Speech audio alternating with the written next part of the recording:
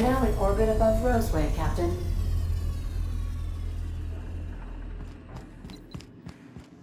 I need a word. This 𝘼𝙗𝙗 business smells. Something tells me things didn't end well for the guy who made the distress call. And whoever or whatever got him will be waiting for us. What's there to know, Captain? Shady corporate town caught up in shady corporate shit. Tough luck for them, but maybe an opportunity for us.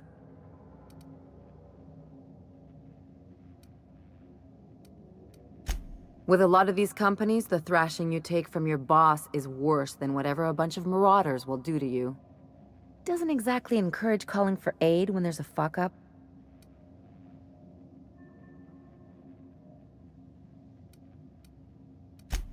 I'm counting on it. Anyway, we might as well take a look out there, see if we can get the jump on whoever's waiting for us.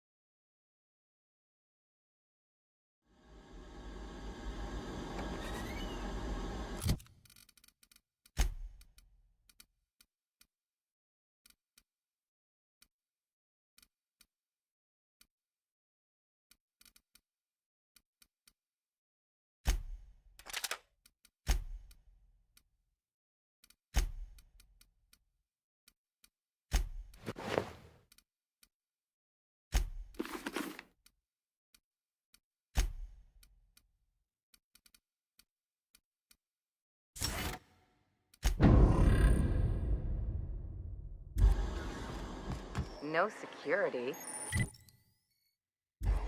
Not that I'm complaining.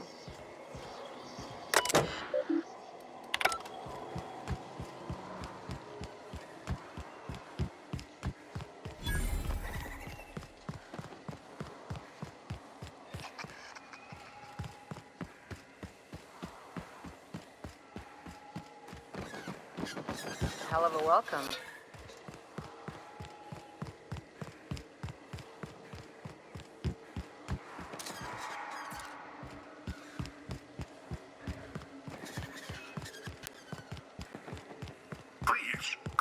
Clear the roadway.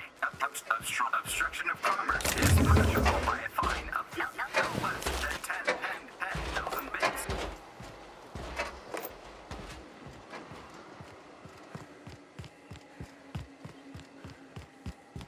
They left their own outside. What? Was it that bad?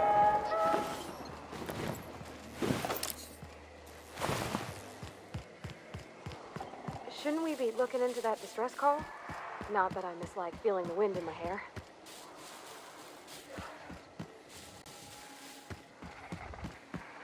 They're on us!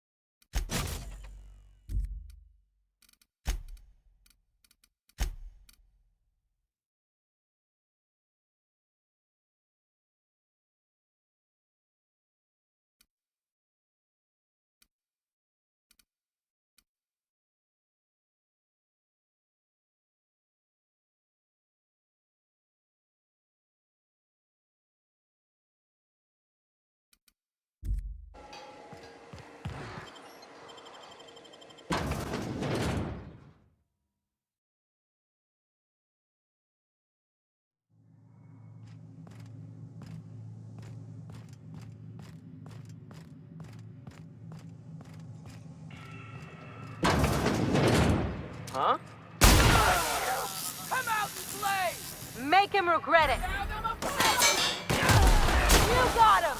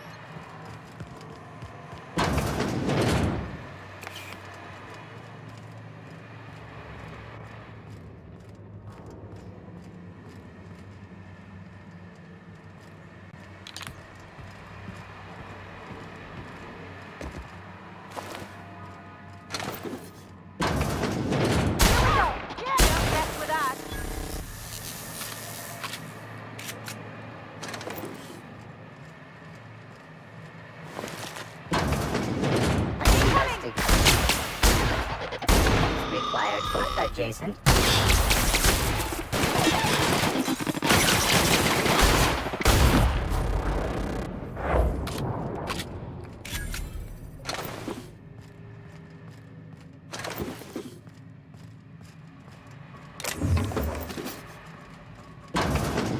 Reminds me of the first ship I crewed on.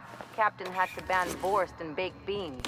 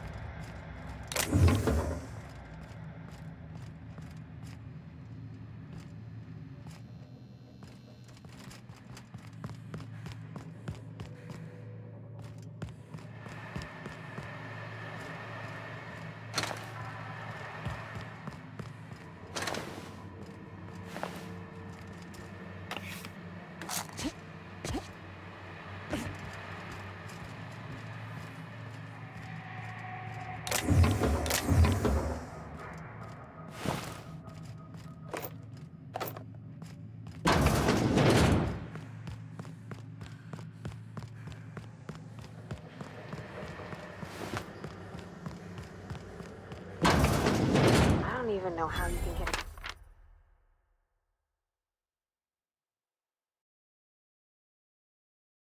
a kitchen this dirty with just canned food.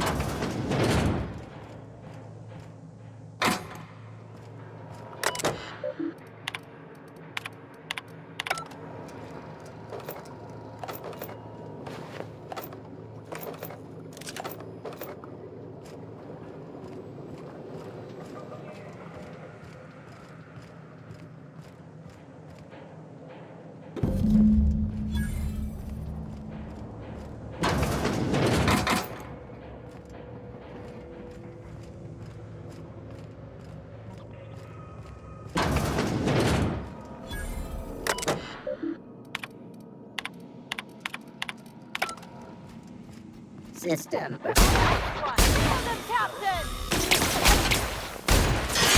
Ready for more.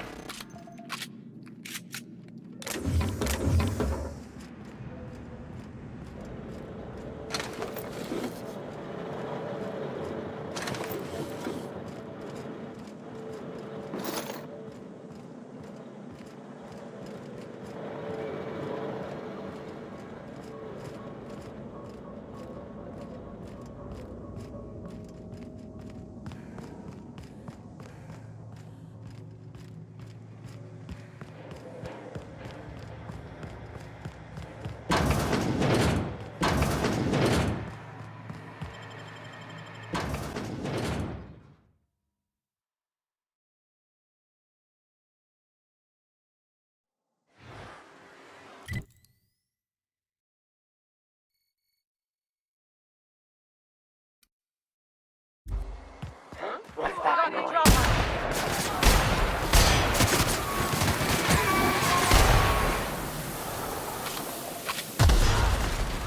Something, I won't have any new battle scars.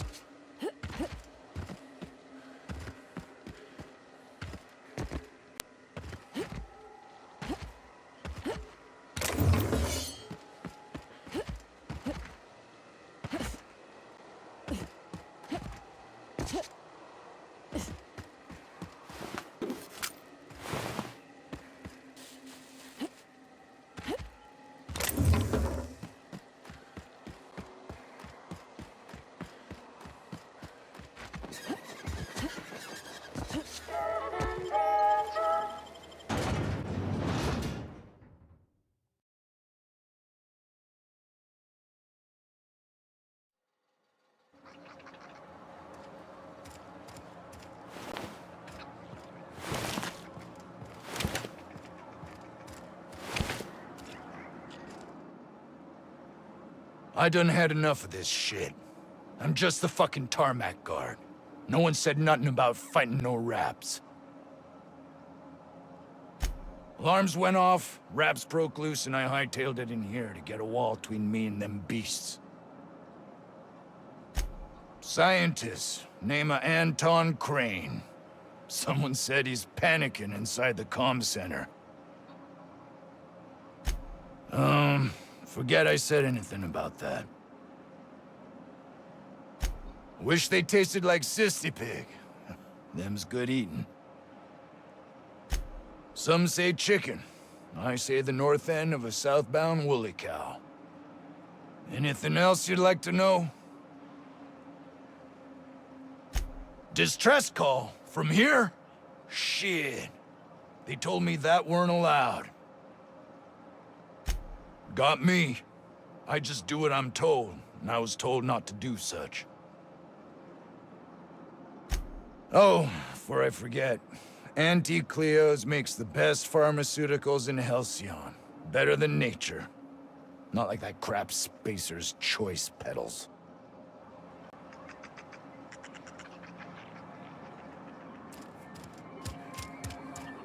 Hey.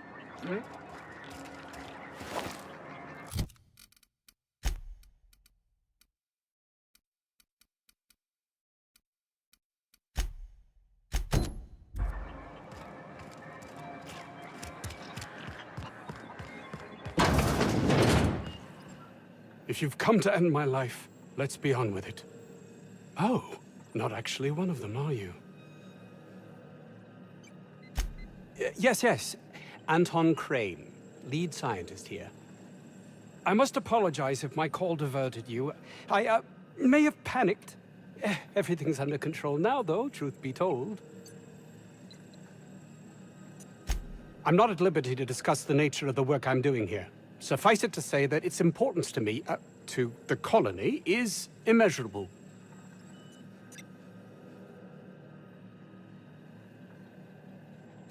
My research may not quite fall within legal parameters, so I'm under orders to maintain wireless silence. However, having your head used as target practice can addle one's thinking. I cut the call immediately once I'd gathered my wits. The Home Office can't know what's happening here. Captain's got your best interests at heart, mister. Honest. I suppose it can't hurt. If I don't get that research back, my life is over regardless. We were tasked with formulating a new and improved dental gel. One cannot exaggerate the benefits of good dental hygiene. May I continue?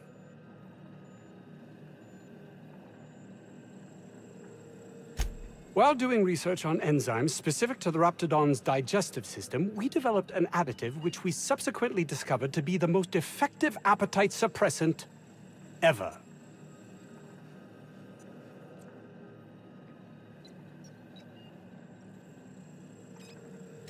Not just any diet toothpaste, the ultimate diet toothpaste.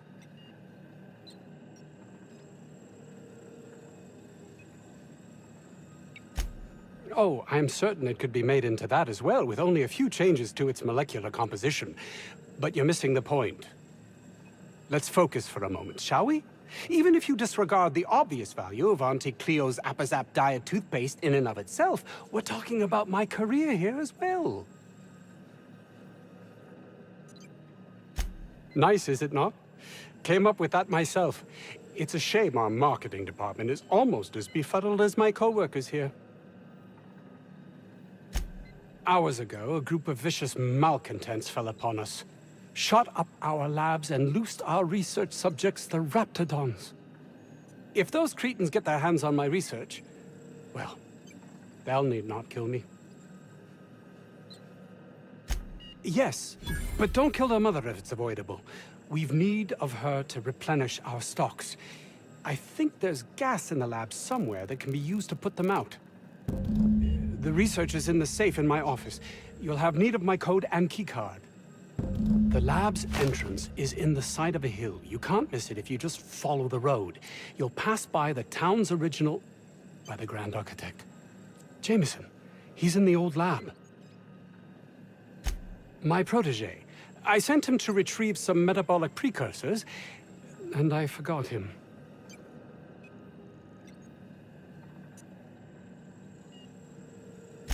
That would surely lighten the weight on my conscience, as I am held to account for the well-being of every scientist here. Too many have been lost. Too many black marks against my name, as it were. And far too much paperwork. I'll thank you not to mistake my ambition for callousness. If my colleagues refuse to take their lives seriously, why should I? All they do is complain. They refuse to see the opportunity afforded us here.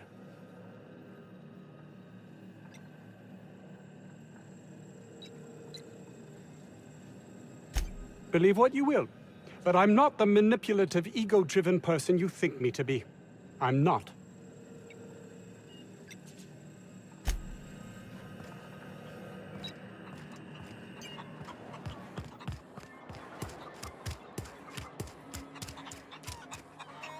I don't know about Dr. Crane's research, but we ought to find Mr. Jameson. He's gotta be all alone. Scared.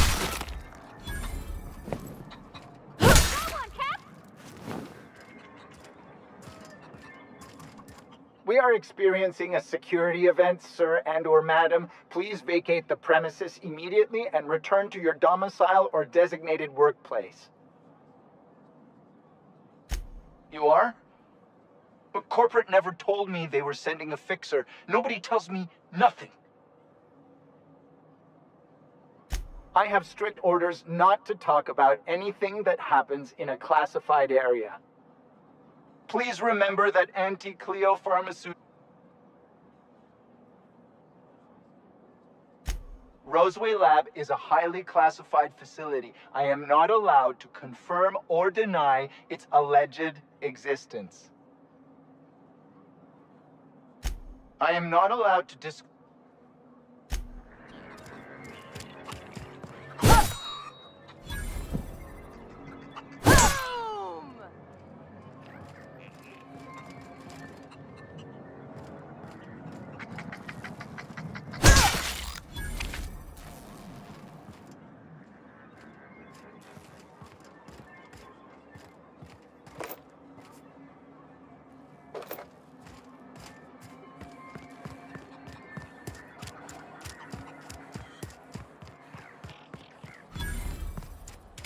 The ventilation shaft runs from the bottom of the lab.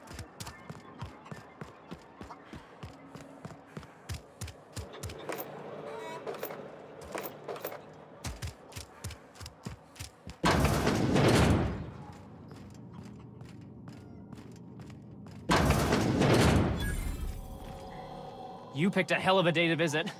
I'm Vaughn. Vaughn Cortez. Dr. Vaughn Cortez. But just Vaughn's fine, really. Over in the main labs. I rabbited back here when I realized I was hearing gunshots, not blown fuses. We've been cooped up in here, I don't know, hours? Too long. I have to get back to work.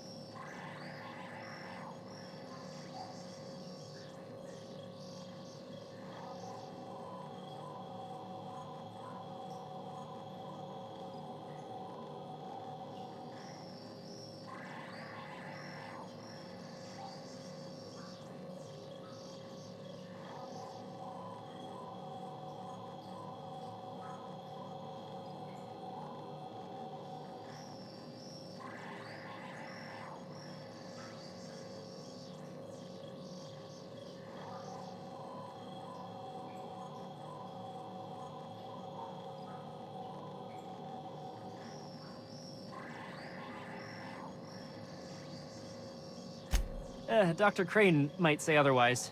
Me? When those guys started shooting the place up, I was first out the door. I had to leave an experiment running at the lab. Something I've been working on a long while. Something that could really get me ahead. Know what I mean? I've been extracting organic compounds from raptidons. Compounds that have, benefits. Extracting how? No, wait, maybe I don't want to know. In certain social situations. Personal situations. Where you might want to, enhance your charisma. Oh, he's making enraptured, Captain. An aphrodisiac. Wrapped musk is the main ingredient. What? No? I mean, yes, I'm getting the musk. With Monarch embargoed, the price is sky high, but I'm not making the drug.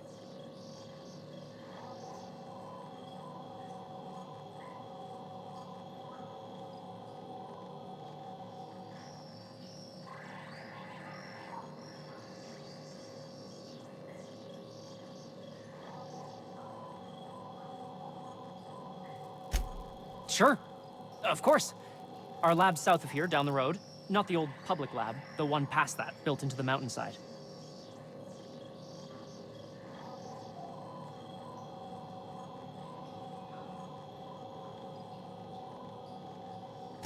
My equipment's in the lower levels, way in the back. I have a big room all to myself, dissection tables and whatnot. It should have been running this whole time. Just grab the results and bring them here.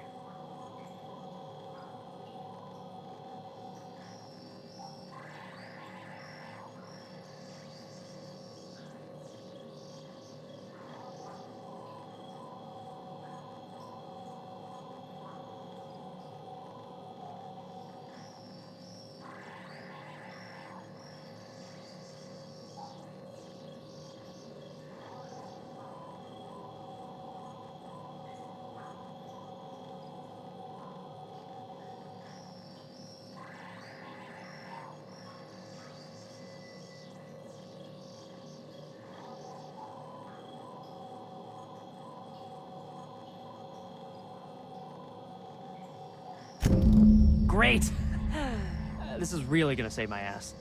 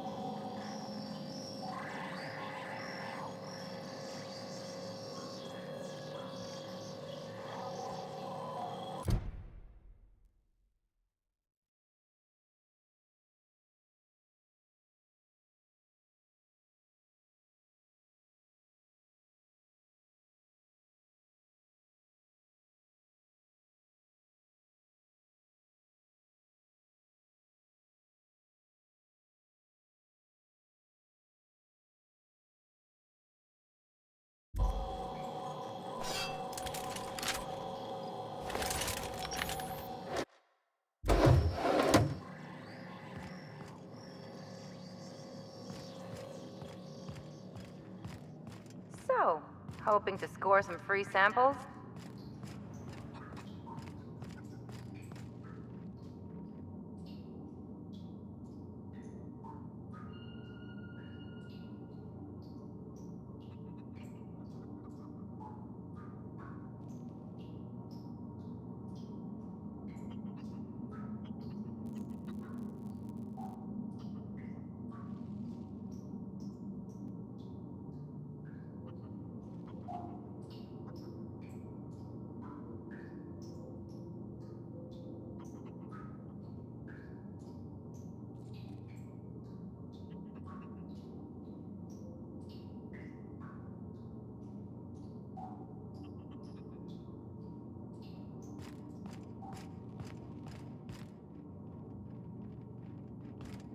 You're underestimating the importance of the 8th back. Blankenship, she's okay. But Lunsford has the highest rate of foot goals per game. But if you cross-reference with the skills of the opposing team, his hand goal rate plummets. What? Lunsford plays worse against better teams. Blankenship plays better.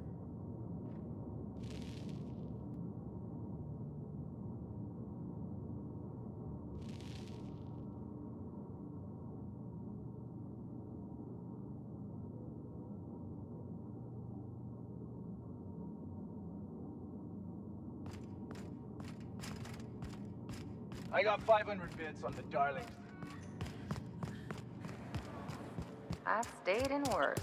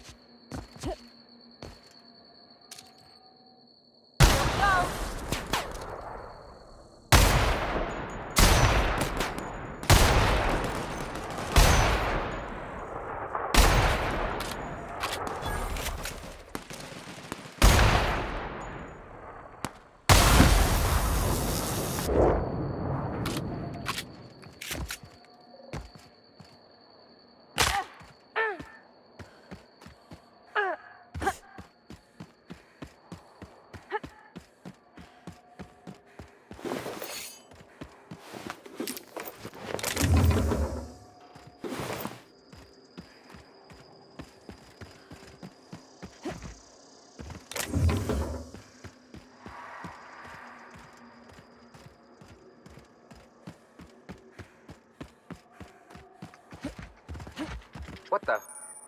Something going on over Here we there? go!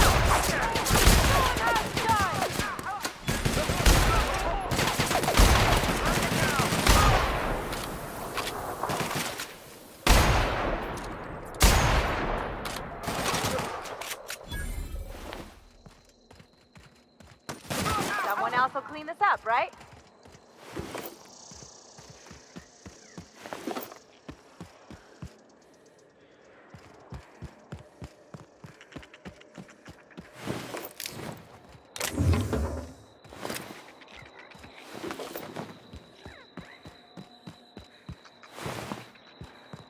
We're just gonna walk in?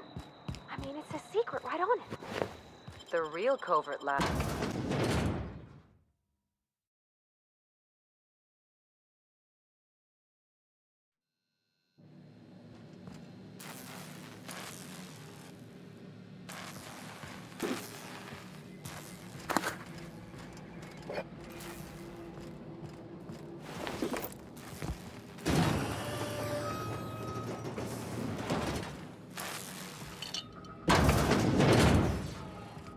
Who the... You? Yeah, you care to explain what you're doing here? Did you miss the big sign outside?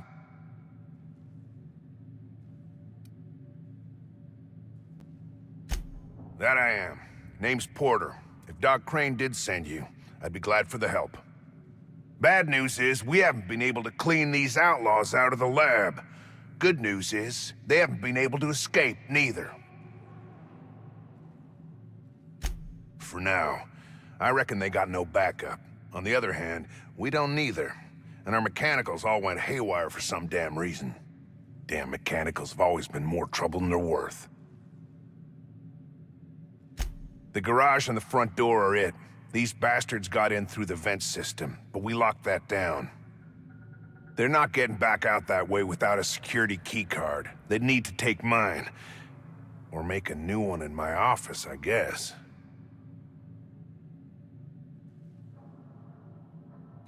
Why you want to know that? What for? Fair point. Here's a keycard to my office. Head left from here and downstairs. It's across from the cafeteria. I got a machine that makes pass cards for us. Just don't knock over any paperwork in there. I got a system. Who, me? Or you mean the lab in general? I'm in charge of site safety engineering. Most days that means making sure folks don't run in the halls. Most days there ain't nothing to hear but wind, bugs, and the buildings falling slowly to pieces. Well, it's not like the rain's coming in the roof. Not yet, anyway. Soap or something? I don't know. Years back, they made antibiotics. You could maybe ask Doc Crane what he does all day. Oh, the pay ain't much, but it's never been about the bits. I like Roseway. You've got nice views and more sprats than people. What's not to like?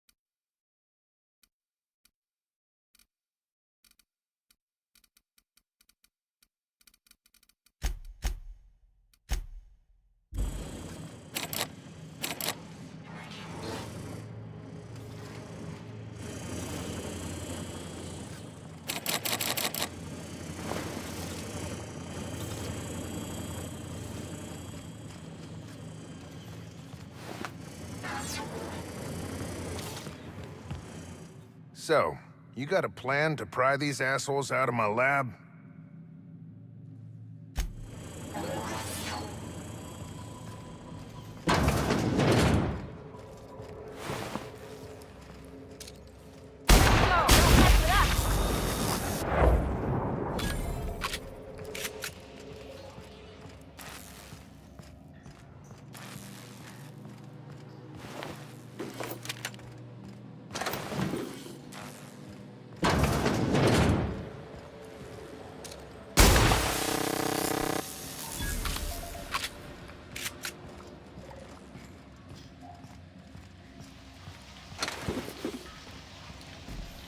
Everyone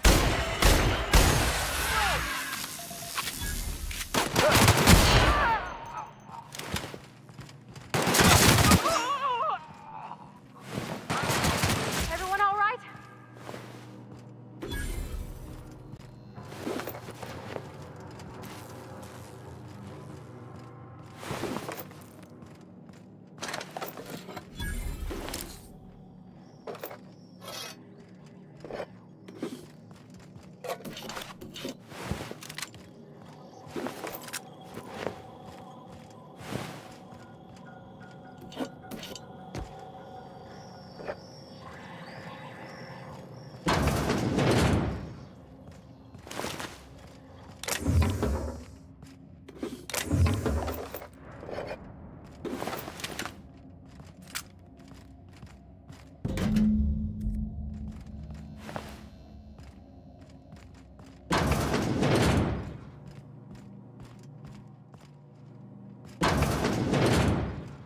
Mind if I grab a few souvenirs?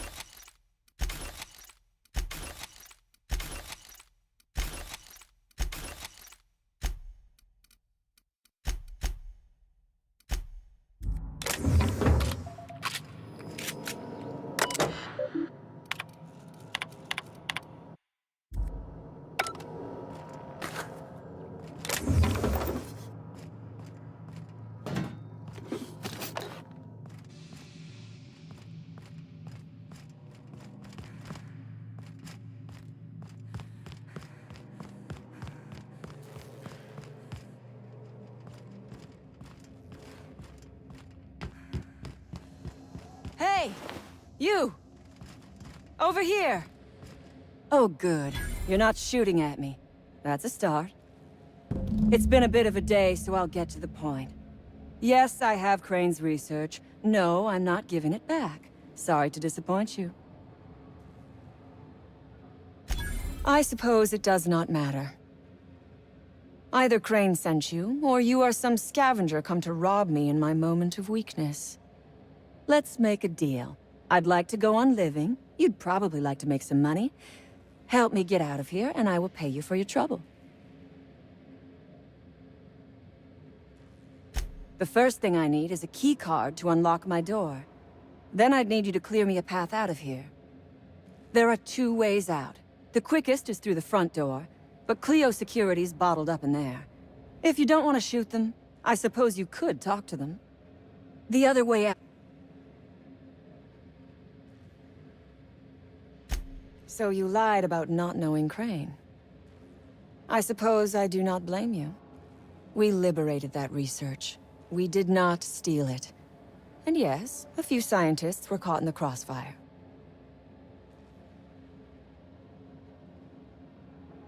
Semantics.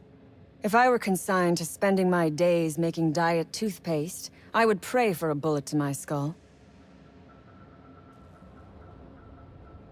It is my one bargaining chip. If you want...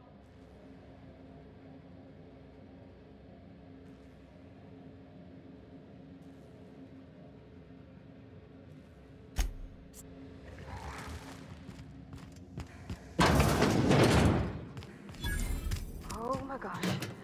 This is...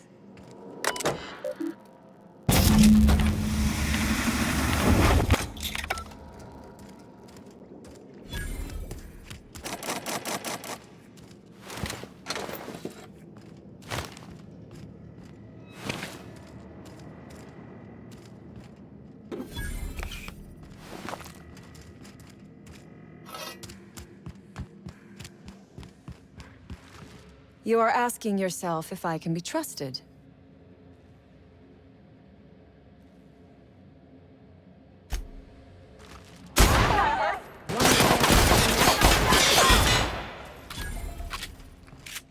That's the last of them!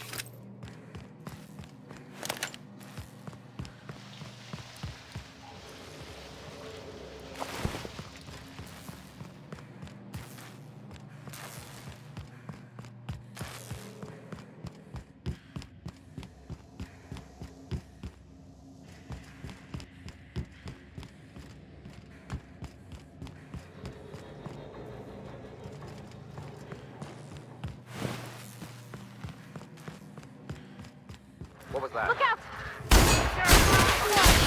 Don't mess with us.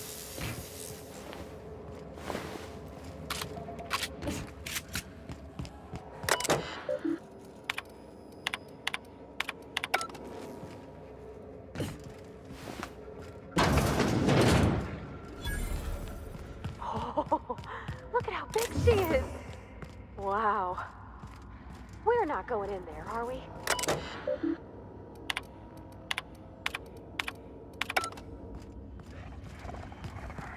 Watch out! Yeah.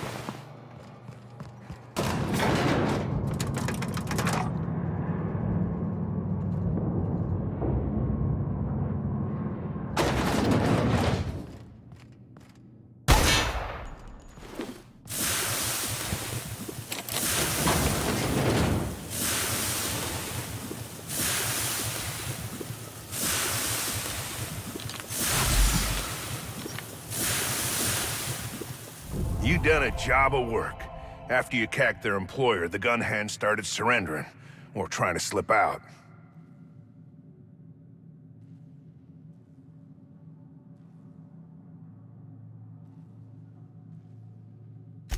I'm having a hell of a time keeping my people from shooting their prisoners. And I'm not even sure I should stop them. I reckon there's plenty enough blame to spread it around some. Lost some of my own in the fight, and a bunch of the staff died before we could get them to 𝘼𝙗. Sign on my door says it is, but that ain't your trouble.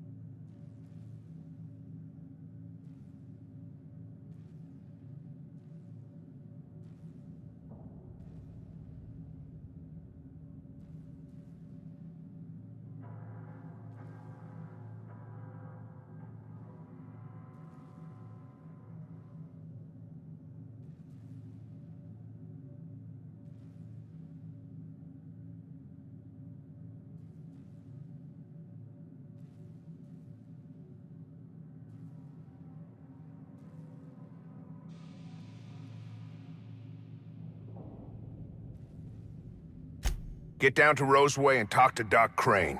He'll make sure you get what's yours.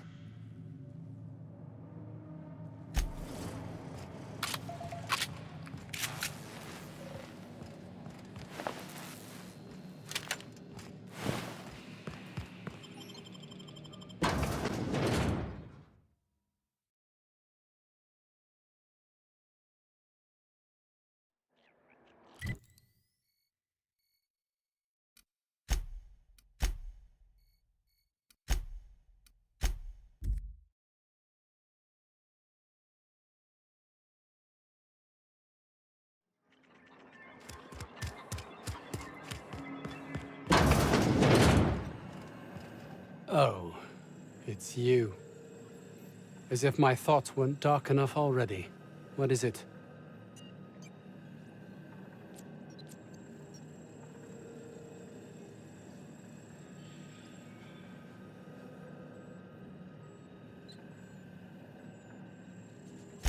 My research? Please tell me you've recovered it.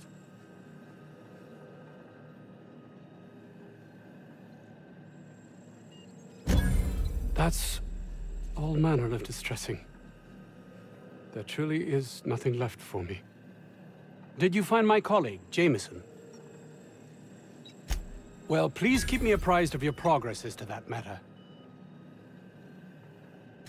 I suppose you've earned it. Oh, really? Who? That underhanded swine. I'll have him sorted out at once. Such a thing should be within even Porter's limited abilities. I will be happy to answer your questions once I have my research. In the meantime, I will occupy myself considering the different ways I can end my life.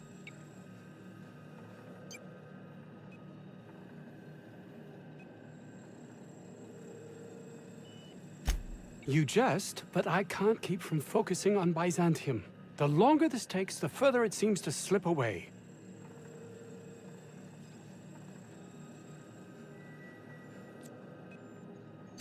A ticket to the good life once my research plays out. Byzantium. Recognition, money, proper facilities. No more uninspired dolts like my associates here. My life would have meaning there.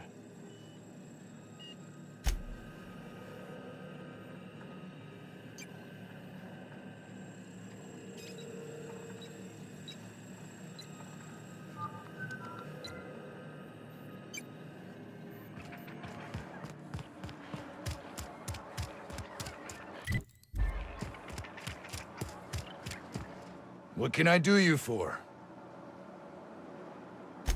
Yeah, I ain't gonna make no comment on anything like that. Huh? Oh.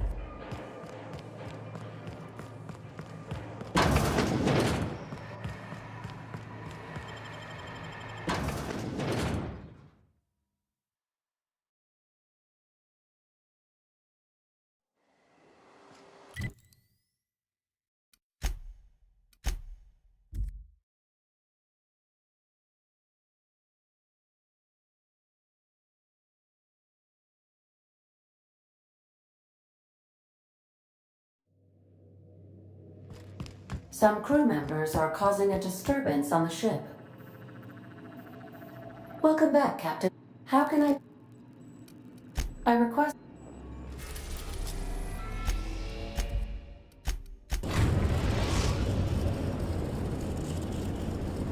The groundbreaker has approved our request for docking, Captain.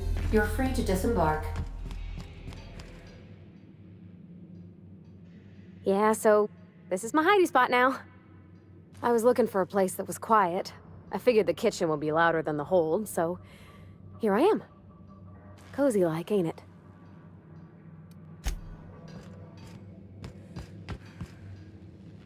Hey, Cap.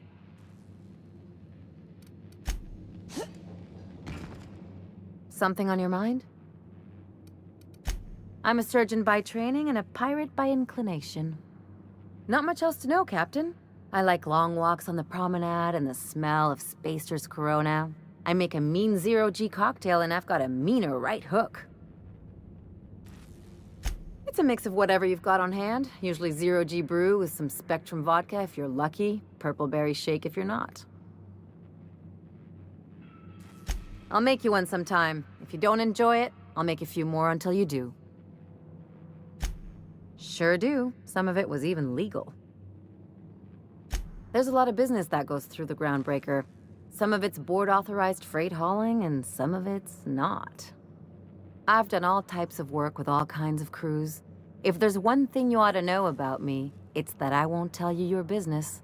Your ship, your way. Glad to hear it. It's worked for me this long. Well, my blood type is AB positive. I'm a Leo, and I despise Space Hospital. Never mind what anyone else tries to tell you. That about covers it. Aw, come on. That stuff's boring. Look, the thing I've learned about living in close quarters is that you've got to give people room to breathe. I'm all for making a few bits together and having fun doing it, but let's keep a little professional distance. No complaints here.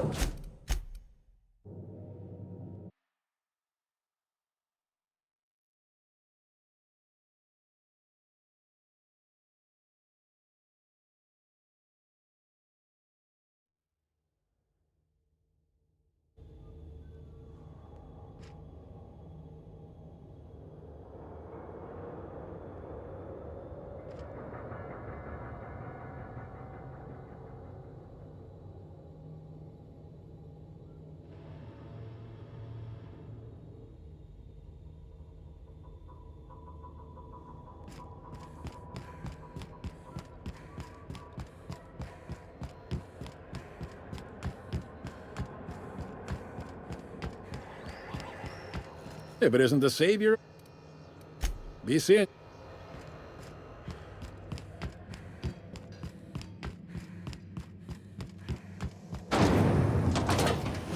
Rizzo's Purple Berry Crunch. Sugar gel light and purple berry flavored.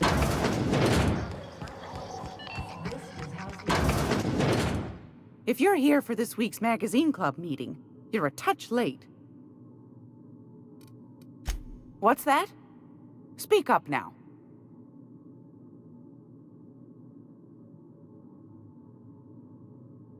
What'd you turn up?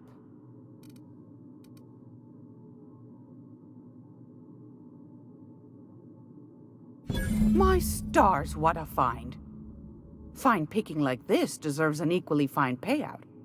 Go on, dearie, and don't spend it all in one place.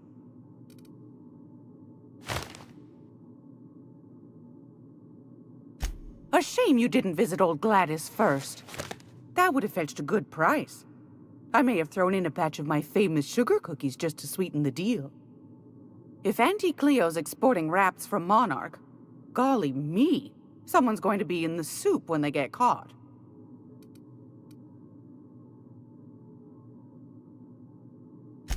Peaches and cream, if that isn't the most handsome bit of lethal engineering I've seen all week. That'll go for a tidy sum of bits.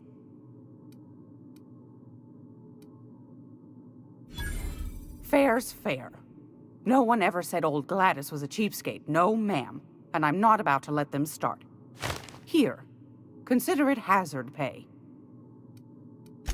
Are you positive? Honest to goodness? Can't say I wasn't hoping for more, but I suppose it can't be helped. Law bless you for doing the legwork, sweetie.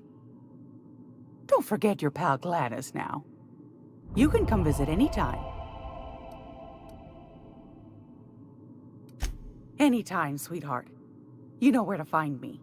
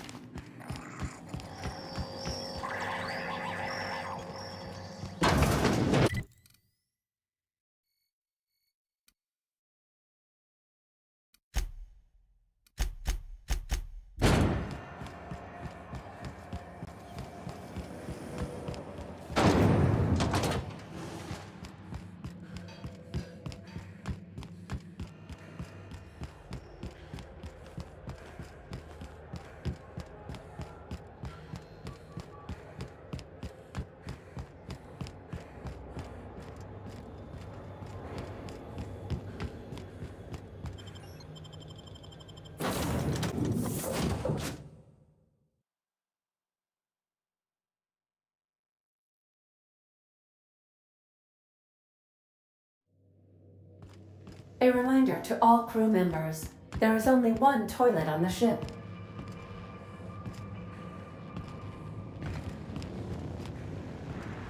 Hey! Shit'll get off the pot, damn it! Are you listening in there? You can't be hogging the facility.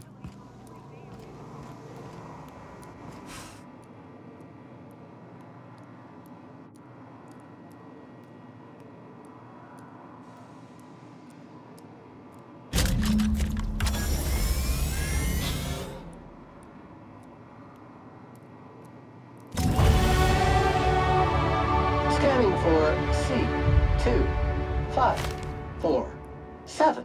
Grade rated contaminants.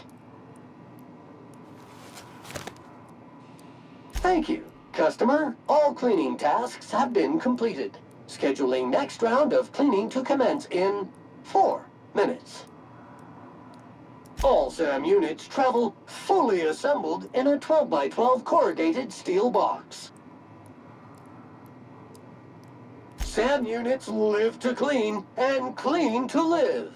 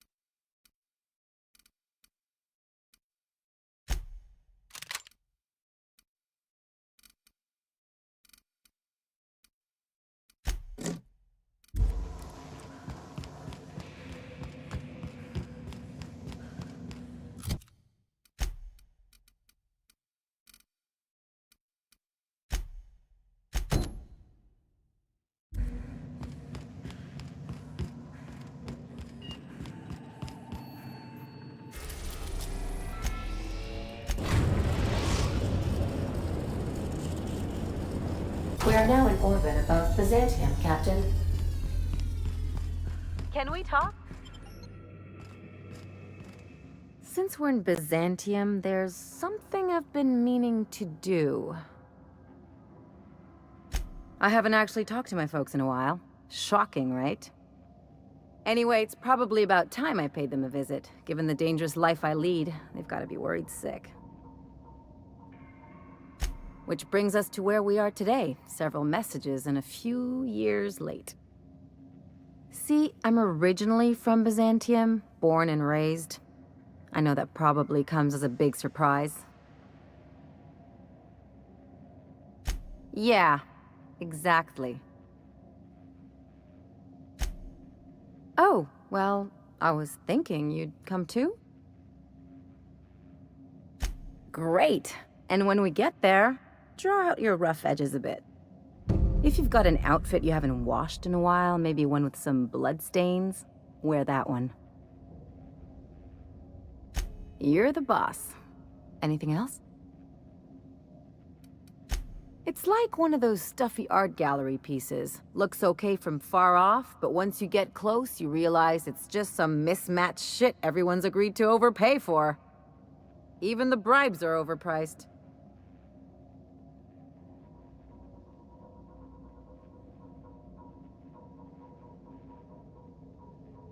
The real question is, why didn't I leave sooner? There's all these invisible rules, and everyone spends all their energy just trying not to break them. I was a top-tier surgeon, but I could hardly open a pack of gauze without 10 people signing off first. That's no way to live. People call Byzantium the jewel of Halcyon, but really, it's just paste. Everything's polished and bureaucracy. Take a close look and you'll see it's deader than anywhere else in the colony.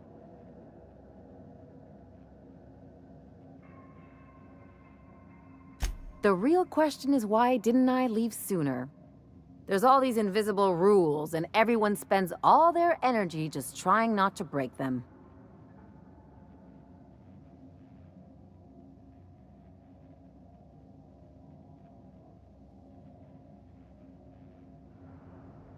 Call it what you want, it sucks. I was a top-tier surgeon, but I could hardly open a pack of gauze without 10 people signing off first. Easy to say when you've never had to ask permission to take a piss. People call Byzantium the jewel of Halcyon, but really, it's just paste. Everything's polished and bureaucracy. Take a close look and you'll see it's deader than anywhere else in the colony. Don't trust anyone, don't touch anything, and whatever you do, don't show your teeth when you smile. People are extremely competitive about cosmetic dentistry. It can get ugly.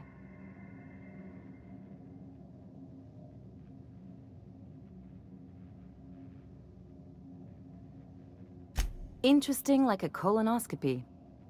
I trained as a surgeon. More my folks' idea than mine, but I made the best of it. Lots of them, unfortunately. I even sculpted a few. Turns out Byzantines are more concerned with having square shoulders and a good profile than, well, anything else. Interesting like a colonoscopy. Yeah, well, we all learn sometime, don't we? I finally got tired of spending my hard-won skills straightening noses and firming up chins. Turns out Byzantines are more concerned with having square shoulders and a good profile than, well, anything else. That's what I've been saying.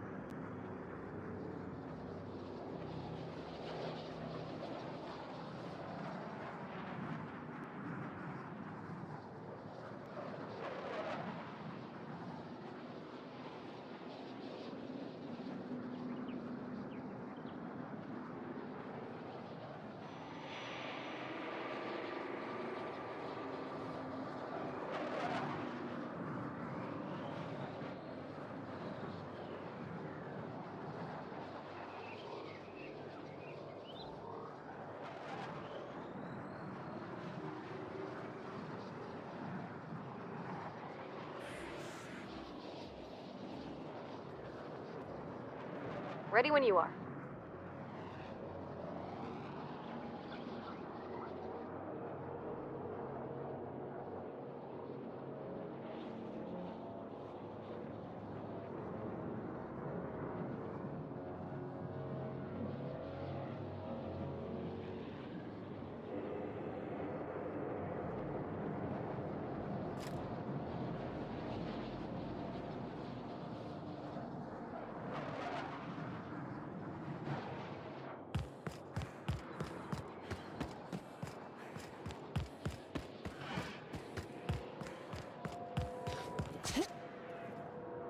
Did you hear? Marjorie Dalton and Arthur... You must... Oh, there. That's one right there.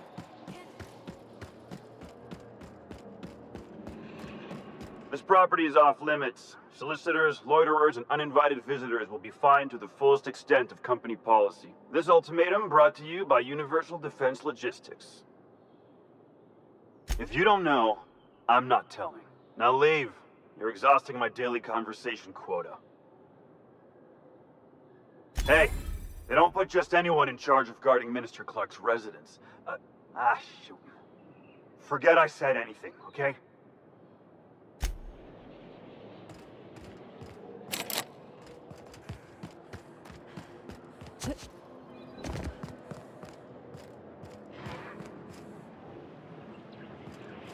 Huh?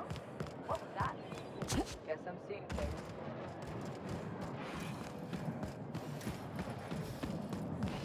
Miss Ellie, Dr. Finhill. I noticed your pistol's been making a funny noise. What are you talking about? I oil it every night. Well, look here. Your slide's not recoiling fully. You might be due for a new spring. I could take a look, maybe fix it for you. Sure. I'm short on bits at the moment, but I'll pay you back. Oh, no. I mean, it don't cost nothing. I got a spare spring in my pocket here, even. Everything's got a price. I love Byzantium. I can't wait to see those outfits. What can I do for you, darling?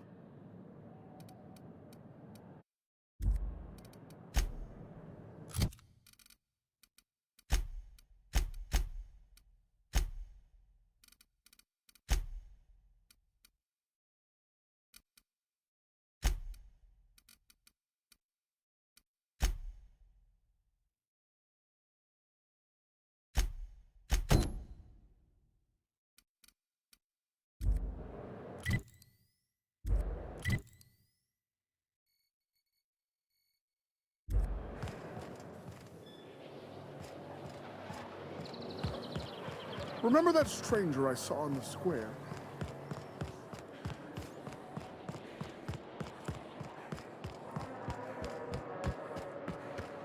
According to local legend, if you walk around the orrery 3 times, your corporate rival will die of a paper cut. You think I'd get arrested if I climbed up on that to get a look at the gearings? Welcome, intrepid adventurer, to Prosperity Plaza, where the shops never close. Now, make your way to the bustling region of Emerald Vale. Prepare to be dazzled by the Vale's breathtaking lava flows, rated the third most impressive in Halcyon.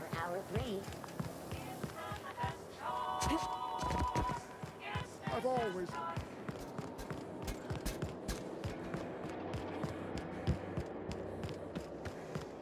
My dear fellow.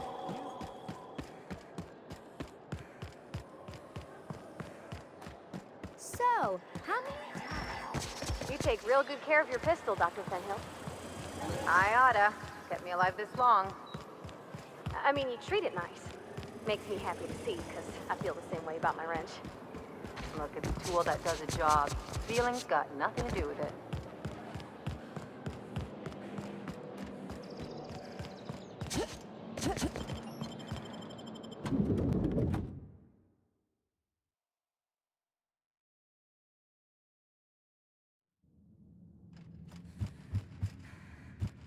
Do we really need all this security? I have to go...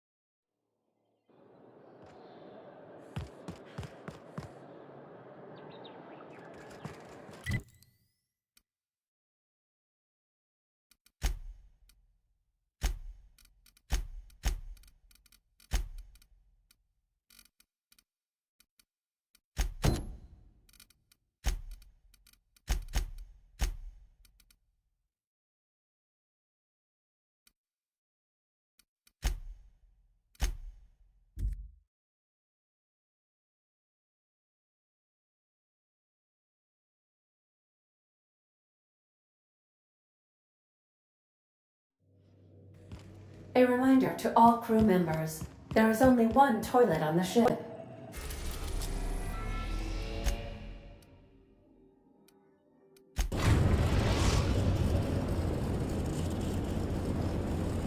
Destination reached, Scylla.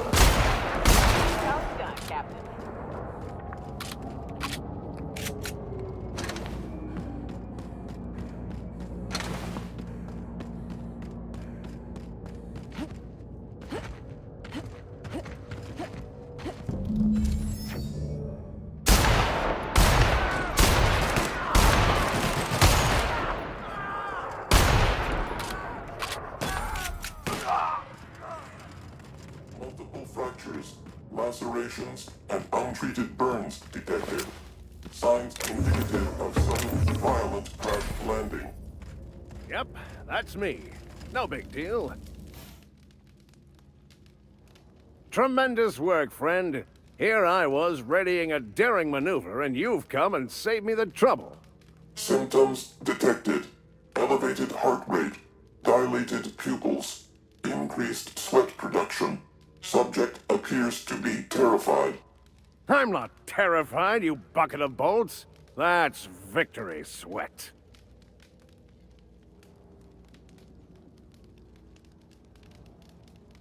The one and only. Wait, who's asking? Wanda didn't send you, did she? I swear, land on Groundbreaker even a moment tardy, and that busybody's already been up your ass an hour. You tell her these automechs are coming, and sending a hired stooge to rescue me from certain peril only furthers my delay. No offense.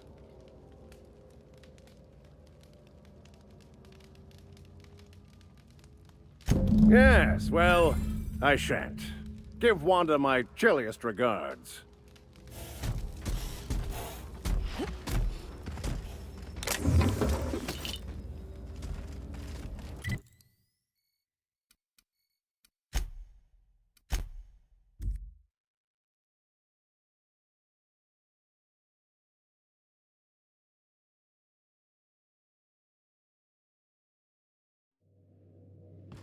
Crew report. 𝘼𝙗𝙘𝙧 is drunk. Surprise.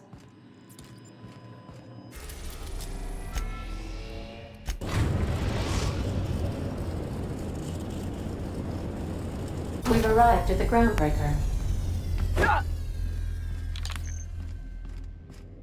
I think I'll initiate an unscheduled rest.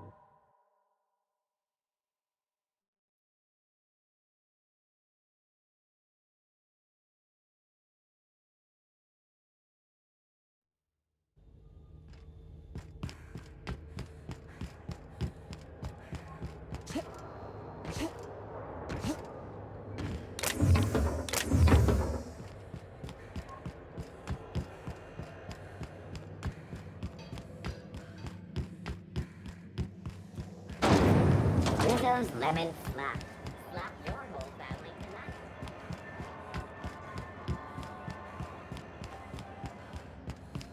tonight. Were I a gambling woman, I'd wager you're responsible for my mechanical safe return. I can't thank you enough.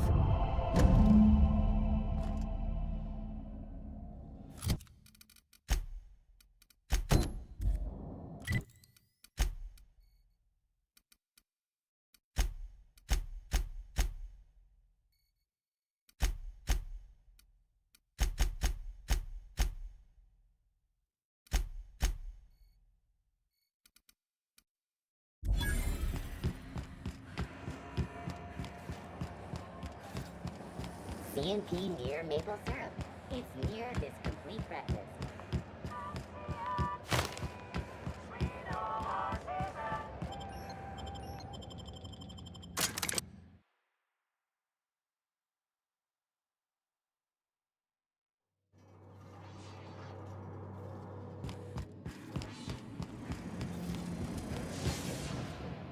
Neighbor from above. What brings you to my little moonlight kingdom?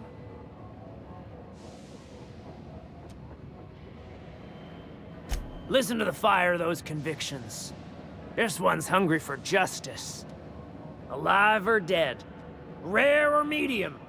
What's it gonna be? How do you want me cooked, bounty hunter?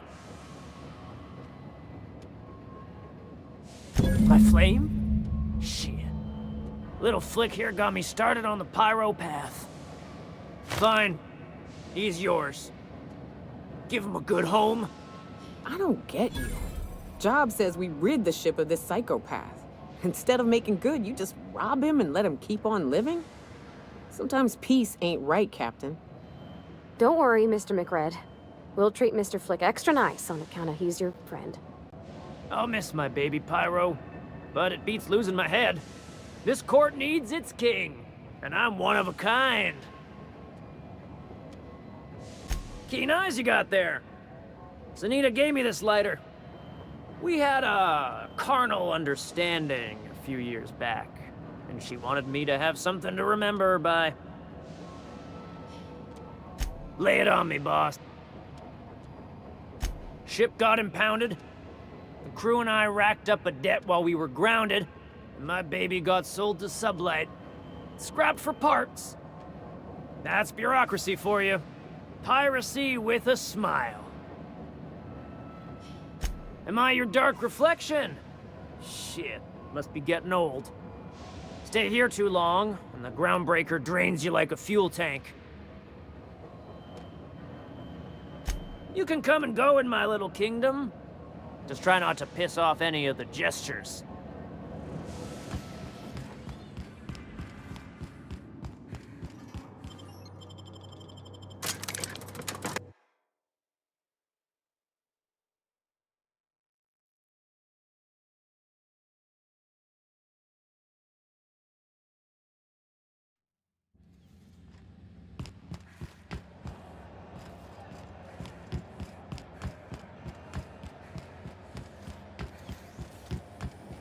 CNP pancake mix.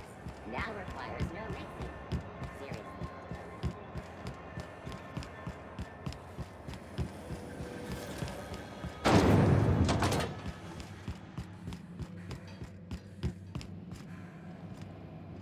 How goes the hunt? I've been ruminating on it, and I decided, if you ain't killed McRed yet, I want you to hurt him a little before you do. Nothing excessive, mind you, but the scoundrel deserves a light beating at least before he kicks off. Here's the bounty payout. Nice work down there. With any luck, we can hire more sharp-eyed bounty hunters like you in the future.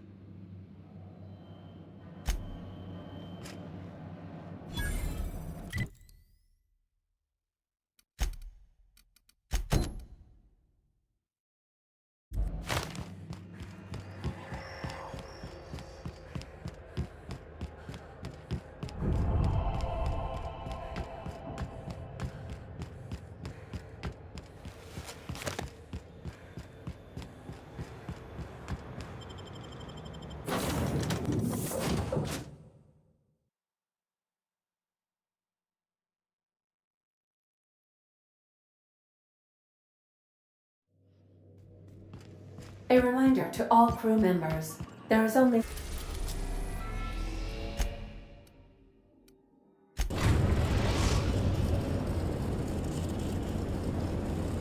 We're now in orbit above Stellar Bay, Captain.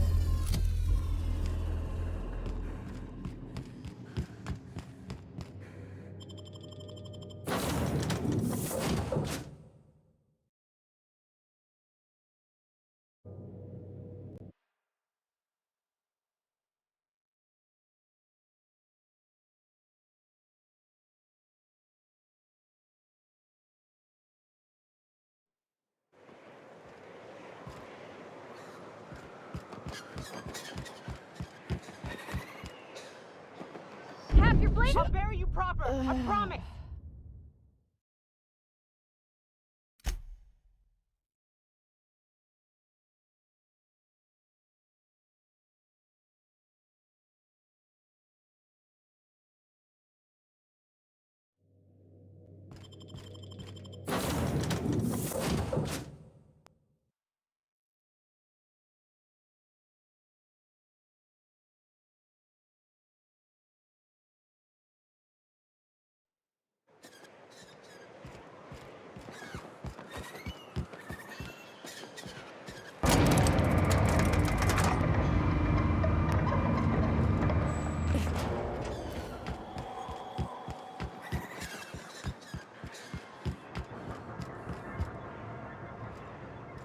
What are the chances of all the times and places we could have been born?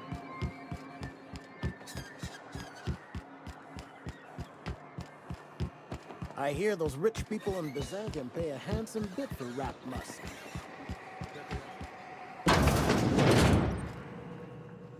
Ooh, you're the new face. Wow, you must be up on all the latest tossball games. So who do you follow? Wait, don't tell me. You look like a Hammersmith Thunder fan. No, Glacial Age Mammoths. I'd heard they'd gotten a new hacker. Is that why everyone's making such a fuss about you? But what are you doing on Monarch? Ha! Maybe we're not so isolated as I thought. So, what can I do for you? Poor Isaac. I was wondering why I hadn't seen him in a few days. I'd really like to help. Isaac was a sweet fellow, even if he did have terrible teeth.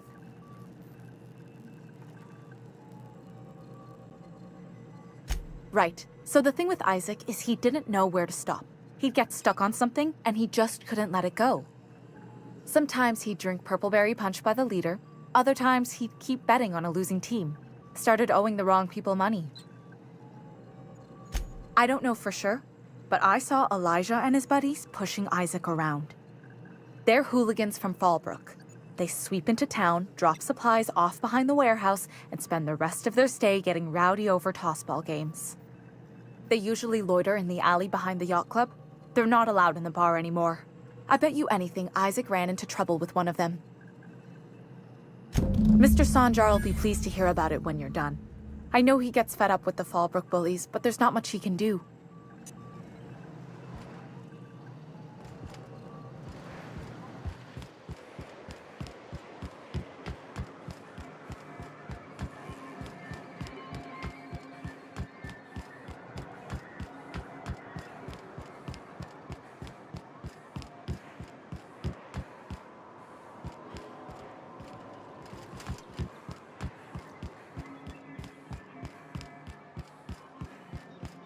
So Ada isn't really alive, but she can still talk like a person.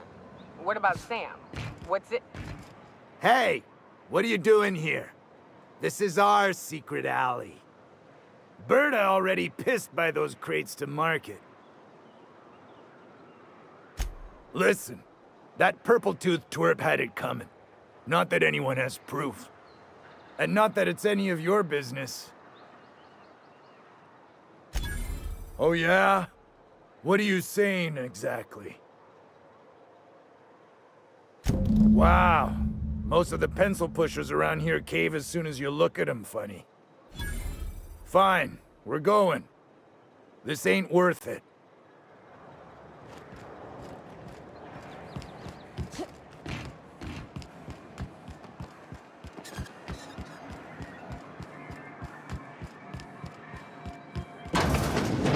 Could I get another advance, Mr. Non? Well, new business turns up at last. Celia, didn't I tell you our new statistics-based advertising model would be a hit? That you did, sir.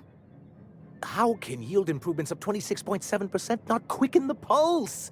How can 32% cost savings not moisten the loins? You've often posed these very questions. Clear my schedule. This newcomer has a meeting with me. Celia, will you make a note of that for my self-review? Very generous. Noted. But not so generous I can't drive a good bargain. Now, who sent you? Rizzo's, perhaps? Or Auntie Cleo herself?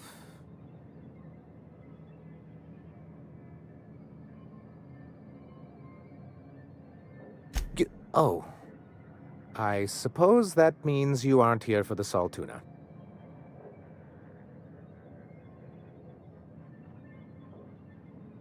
Now, there's no need to humor me. I'm used to this particular letdown. Seems like you're having a rough time, Mr. Sanjar. Are you doing quite all right? Oh, don't worry on my account. This is merely the latest in a long line of professional erotic and athletic disappointments. I had hoped that livening up our advertisements with enticing figures would draw the other corporations back to our bosom, but it seems we're back to the drawing board.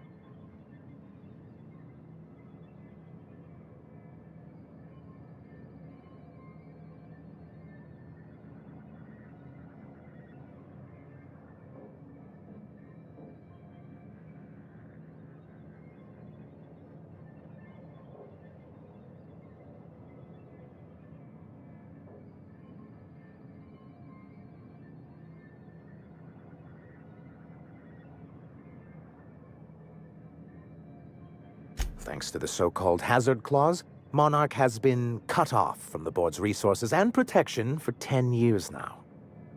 So-called is right. We've got our hazards, but we're still here, damn it. The board took off without so much as a thought for the folks left behind. Dang it, Captain, that's not right. Folks on Monarch shouldn't have to suffer just because the board says so. Now, we've kept ourselves in business by trading with individual corporations, but given the off-the-books nature of those transactions, such arrangements are precarious. Yes, freedom is a tempting ideal, but a rather costly paramour.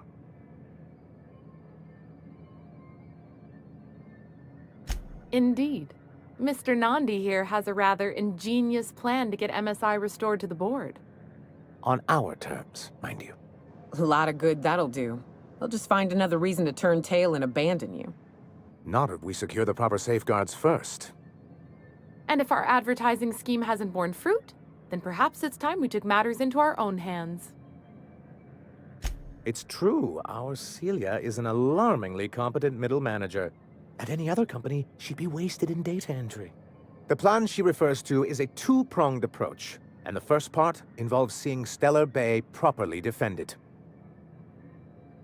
And a Mantisaur problem, and a Marauder problem. Many, many problems, but they can all be solved with a Bolt 52 cartridge.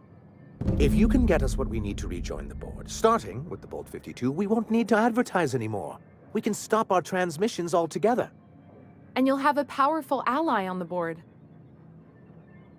Why, one of the strongest defenses in Halcyon. An extremely powerful ordnance. In the old arms building southwest of town, which used to be part of Stellar Bay before we had to move our walls in, these days it's overrun with marauders and raptidons. Do be careful. I've lost more than a few people to marauders and raptidons out there. Oh, and while you're at it, there should be a terminal in the arms building with some dangerous information. Perhaps you could delete it so it doesn't fall into the wrong hands. What can I do for you? You're just as rigid as the old executive committee. Why, we've hardly been able to get a clear message out until recently. When Graham finally shut up. it isn't easy keeping a town like Stellar Bay afloat, especially without the board's backing. We need that frequency to reach our trading partners.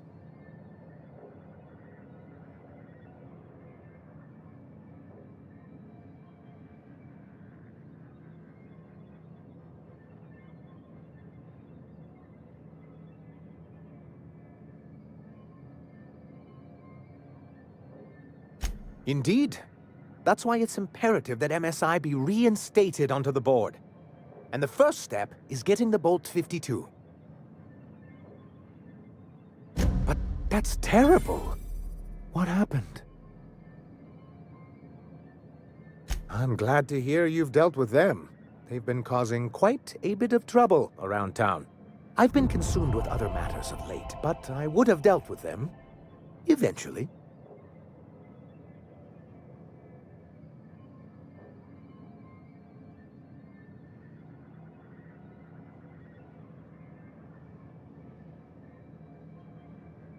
Of course I would have. Still, your intervention in the matter is much appreciated. Please consider this payment for your services. Then it's good that I keep such meticulous notes.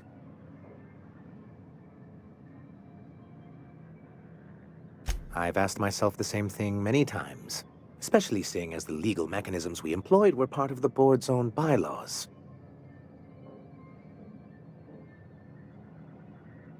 Not intentionally, though that's technically true.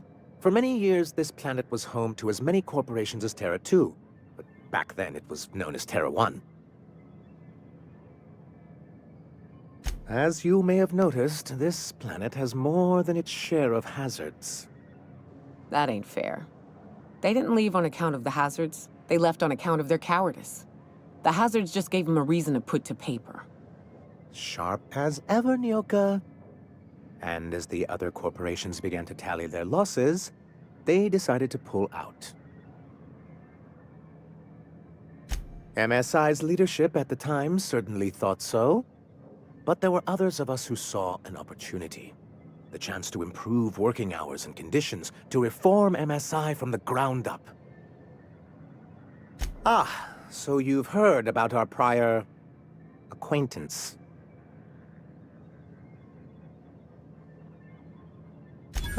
I suppose you're right. Graham's always had a way with words. Strange as it may seem, I suspect he'd have quite the corporate career if he weren't so radical.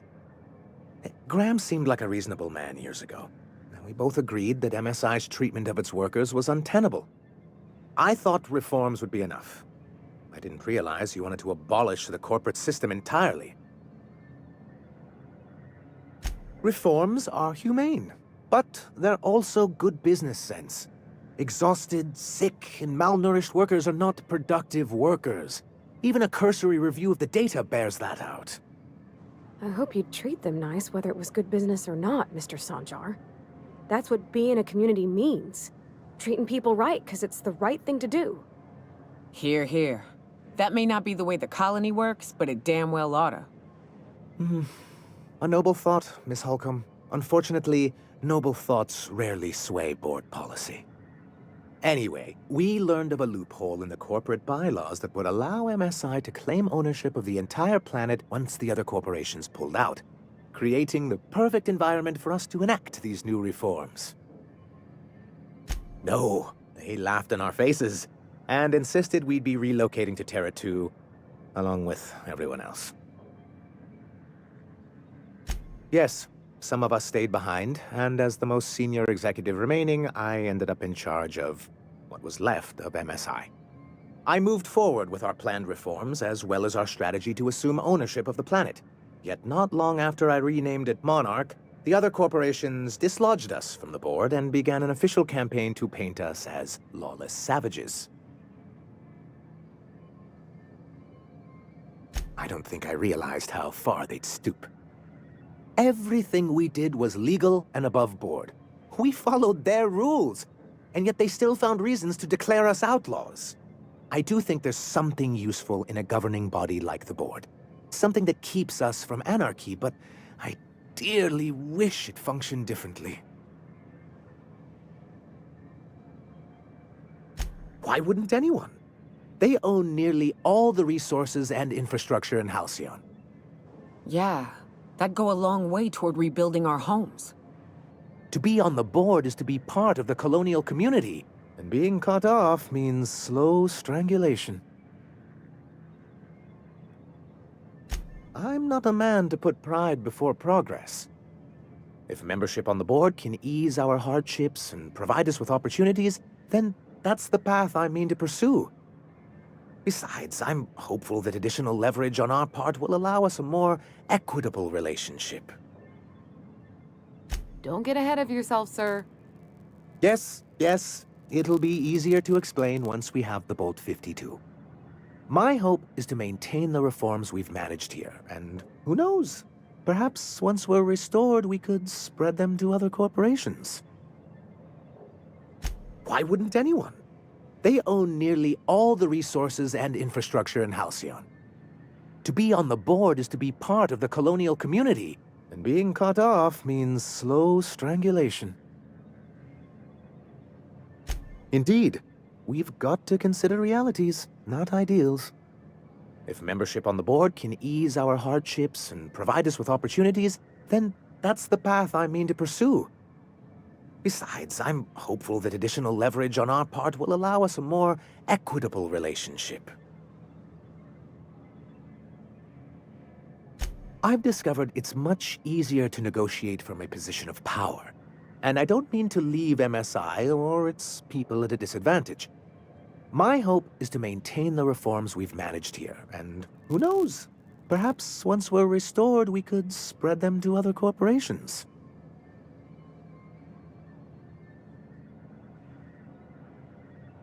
It's straight bullshit is what it is. A fabrication rich folks use to preserve their investments, by leaving a lot of people here to die slow. 𝘼𝙗𝙗𝙪 has the right of it. It's a legal provision that gives the board the authority to cordon off any planet or location that it deems dangerous. But wait, what happens to the folks stuck on the wrong side of dangerous? I'm afraid the welfare of a few hundred people is too minor a figure into the board's risk assessments.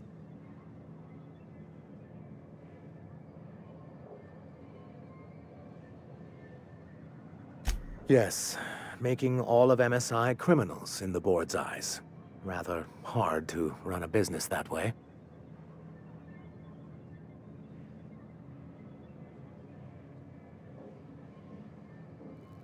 Well, technically he may have suggested it, but he certainly wasn't doing the paperwork himself.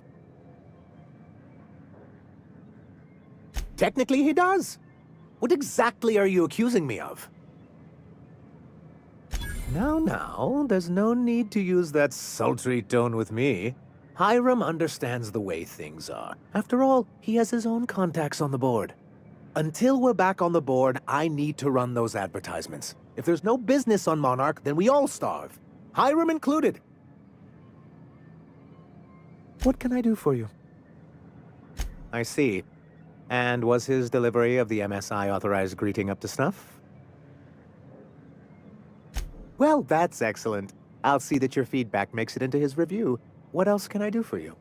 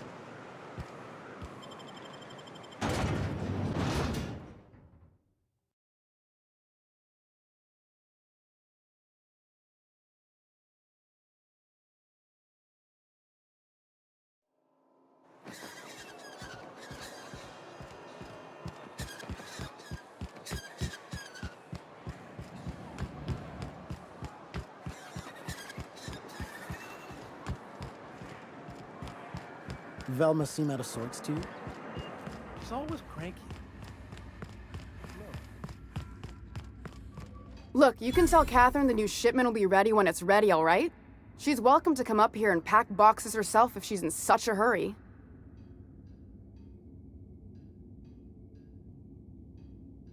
Did she now? Well, I can see I was mistaken. Because if Catherine really had sent you, there'd be a lot more expletives in your message. I hope you can forgive my temper. This job has been running me ragged lately.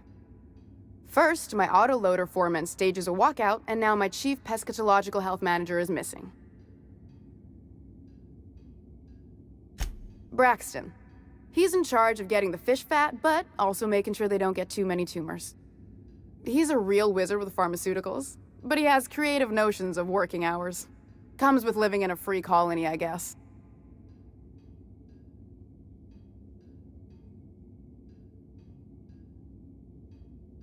That he's got his load on and I'm stuck covering his shift?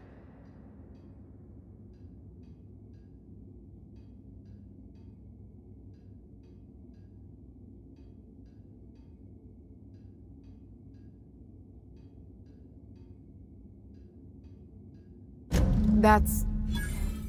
wow. I sure feel like an ass now. Oh, sure. Because Monarch's just teeming with experts in the finer points of salt tuna health. Still, it's good to know what happened to him. And that I ought to start looking for a replacement.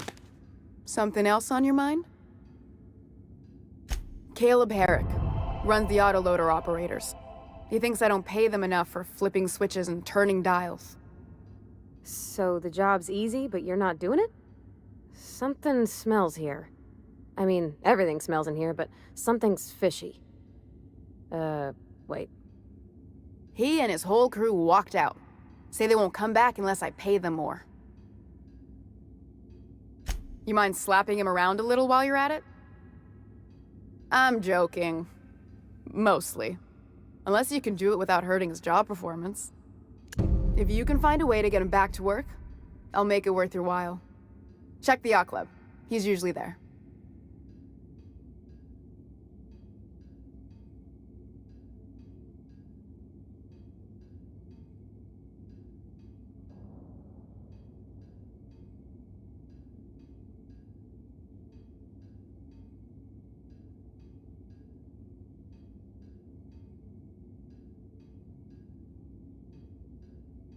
Unless you're here to tell me he's agreed to do his job again, I've got nothing to say.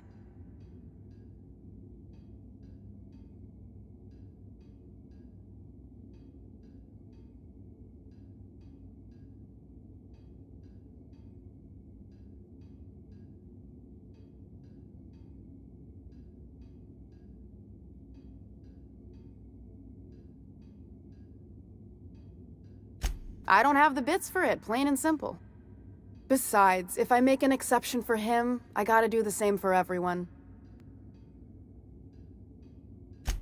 Hard workers? They turn dials and flip switches. The machines do all the actual work. I'll wager she don't pay those folks that maintain the mechanicals decent neither. Caleb and his crew have it better than anyone else around here, I'll tell you that much. If Caleb wants to keep this job, he'd better get back to it. I'm about ready to hire sub-light contractors at this rate. I don't even want to think about that. Or how far behind Braxton's loss alone is going to put us. Fine. Tell Caleb he and his team can have their raise, but I need them back here immediately.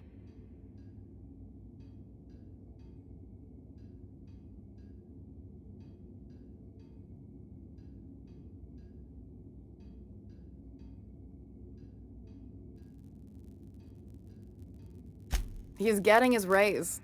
I don't see that we've got any more to say on the matter.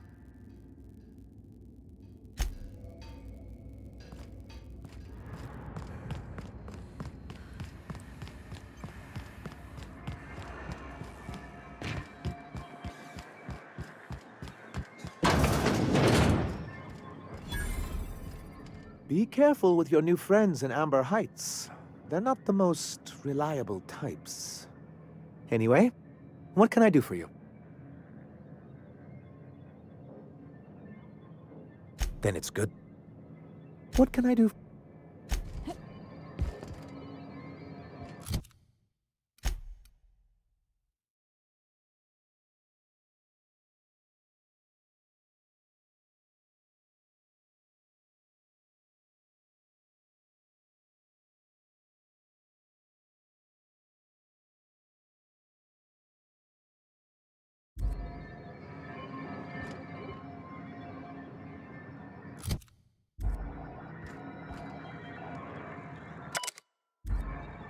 Well, forgive me, Celia. I couldn't help myself.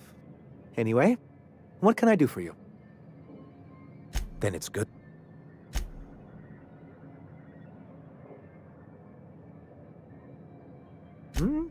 If... Oh, my... What?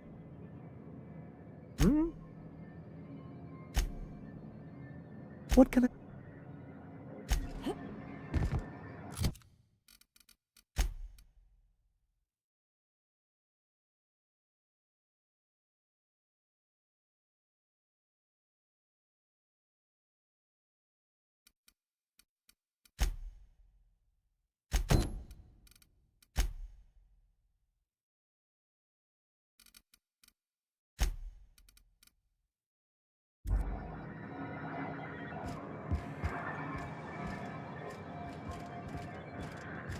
Greetings, and welcome to Monarch Stellar Industries, producers and purveyors of the finest salt tuna in Halcyon.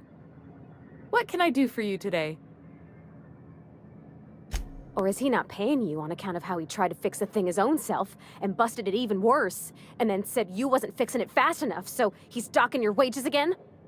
Not that I got any prior experience with such. Not at all. Mr. Nandi treats us all right and pays us well. I just spent most of my paycheck on Raptidon acid. Laws, no. Sometimes it's canid teeth, or mantis worm wings. Whatever Sebastian has in stock, really. So I can talk to him, of course. He doesn't get going about much else. I reckon she's got a little bit of a squish on this fella. He's sort of the strong, silent type. Unfortunately, my apartment's kind of filling up with his stuff, and some of the neighbors are complaining about the smell. Would you? I'd appreciate that so much. Maybe don't tell him I wanted you to ask, just that you met this really nice lady named Celia, and she seemed... Oh, Mr. Nandi's doing that thing where he breathes through his nose real slowly. I'd better get back to work.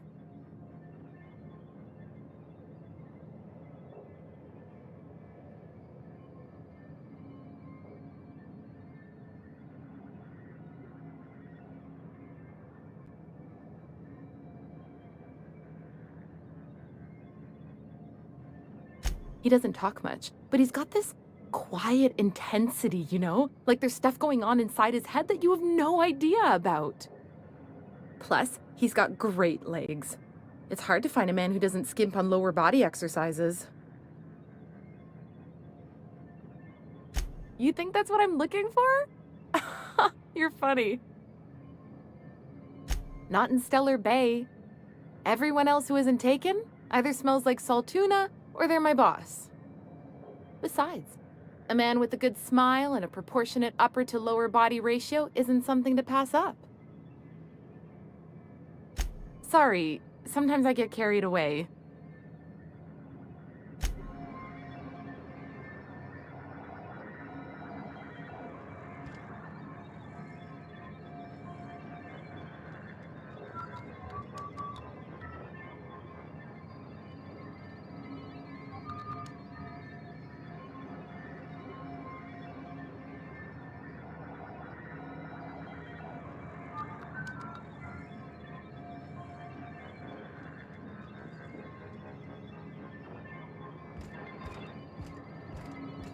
Have you You know, sending you is the first bright idea I've seen from that man, because I told him to stop bothering me about it a week ago. I still don't know anything about it, but if you want to help him, Velma's the one to ask. She's in the warehouse. But I'll warn you, Grimm wore her patience thin a long time ago. Oh, have you talked to him?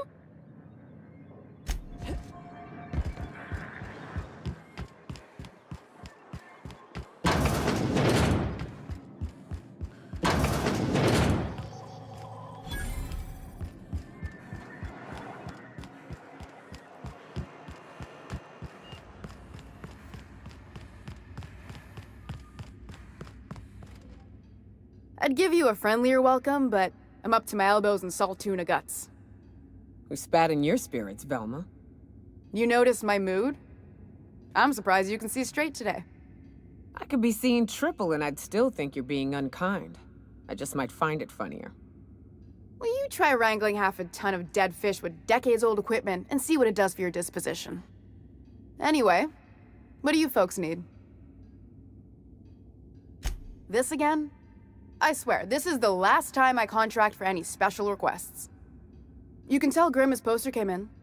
You can also tell him I got a better offer for it. So now it's going to Nell. That about cover it? She runs the betting parlor across the way.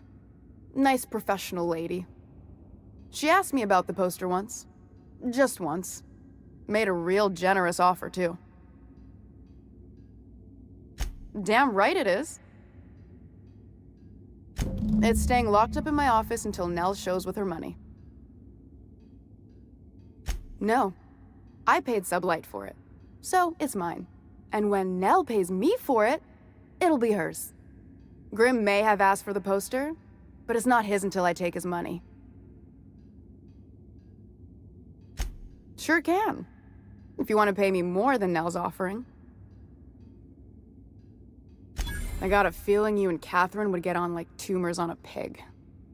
Take the poster then. And if I never hear another word about it, it'll be too soon. Something else on your mind?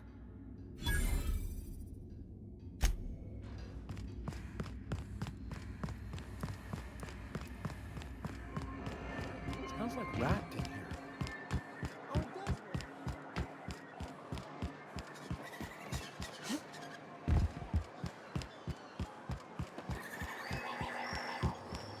Have you had time to check on that poster yet?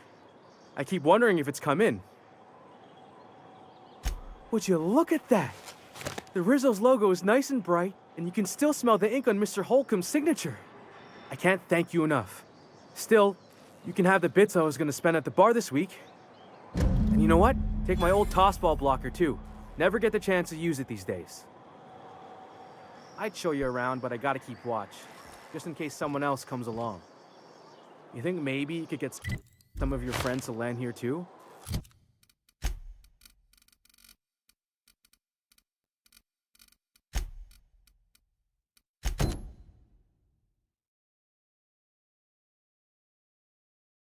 Gets real quiet.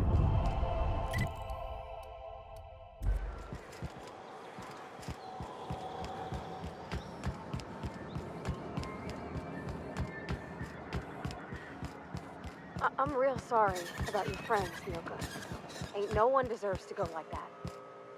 Certainly not folks just...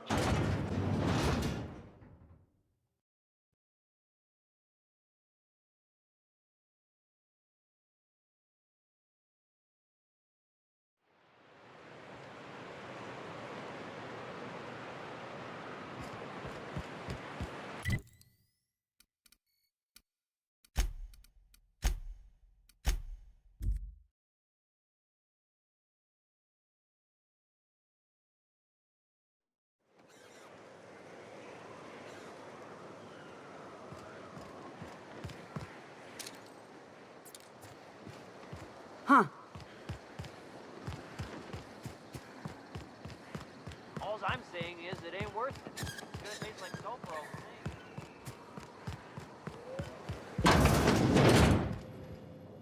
Looks like I'm not the only new face around here. What do I call you, stranger?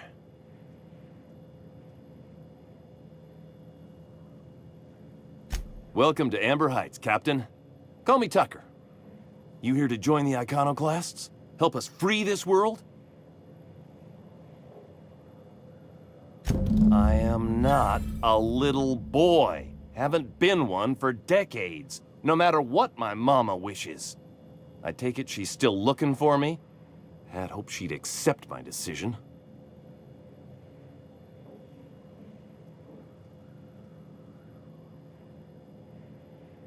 According to her, stepping foot outside of the house in broad daylight is too dangerous. My entire life, she crammed a fear of danger down my throat.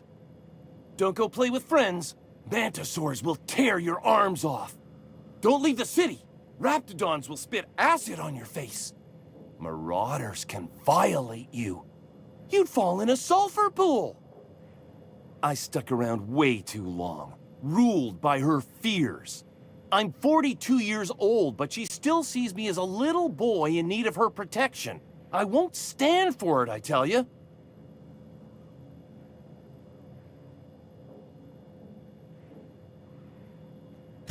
She doesn't want to see me as anything other than her baby boy. Why would I go back again? What'll be different this time?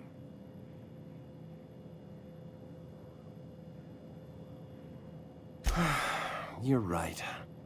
I can do this. I just need to stand my ground and make her see she can't control me anymore. No one can.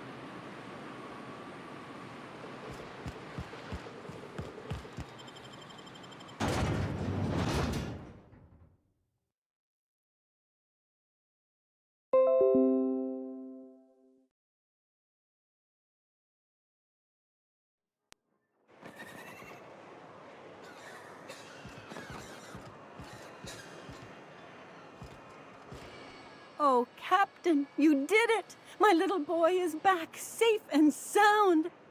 Tell the captain how grateful we are, Tuk Tuk. Mama, I told you that I'm not staying.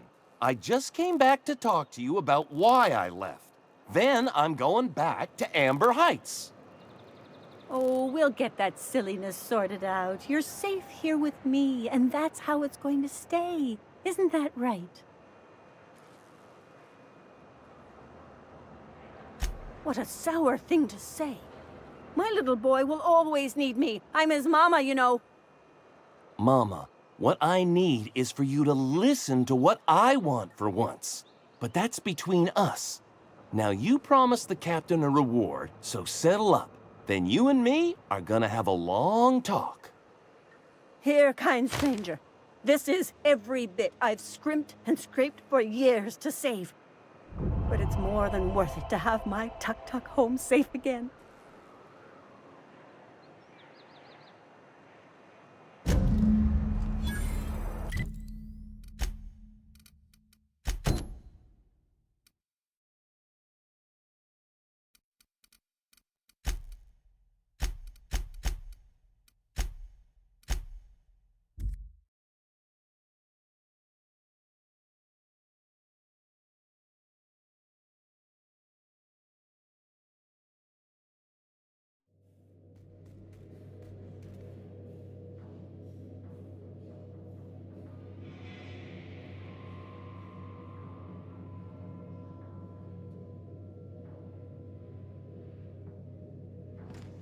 I believe I hear Felix and Parvati discussing the latest Aetherwave serial.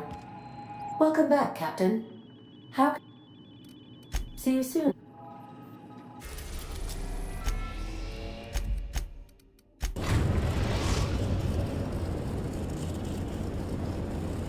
We're now in orbit above Roseway, Captain.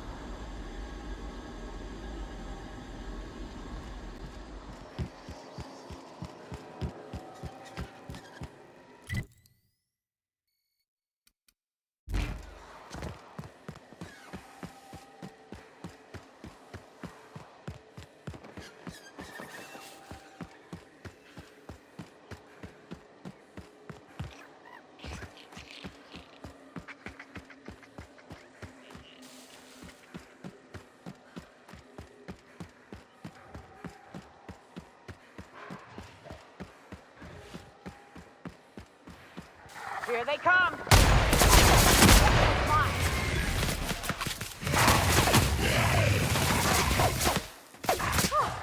Look at us!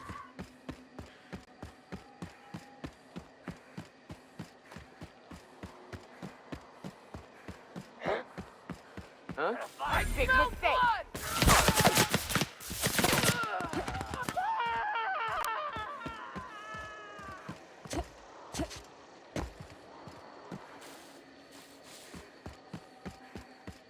Is this a lab? Think we'll find helpless beasts in there being experimented on? If so, I vote right now that we free them.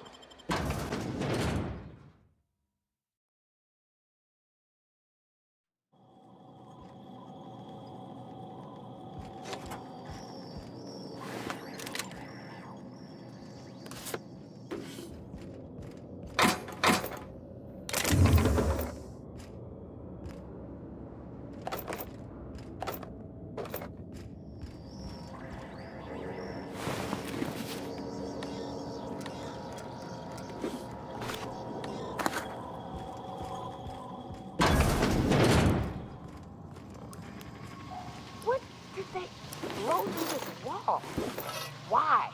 There are doors? We have doors for a reason, you uncivilized assholes! Linux didn't That's the last of them!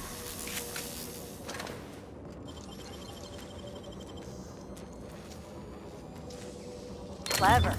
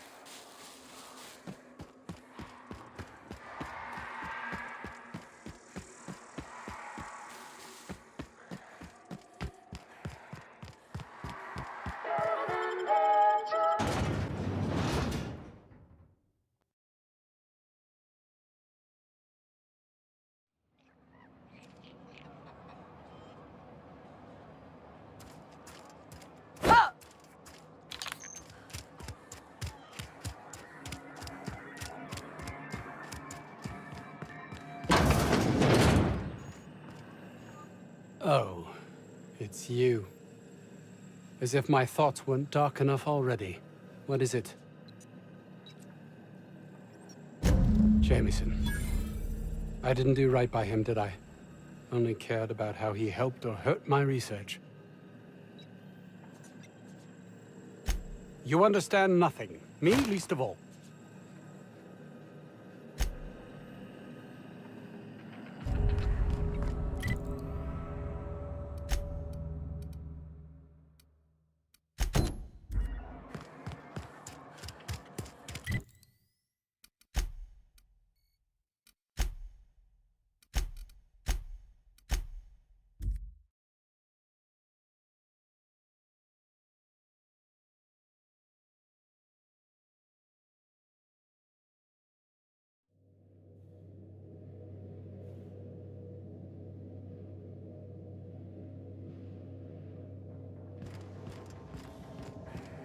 So then I told him, oh, ha ha ha, that tickles.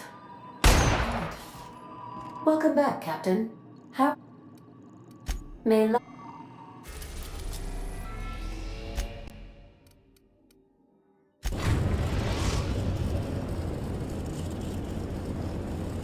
We are now in orbit above Stellar Bay, Captain.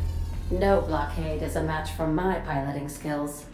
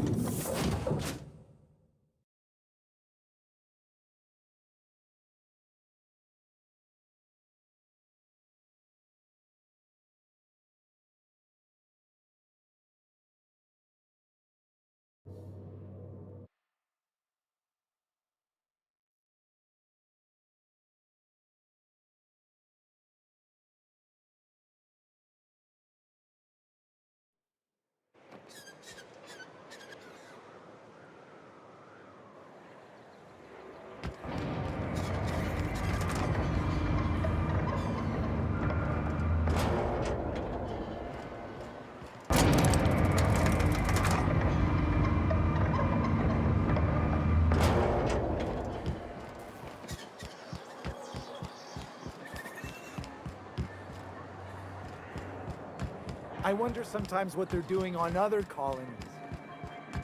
Uh-huh. Think they're watching the same series?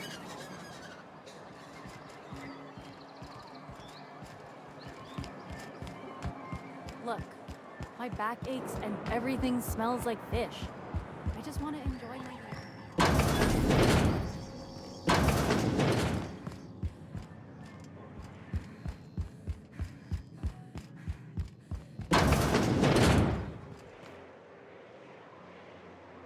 New face, huh? You from off-world? A ship captain? Well, I'll be. Here, let me buy you a drink. Consider it an MSI welcome. Why don't you grab a chair, sit a spell and revel with us? By the smell, he's been reveling enough for you both already. Sure thing. What did you want to discuss? How'd you manage that? Wait, never mind. If I question it, it'll turn out not to be true. Besides, I never follow how you got Velma to part ways with a bit card of her own accord. Here, take this as compensation. It ain't a lot, but I hope it shows how much we appreciate all you've done. Now me and my friends here better get back to work before Velma blows a fuse.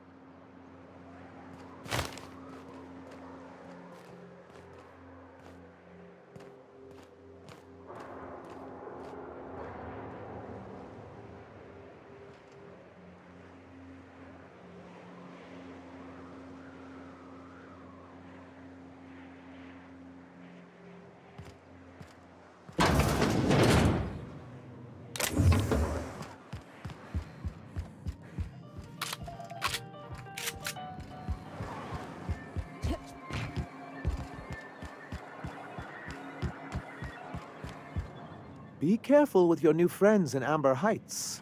They're not the most reliable types. Anyway, what can I do for you?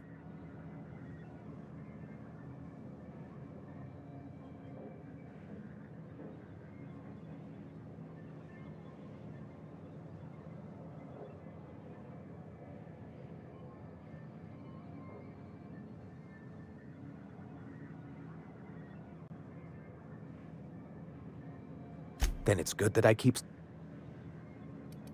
What can I do for you?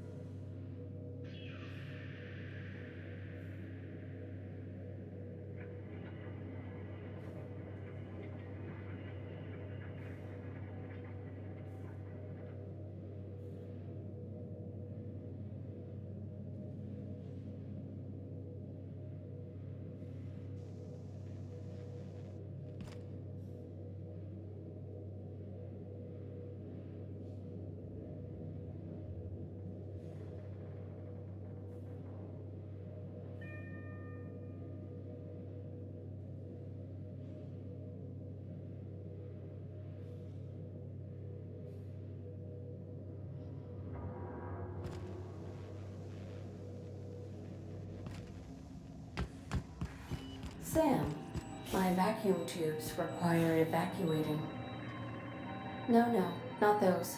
The ones in port. Yes, there. Thank you. And while you're at it, could you switch my binaries to... that? Exactly. I haven't felt this clean and efficient since Captain Hawthorne installed my subalternate auxiliary backup processor. Welcome back, Captain. Take care.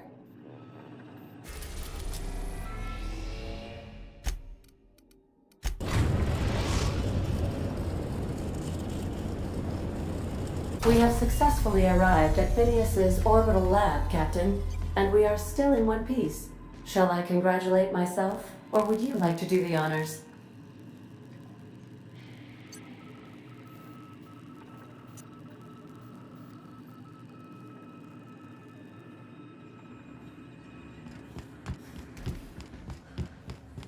Stay safe out there.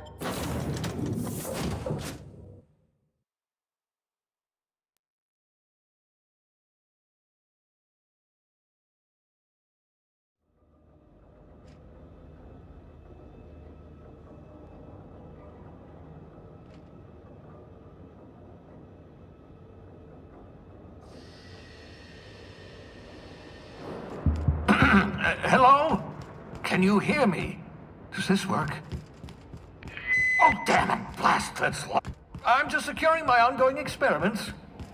And securing myself. Mind the mess. I haven't had a visitor since, in fact, I've never had a visitor. Armored glass? Not bad, eh? Oh, thank the law. Your skin hasn't spontaneously changed color. Potential side effect of the revival process. Very rare, but you never know. Right. Welcome to my little habitation, such as it is. I've got caffeinoids, cysty bits, if you're into that sort of thing. So, welcome. Make yourself at home. My secret hideout is your secret hideout.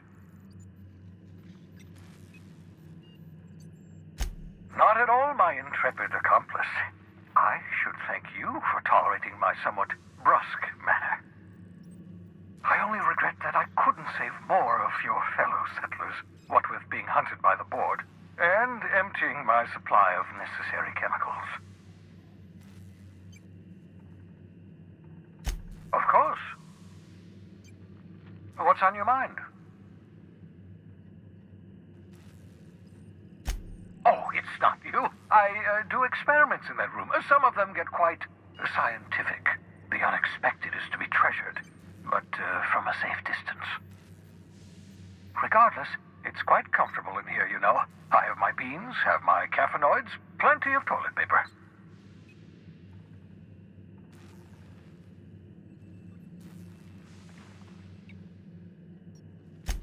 Absolutely. Let's talk. No, and I've been trying very hard to avoid making eye contact. Nice to meet you, Dr. Wells. I'm Parvati Holcomb.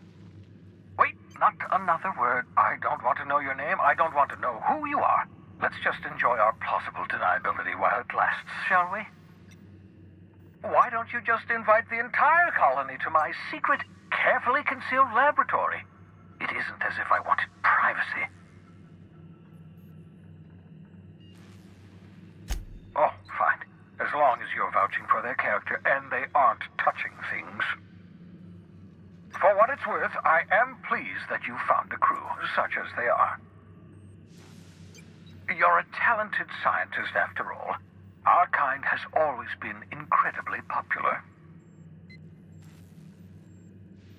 Yes, indeed. Well done. Also, you still haven't spontaneously liquefied, which pleases me immensely. Progress. What's on your mind?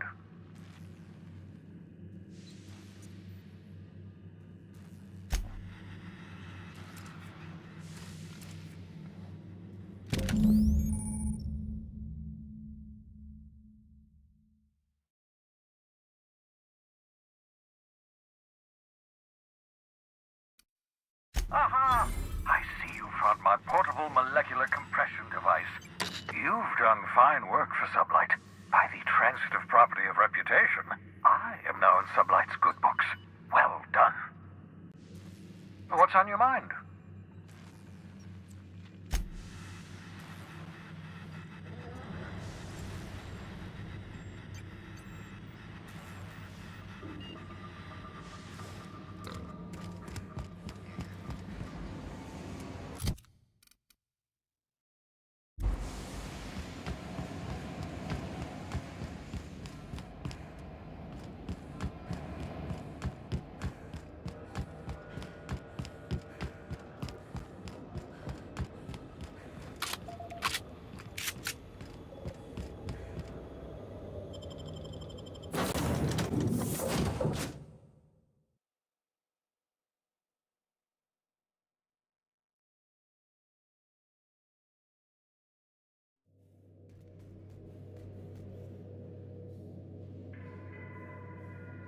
Crew members Ellie and Max are engaged in a heated discussion in the...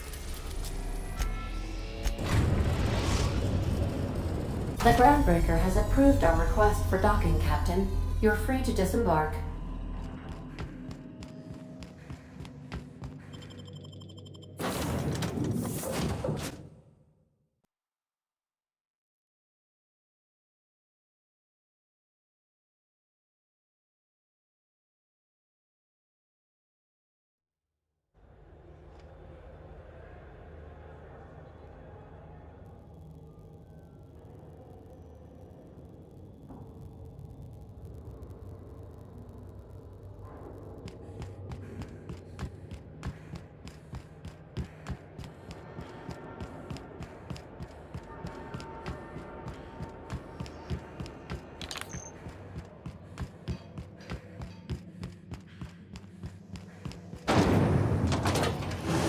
Purple berry crunch.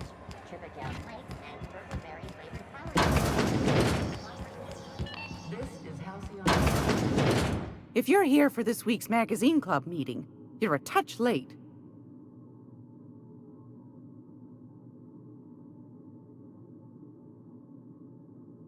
What do you want, then?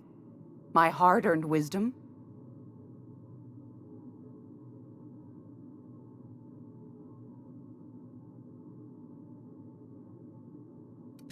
That's right, dearie. The only independent station in the colony. That's us. Though for how long, I can't say. That all depends on Miss Junlei.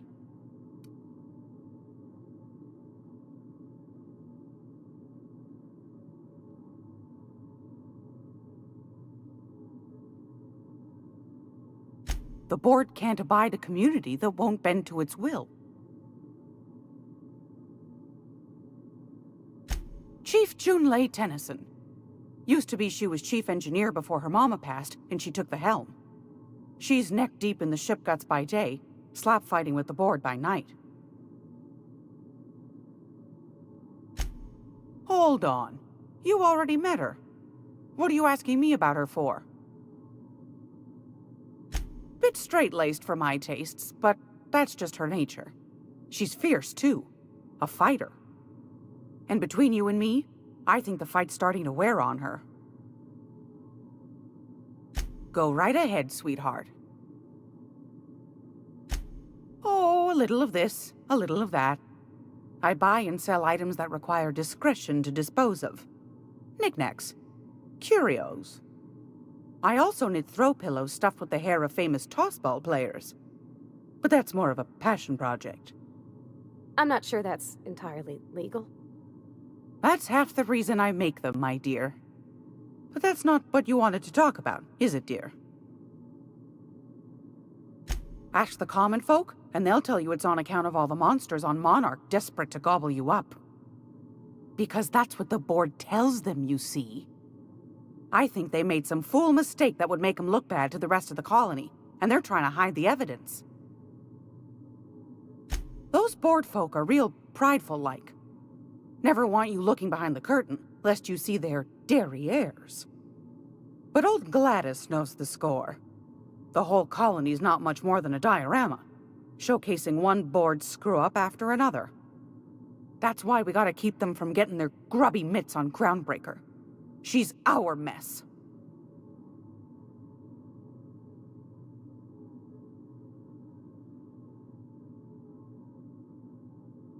Probably.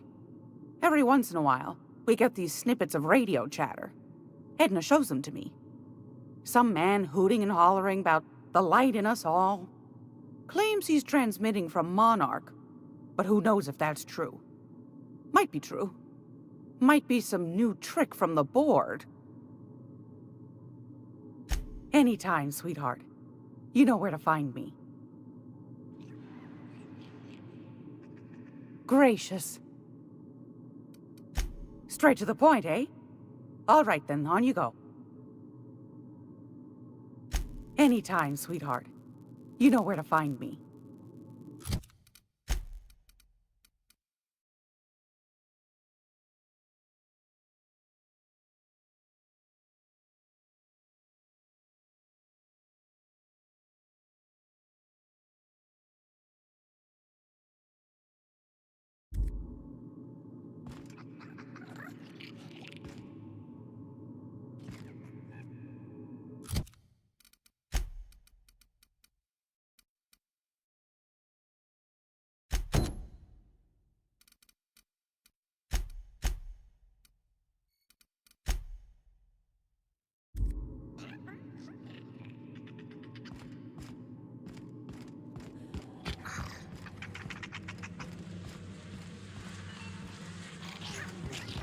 We interrupt your regularly scheduled advertisement for the following story.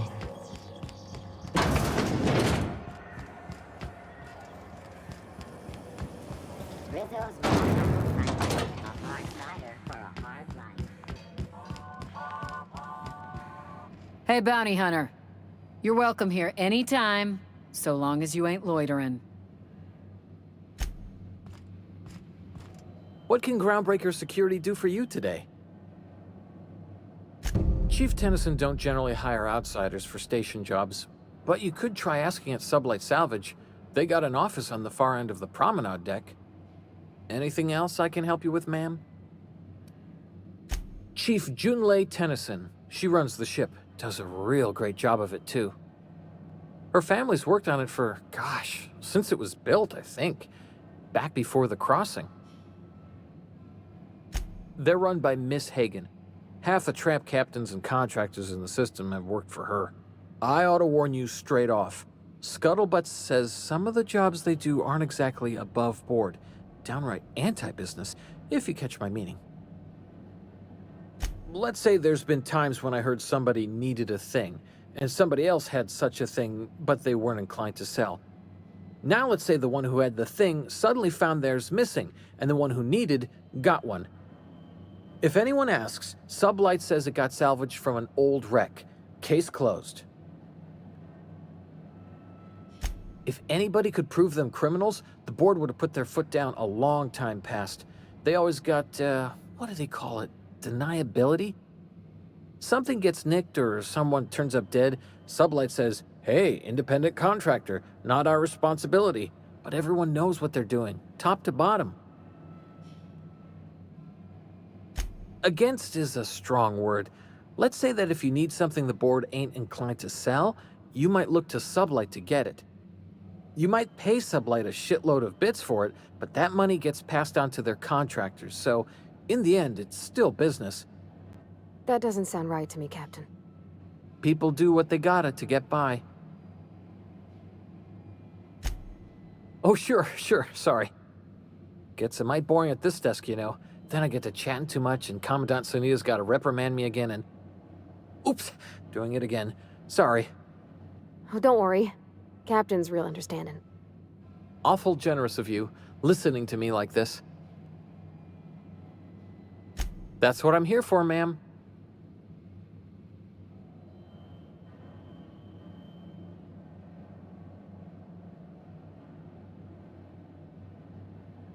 Sure, and stuff from outside the system too, off the interstellar freighters. That's why we also have so many armed Mardettes on duty here.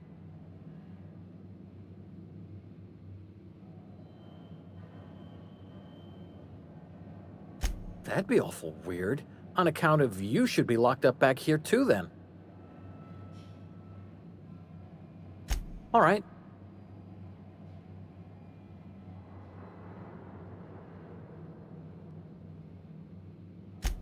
You know we... All right. Less than there used to be. Fewer freighters passing through these days. I spend some shifts just listening to the wireless.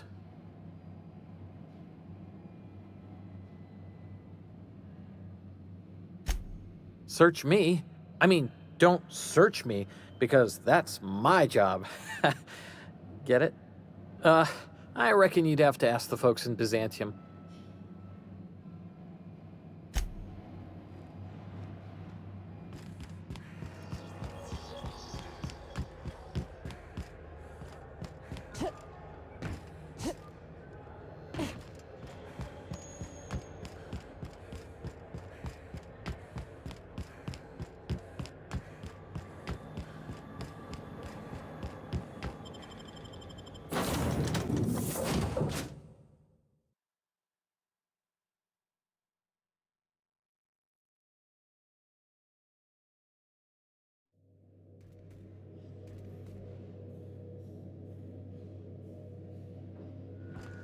Some crew members are causing a disturbance on the ship.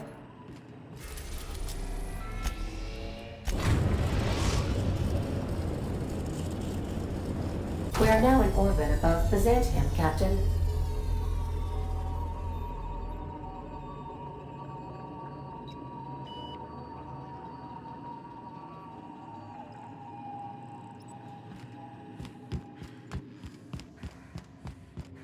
We'll be here, Captain.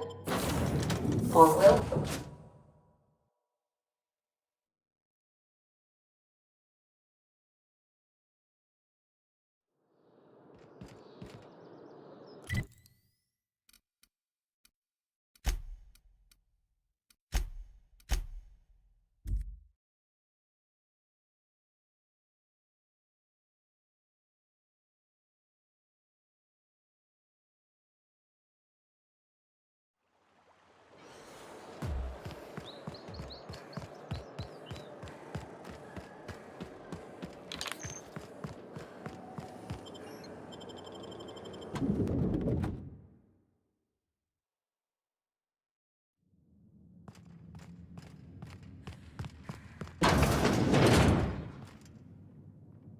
Do you mind? We're busy. This really isn't a good time.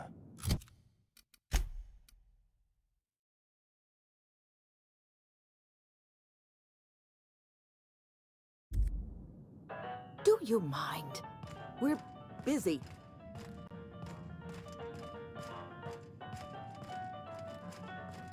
I see you now! No hard feelings, okay?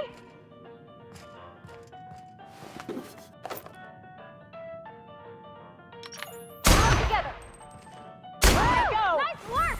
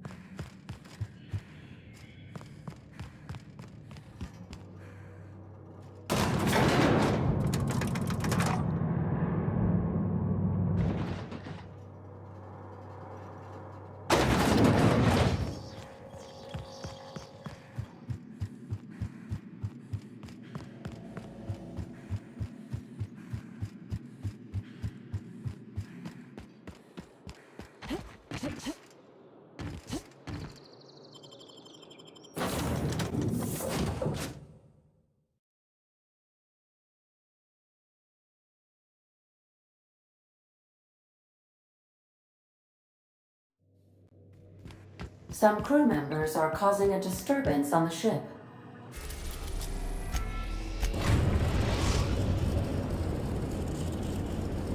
Destination reached. The Groundbreaker.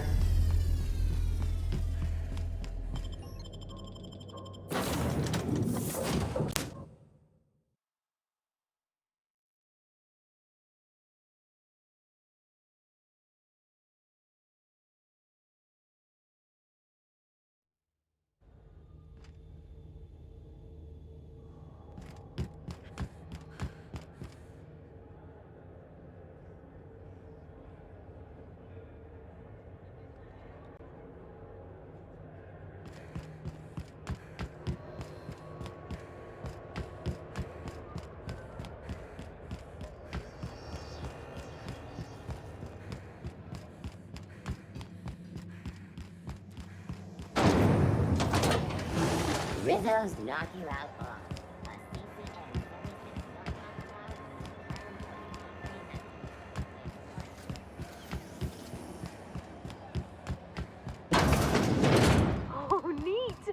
got stuff in here I ain't seen in ages.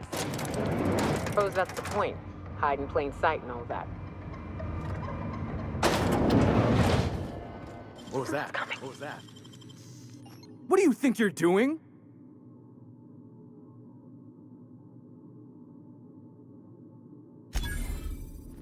Something you need? That's ought to be easy. Don't mess with us. Okay, here we go! That's the last of them.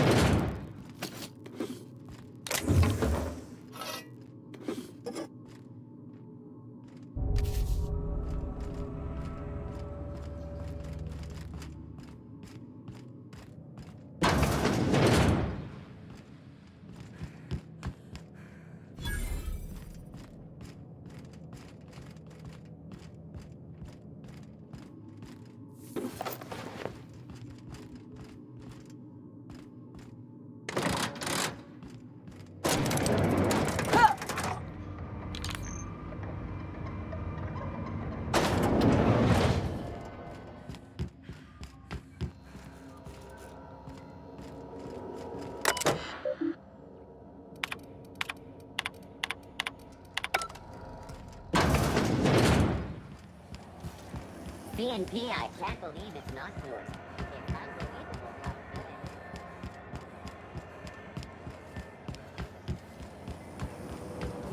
is. Vodka, aftertaste the rainbow.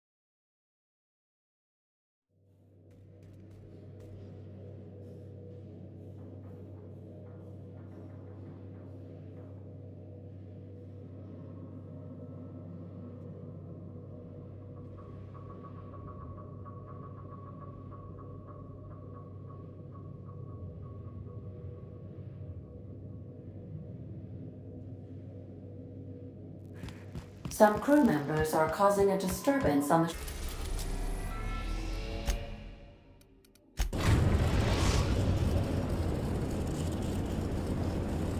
We're now in orbit above Stellar Bay, Captain.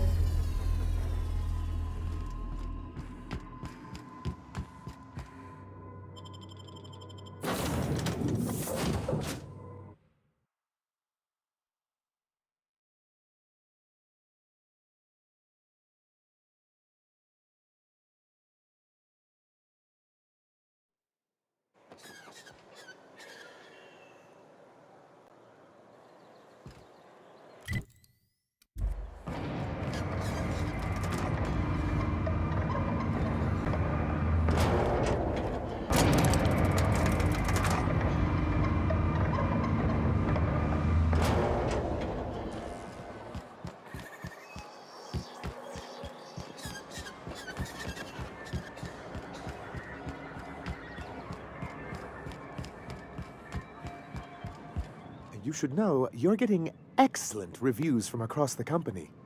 What can I do for you?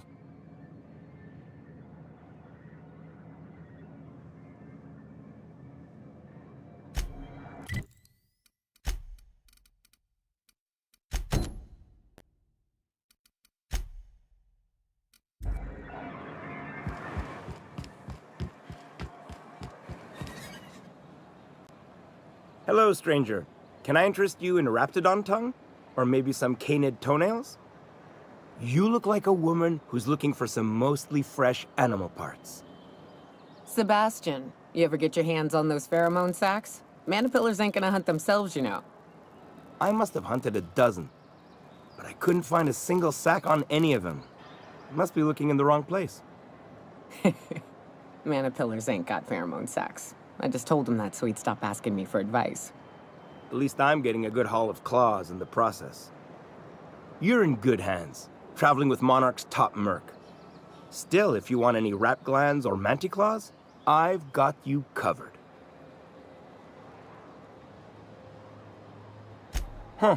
I haven't seen her in a few days, but I've been meaning to ask her how that Raptidon acid is working out. I hope it's working okay, because no one else really seems interested in this stuff.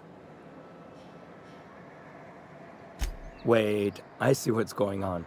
She put you up to this so she could get a discount, hmm? Oh, no, that's not it at all. She's smitten with you.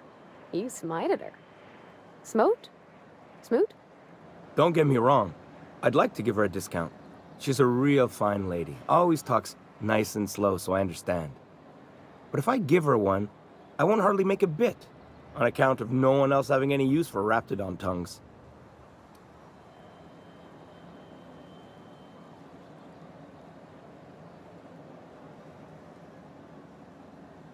You sound pretty sure. And she is awful nice. Give her a chance. Give yourself a chance. Take her someplace nice. Okay, I'll do it. Once her shift ends, we'll go someplace nice. Maybe to Chef Raymond's. That's the spirit, Sebastian. Be yourself. Between you and me, Captain, I'm not sure Miss Celia knows him too well. But we can hope, right? I want them to be happy.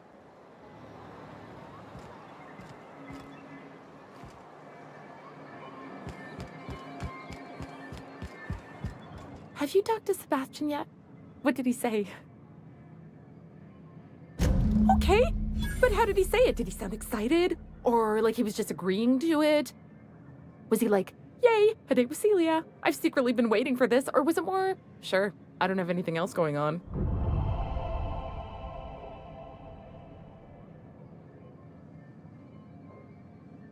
Not to worry. If I never buy another Raptidon tongue, it'll be too soon.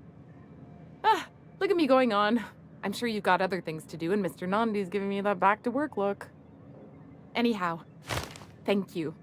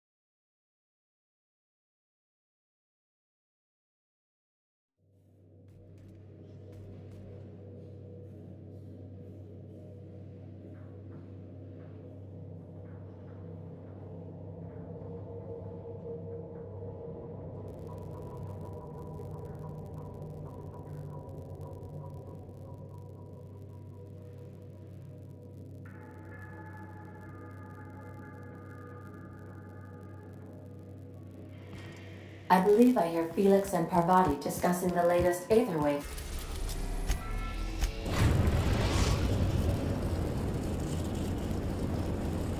We are now in orbit above Edgewater, Captain.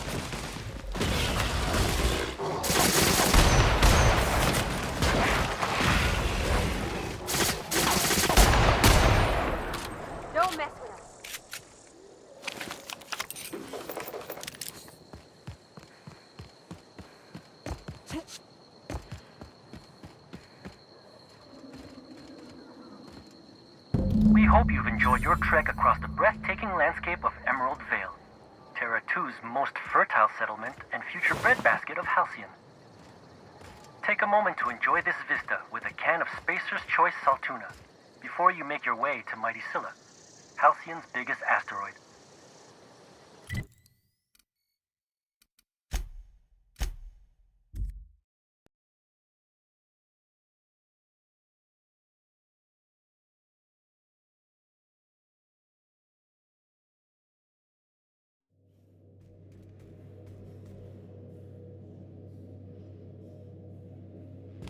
A reminder to all crew members, there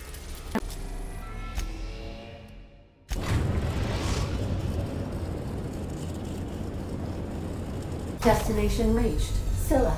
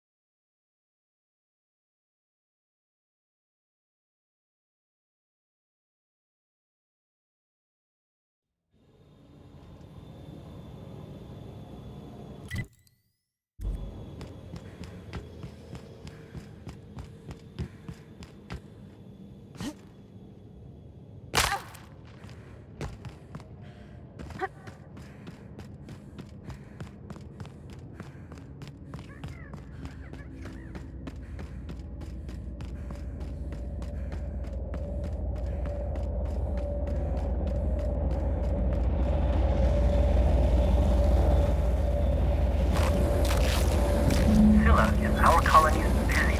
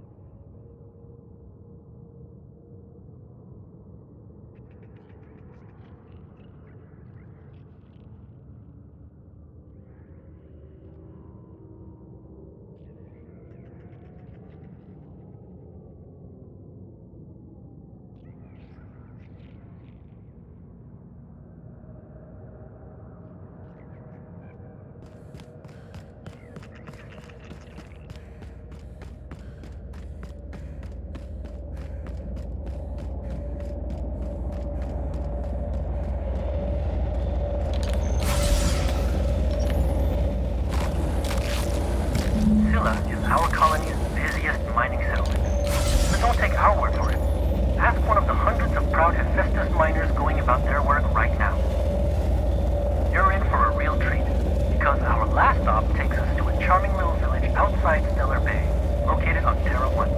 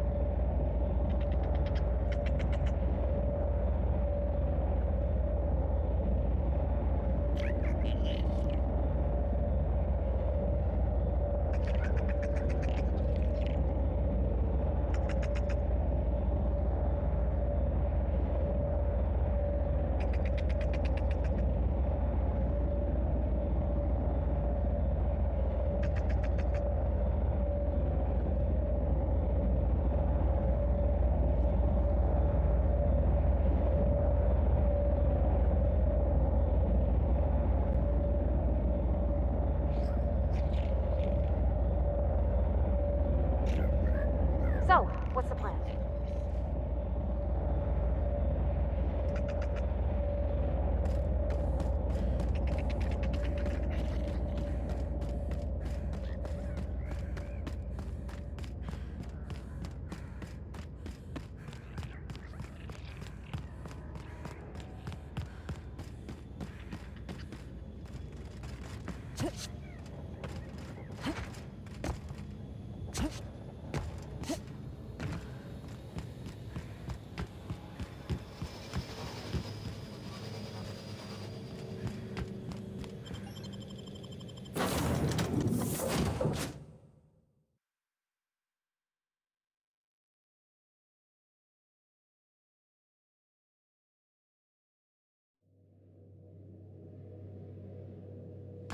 Crew report. 𝘼𝙗𝙘𝙧 is drunk. Surprise.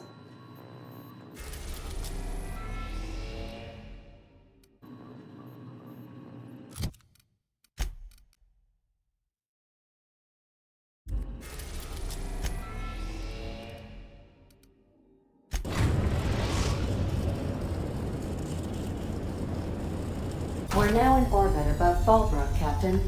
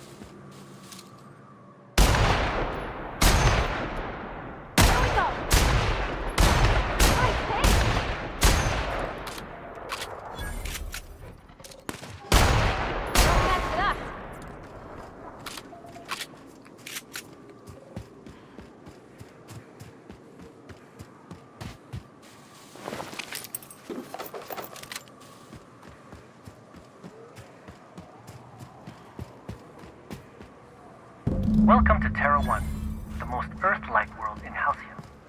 Take a moment to admire the triumph of civilization over nature. And while you're at it, say hello to the local settlers. We hope you've enjoyed this guided tour across the wonders of Halcyon. Please return to the Bureau of Exploration for a special prize.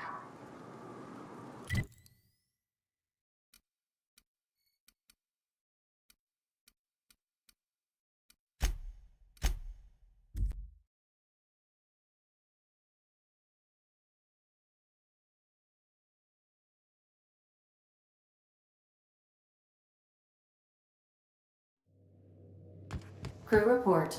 𝘼𝙗𝙘𝙧 is drunk. Surprise.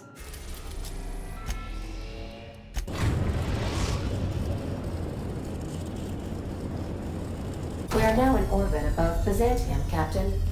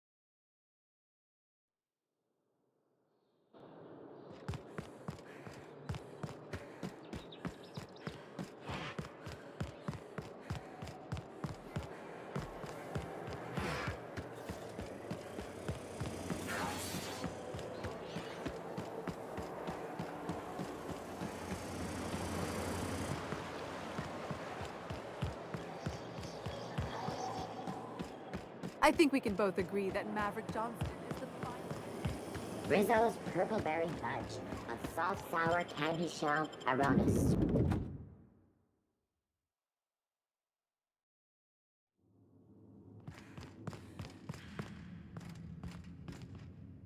Oh, it's you. I suppose you're here to collect your prize, hmm? I really do have the worst luck. When I gave you this job, I never expected you'd be so damned competent. Yes, go on and gloat. You've already ruined all my plans with your talent for staying alive. The tour's not real, friend. Board shut it down years ago due to unacceptably high rates of fatalities. So I greased a few palms and got the tour up and running again. I outfitted every beacon with a recording device. Live footage of dim-witted mercenaries dying in gruesome ways across Halcyon. Oh, imagine the ratings.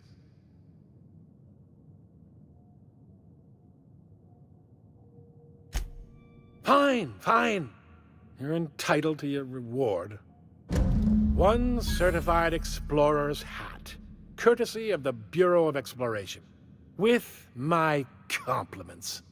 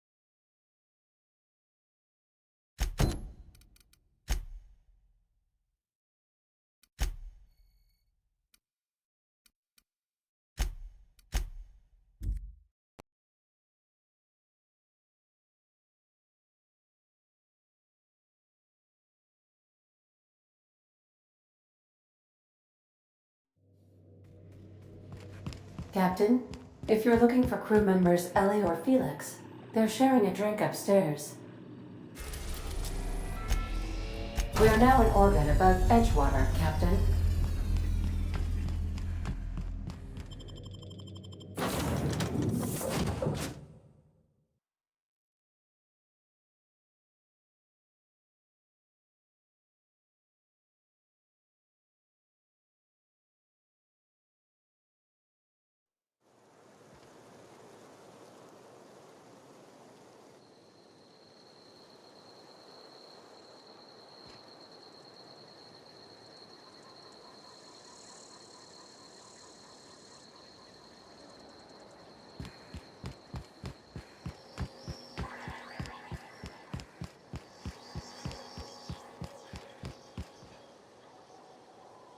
Thank the law. I've been requisitioning backup for months. Guess the boss finally came to his senses. You ever swung a truncheon? Let me see your rifling stance. I want to make sure you're up to snuff.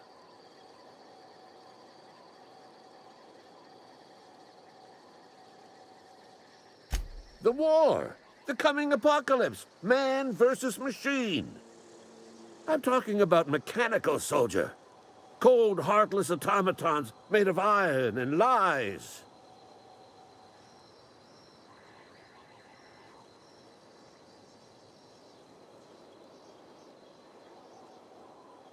Just my luck. I ask for backup and the boss sends me one of them simple folk. All right. Listen real close. Auto-mechanicals. Creatures forged in the fires of malevolence. I seen them over by the old power plant. Clattering about, firing at the birds, orchestrating their uprising.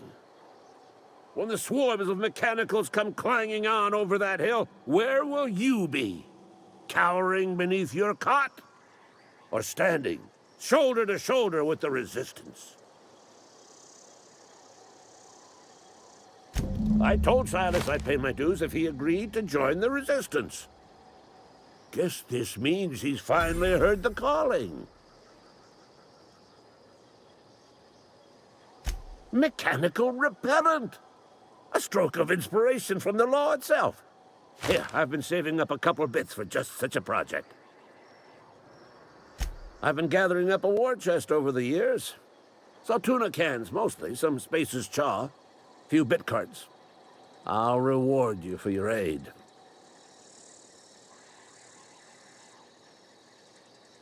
Enlistment fees. Yeah, I suppose. Wouldn't want to give the Resistance a bad name. They have sent a scout, prowling around the junkyard just behind our beloved town.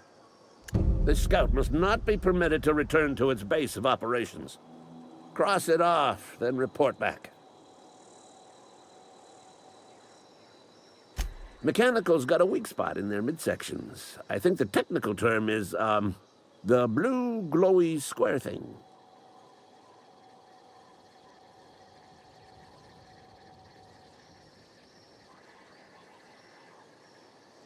Go on.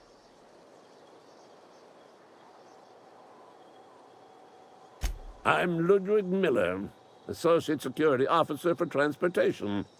Officially? Unofficially? Strictly between you and me.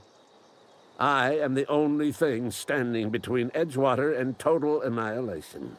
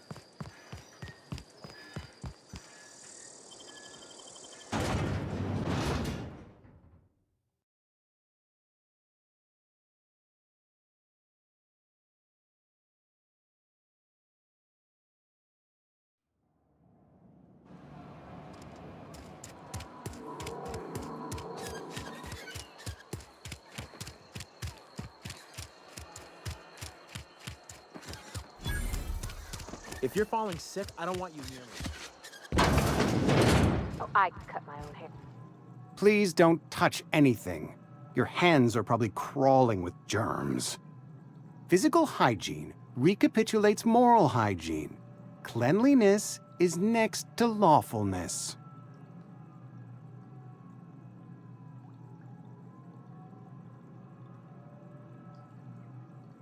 So everyone says, until someone forgets to cough into their elbow, and then we're all dying of plague.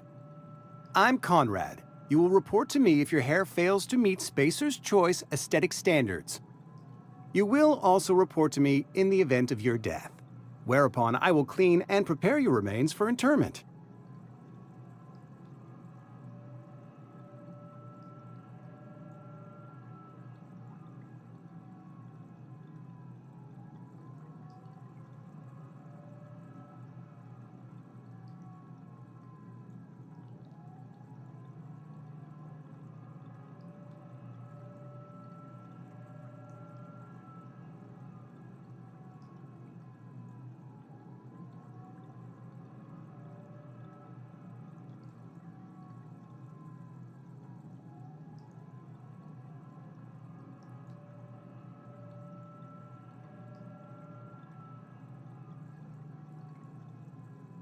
Ah, gravesite fees. Silas and I had talked about this at length. I thought I'd made it clear my pecuniary situation precludes the necessary restitutions.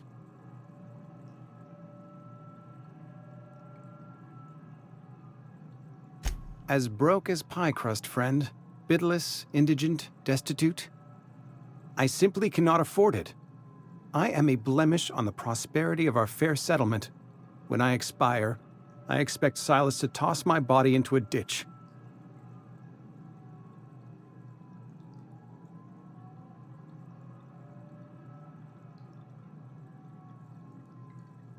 With what?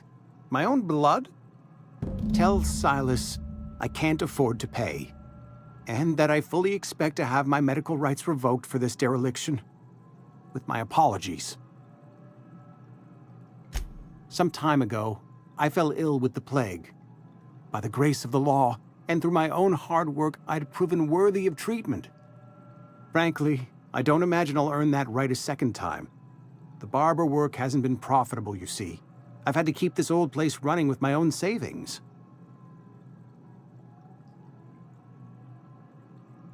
Not a bad idea. But I'd need some kind of collateral. My pair of lucky clippers! No. That won't do. Your idea intrigues me, but I'm afraid I don't have anything to give Silas. I'm open to suggestions.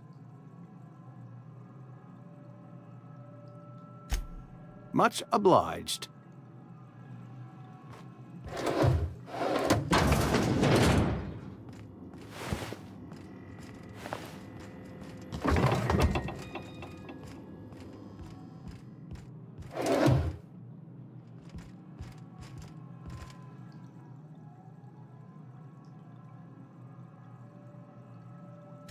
Oh? Am I in the company of a fellow doctor?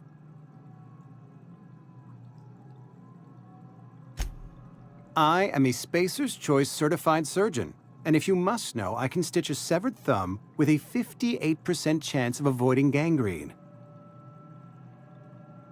Go ahead. Edgewater has been good to me. I consider myself privileged to work here. I am never wanting for work, not since the plague started.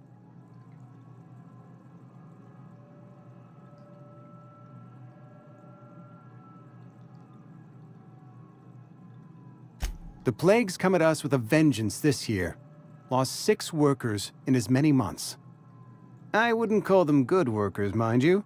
If they were any good, they'd have been treated. Still, it is a shame. Fever, chills, fatigue, aching, vomiting, an excess of phlegm, a tendency towards belly aching. Company policy, friend. We don't have enough medicine to treat all of us, so we treat the best among us. We're a sensible people.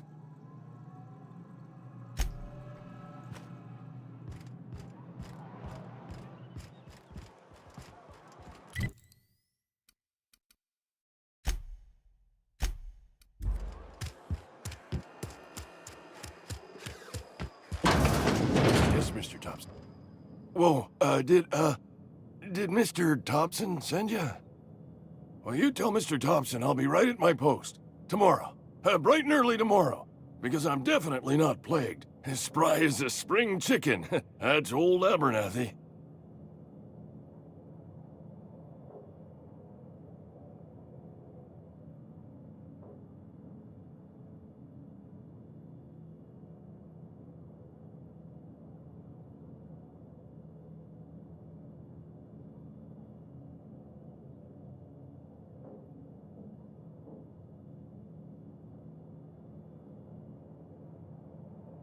You some sort of wandering alienist?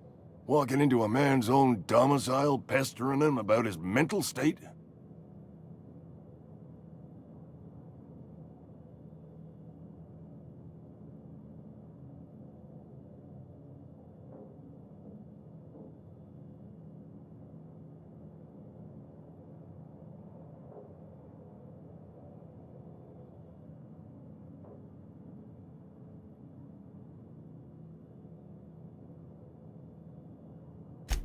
What? No. I mean, I might be. That depends on who's asking.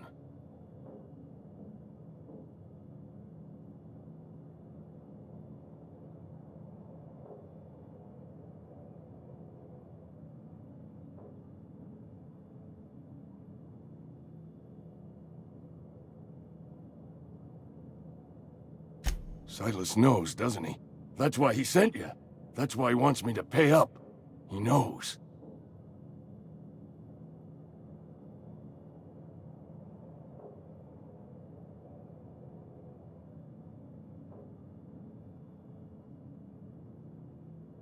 I'm dying. I'm not long for this world. The date of my expiration is fast approaching, and soon I shall be ushered through the great cannery in the skies. Don't say that, Mr. Abernathy. You still got a couple decades in you. I'd steer clear, Ms. Holcomb. My affliction's bound to be contagious. It's plague. Has to be. Silas knows. He knows I got one foot in my grave, and now he wants to charge me for the other one. You are? Oh, wow. First time anyone's ever told me that. I'll pay your fees. I don't want any trouble from Silas. But if you could see a way to freelancing for me, I could really use the help. There's a cache of anthracillin tucked away in the old community center. Powerful stuff.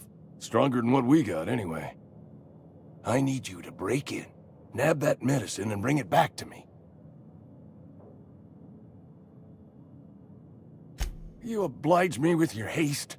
I think I feel the plague spreading. Oh, Law, it's in my spleen now. I can feel it. Just keep your head down when you're in there. Marauders have taken over. Probably tracking mud all over the archives. I know that, but I got nobody else to turn to. Reed would have wrote me up. Constable would have locked me up and wrote me up. Could have gone to see the good vicar, but I never did find my courage.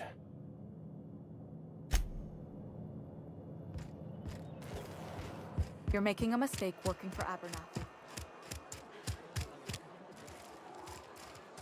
There's something outside the wall.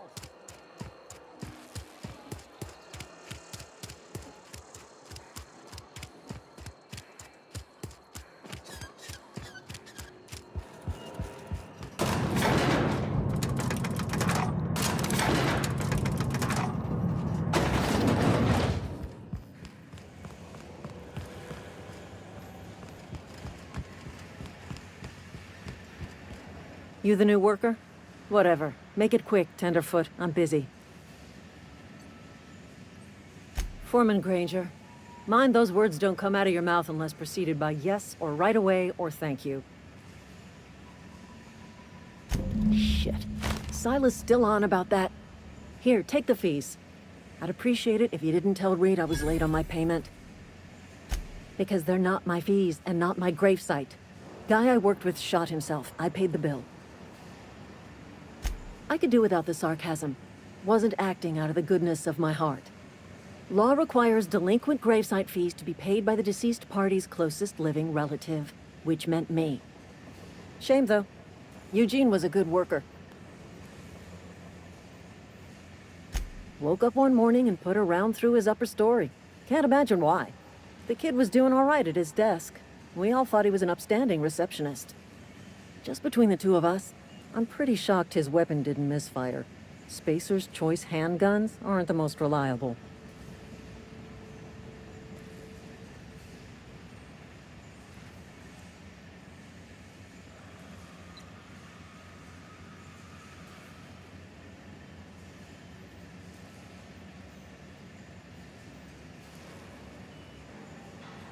Not half as awful as the bill Eugene left us with.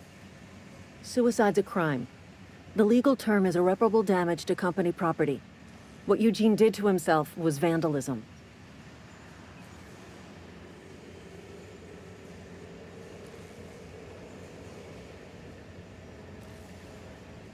I'm plenty serious. In fact, I'm a little upset Eugene didn't think things through. In other words, Edgewater would have been penalized pretty hard. Whatever Eugene was worth as an asset, we would have had to pay out of pocket to Spacer's Choice.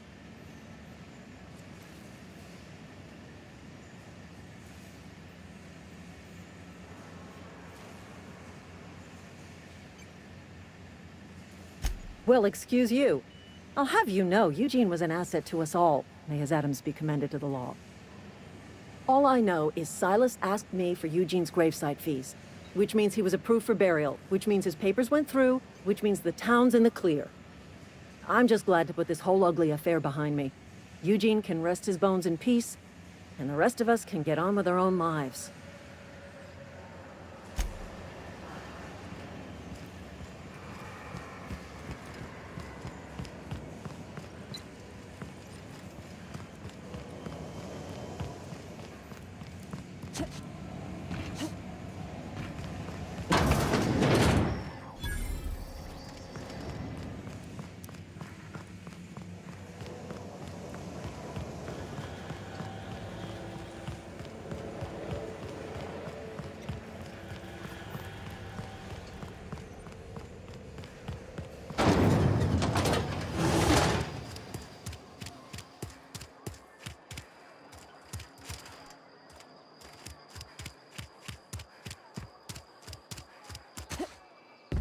Something got you down? Nothing. I hear Reed's leaving town.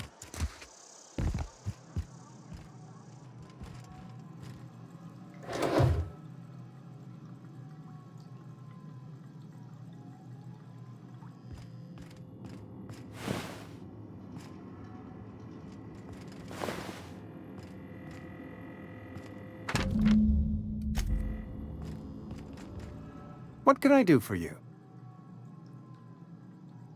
You know about Eugene? How?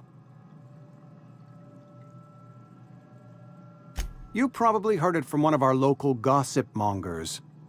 Eugene's golden teeth were a family heirloom, representing 3 generations of poor dental hygiene. He took them to his grave. That's unthinkable.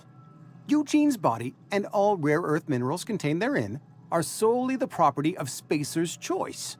I can't ask Silas to dig up a man's body and pry a few teeth loose from his jaw just to pay my bills. Can I? Are you asking rhetorically? Because if you're being serious... Ugh, gross. Desperate measures, Miss Holcomb. Desperate measures.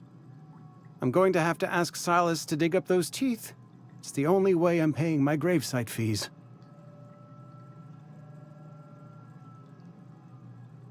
I'm sure that I have no other choice. Here you are. Gravesite papers affixed with my signature and an IOU. Eugene was not a suicide. He put a bullet in his brain, yes, but that's largely a technicality. I was the one who prepared Eugene's body for interment. I discovered symptoms of the plague on his corpse, and I discovered medicine in his pocket. Lots of medicine. Eugene overdosed on adrenatime, which is known to cause psychosis and paranoia as possible side effects. The paranoia drove him to take his own life.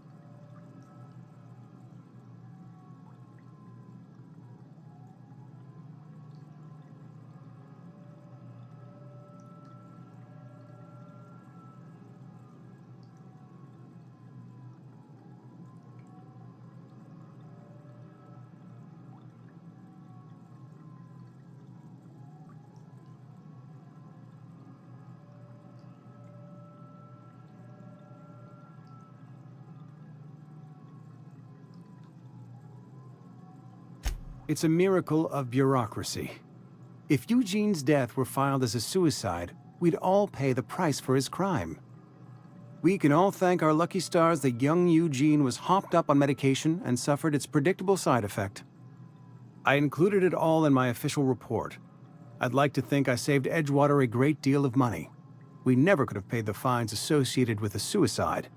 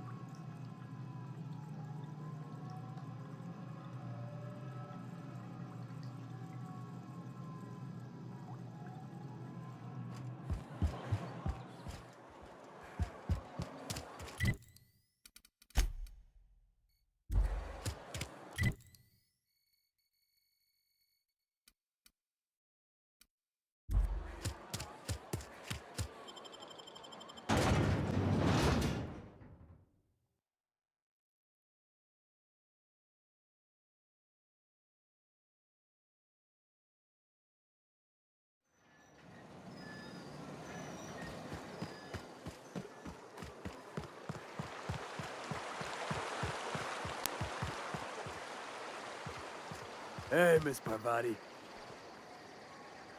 Lovely to see you about, Miss Parvati. Things going all right, Silas? Been keeping him careful and true, miss.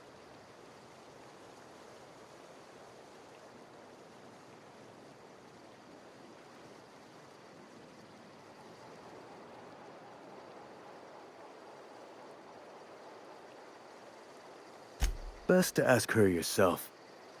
My dad's buried here. Silas watches over him when I can't leave the house. Oh.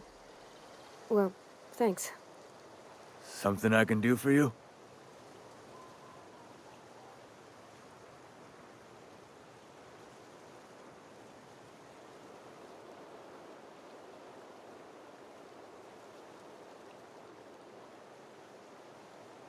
You run into any trouble?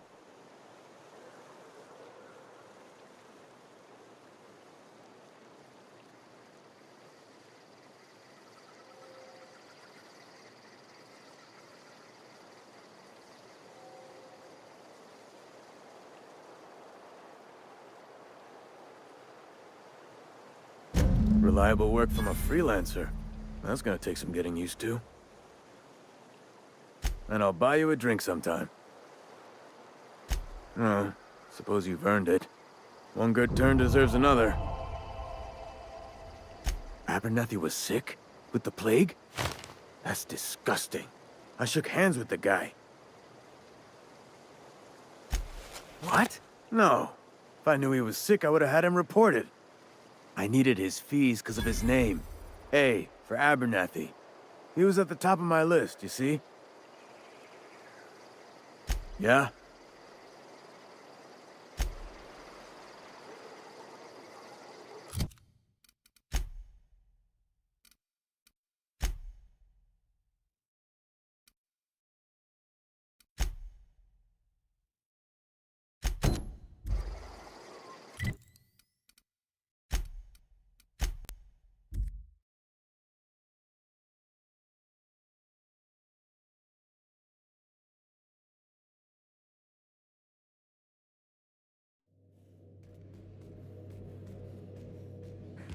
Some crew members are causing a disturbance on the ship.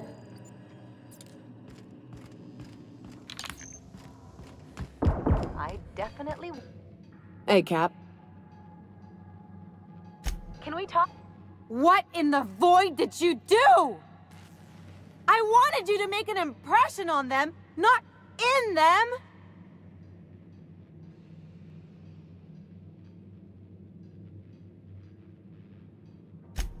being mad doesn't mean I wanted you to murder them. You're on your own now. Consider my debt to you forgotten and canceled.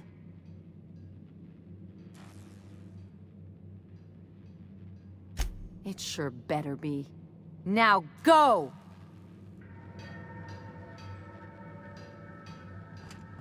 Sometimes I wonder about Mr. Hawthorne. What was he like? Why'd he make the computer a talkie?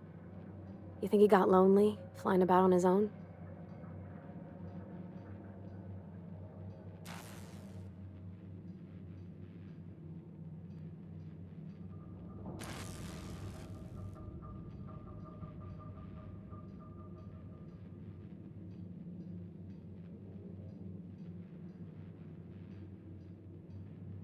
Oh, you mean Sam? He's just the sweetest, ain't he? A real charmer, my dad'd say. Nah, but I've been thinking on one. Gotta get to know him better, I think. Maybe ask him what he prefers. It ain't nice to give folks a nickname without him giving you the okay first, you know? Of course, that don't stop Felix. Mostly, yeah. I lived in the maintenance office near all my life. Mr. Thompson never let me forget how funny that was.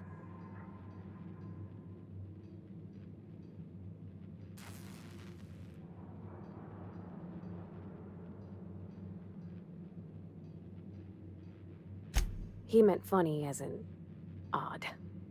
It's not normal for anyone to do as their parents. You take a vocational test. That decides your schooling and your career. When I tested out for maintenance, everyone figured it was on account of my dad. They were real unhappy with us.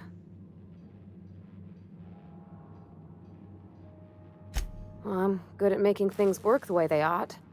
Not so much at doing such to somebody else's schedule. There's times I'm working deep in the guts of a loader, getting it all running perfect. Then I look up to see it's tomorrow, and I've blown another deadline. Anyhow, I was happy to get back home. I didn't care much for schooling. Yep, nothing much had changed. Everything was a little grayer, a little dirtier. Dad met me at the shuttle and gave me a big ol' hug. I noticed straight away that he was moving slower and stiffer. He made a little grunt when I squeezed. About a year. I tried to do more of the work so he could rest. His heart gave him pains. Dad never said that he loved me, you know? I knew on account of him showing it. How he'd stay up late to help with my projects or listen to my fretting. Oh gosh. Look at the time. Sorry to bend your ears so long. And I got so much to do before this ship's in decent shape.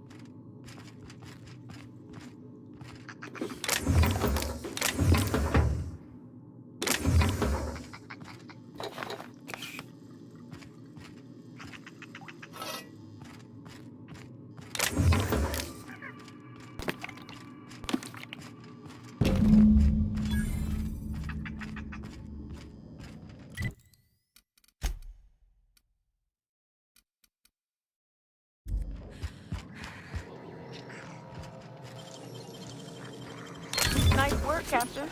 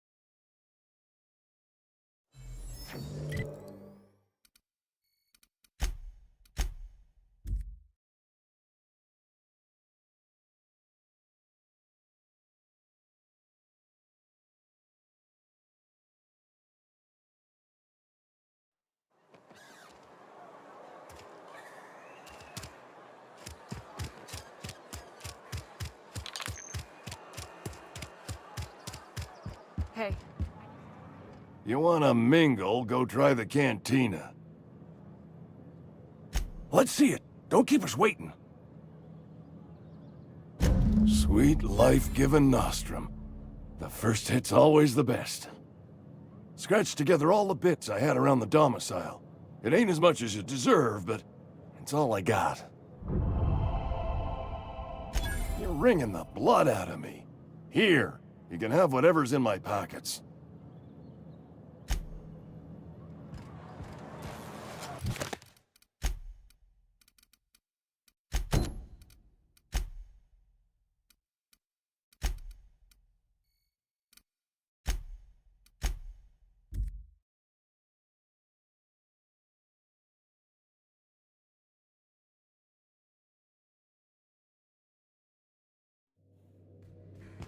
I believe I hear Felix and Parvati discussing the latest Aetherwave serial.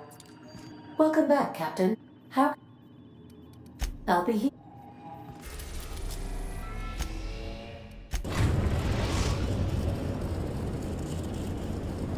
We've arrived at the groundbreaker.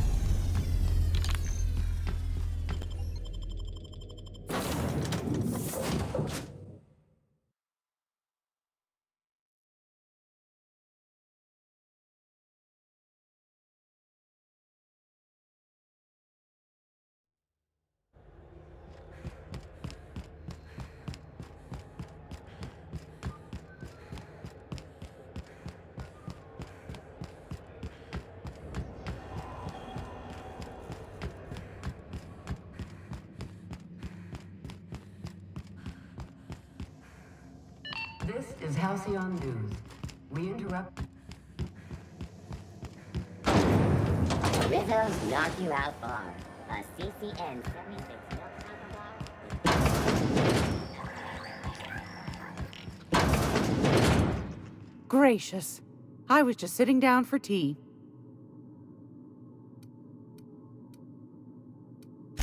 Anytime, sweetheart. You know... Ready for this.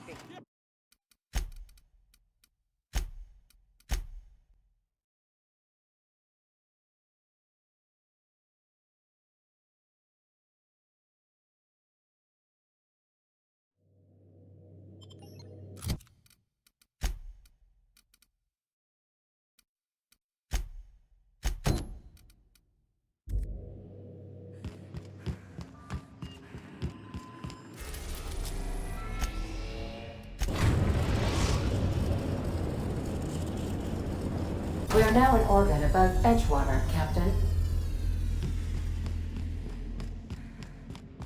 I'll lock up. Behind you.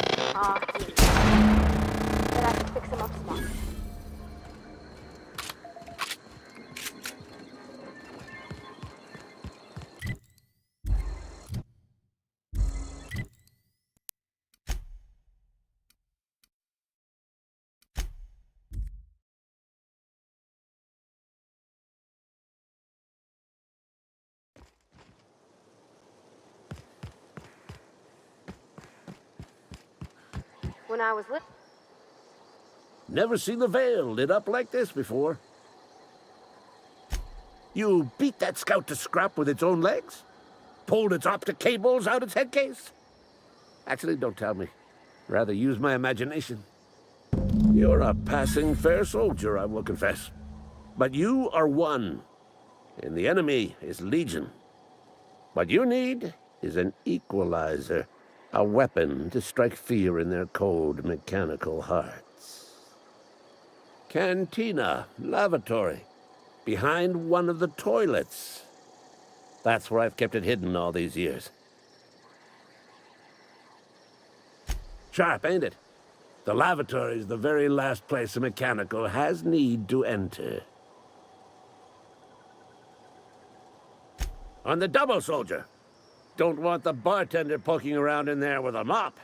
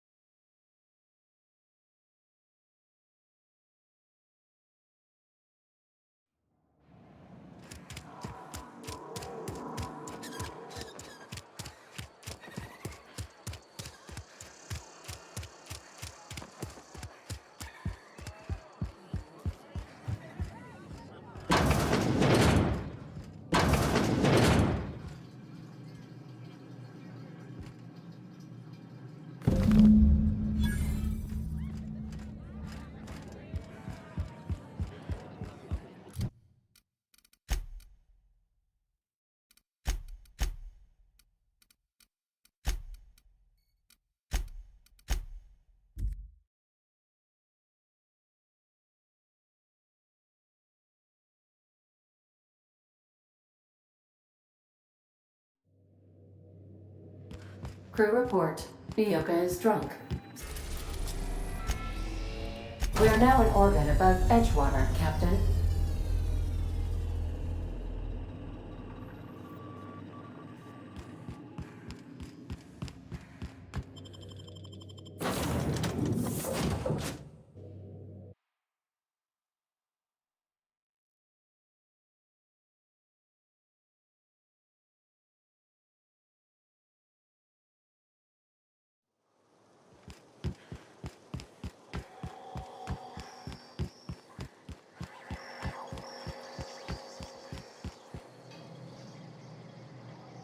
Never seen the veil lit up like this before. Feast your eyes, soldier. This here's a genuine Spacer's Choice injury customizing unit, designed to deliver a lethal blast of electrical discharge. I call it the Hand of the Law. You ever want to see a mechanical flailing around like a grounded fish? You stick a couple thousand volts in its guts. With compliments from old Ludwig.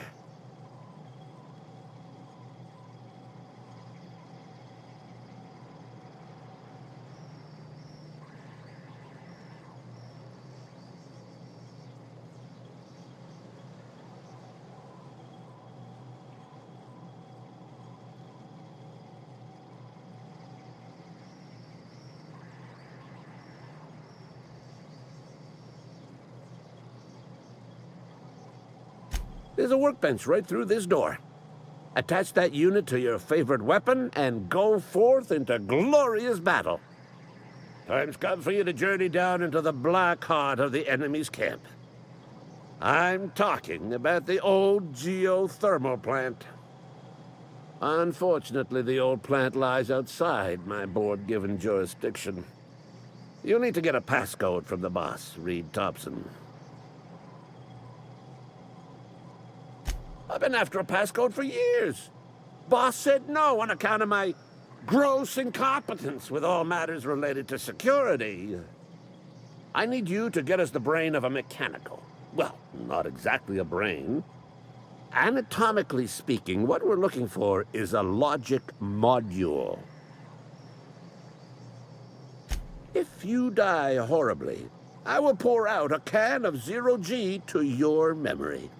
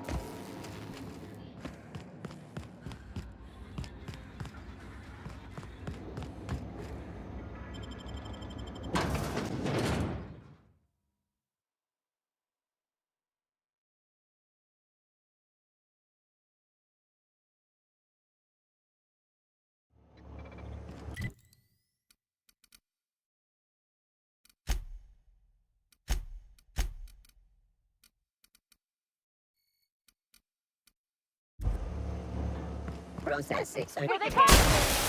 Not even fresh!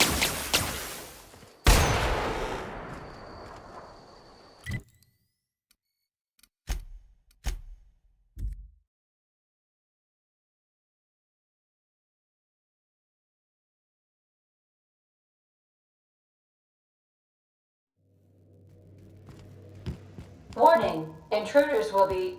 Oh, it's you.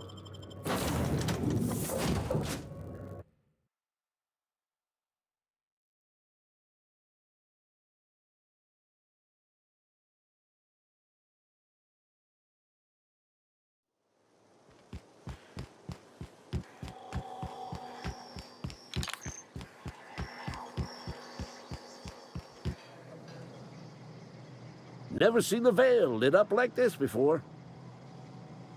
Bang up work, soldier. You're a credit to your uniform. Oh, that reminds me. Gotta look into getting us a uniform. So this is it, then. The key to humanity's victory over the mechanical hordes. I would reward you with the gratitude of the Resistance, but I'm guessing you want something tactile. So here's a couple of bits for your trouble, and a little something to remember me by.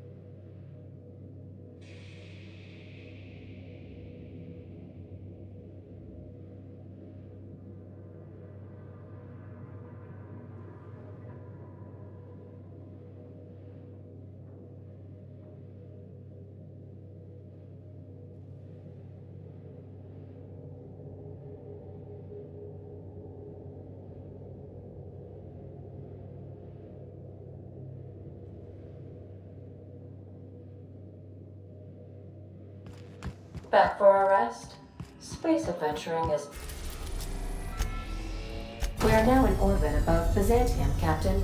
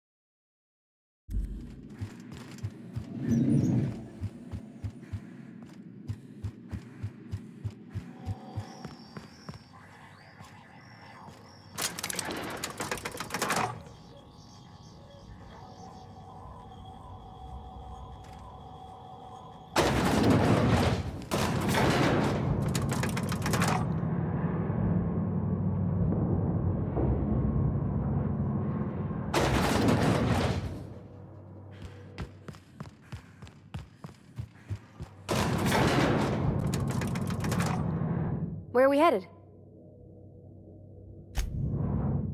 You know, I'd been assuming this entire stay on your ship thing isn't a permanent arrangement. Part of my contract? That said, you ain't been eaten or shot to death yet. Says a lot about the stability of your future. And to be honest, I'm about sick of sleeping on bar stools. So how's about this? You keep letting me stay on that ship of yours, and I'll keep shooting at the things you point at. Outstanding.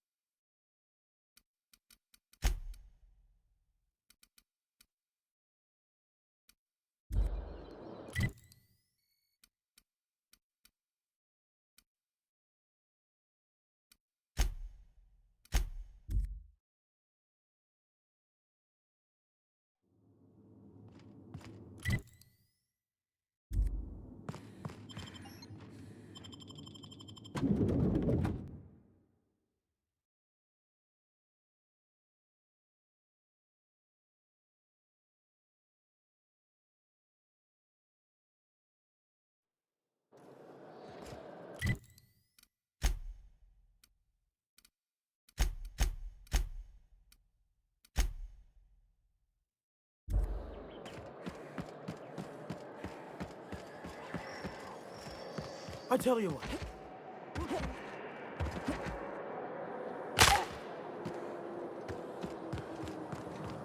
The dissidents actually took over. CNT forced invasion. When you need to eat lunch, Hey, you. Yeah, you. everyone. Want to be kid? You got presence. Natural magnetism. Know what I mean?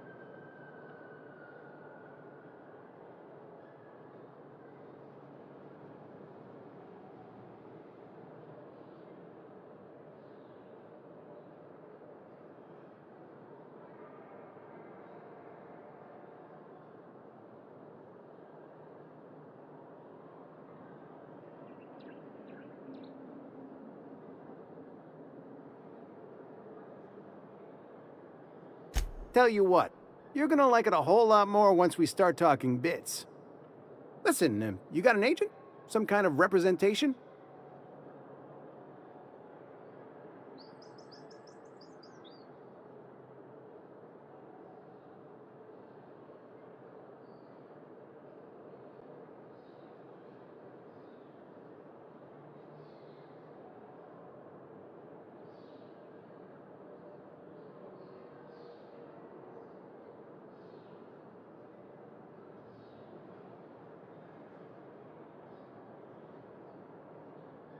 Hey, don't worry about it. I'm gonna take good care of you.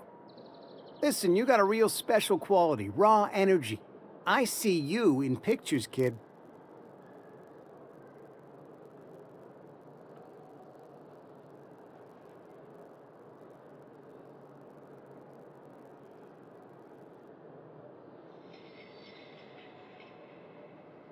I'm making a feature, Space Pirates of Moros Prime. It's gonna be a hit. But we still need a star, and I think you got the chops. Hey, if you want an action story, you ought to haul a couple of cameras to Monarch sometime. We'll give you some damn good footage, if you survive. Unscripted chaos. Come on, who'll pay to see that? Audiences want heroes and villains just like the one standing in front of me. So what do you say? You ready for the chance of a lifetime? Terrific. We're holding auditions at the studio.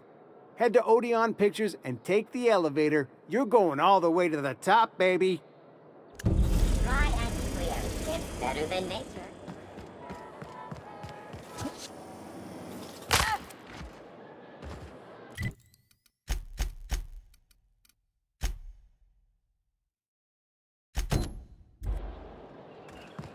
That episode from a few weeks ago was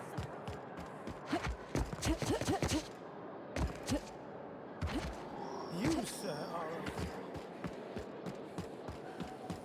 Rizzo's Knock-You Out Bar.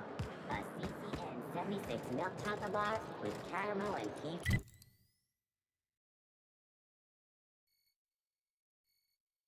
3 nuts in it. It's time for a KYO.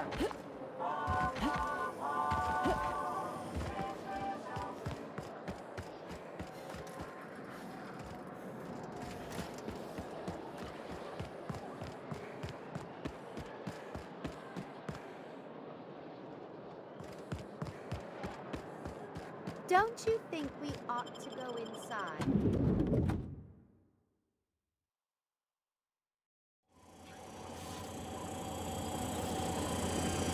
For all auditions, please use the elevator on the left.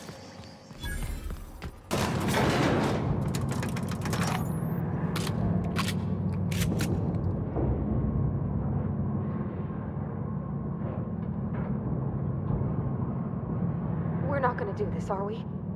Promise me.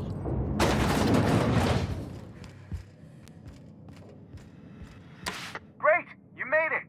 Listen, I know you're expecting a script, but you're the real deal. Just go in there and do what feels natural. We gave the other actors real weapons to keep things authentic. And 'cause Josh is paying to see their logo on the big screen. See, I knew you'd get it. Now go in there, find your mark, and show us what you got. Well, well. Here to stop us at last, Captain Steele? You're too late. All of this Settlement CNP Hungry Time food pills, same nutritional value, but now with added filler, are ours. With their patented stomach stuffing effects and baseline vitamin content, we will be nigh unstoppable.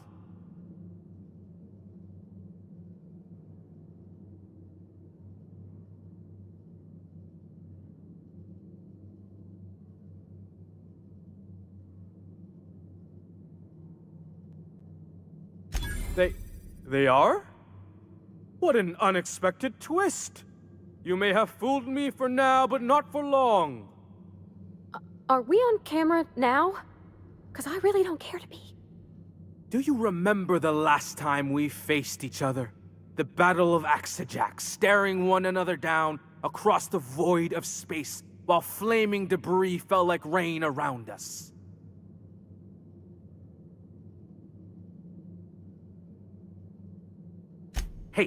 I didn't write this. Just go with it. I had you surrounded and outgunned, but you overcame my superior numbers with tactical thinking and a Hammersmith limited edition grenade launcher. I've been waiting for 5 years now, and at last my day for vengeance has come.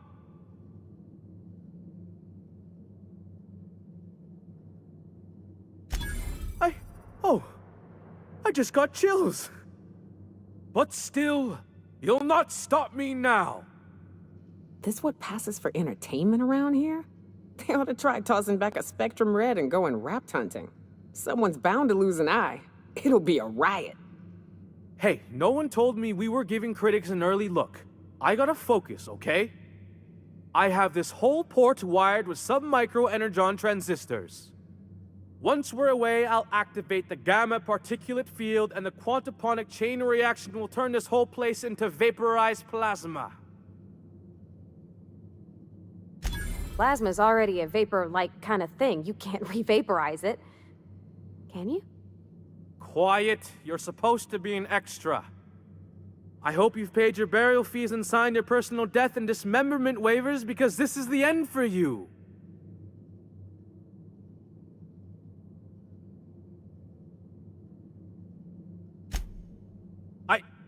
Line. Never mind, I think that's scene. To the break room, everyone. I need my Moab fizzy tea. Cut! That was fantastic. With actors like you, who needs writers? Let's take 5.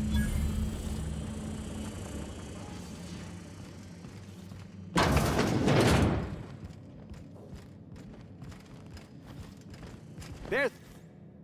That was brilliant stuff. Do you write your own material? Hey, time is bits, right? I'm gonna have to fire the writing staff. What do those anemic fuckwits know about dialogue anyway? I'm thinking a whole new script. More pirates, bigger explosions, you flicking a Stogie Slim into a barrel of gasoline. Marketing says that kind of action sells tickets. Here, this is for your work today. I'll be in touch once we get that script.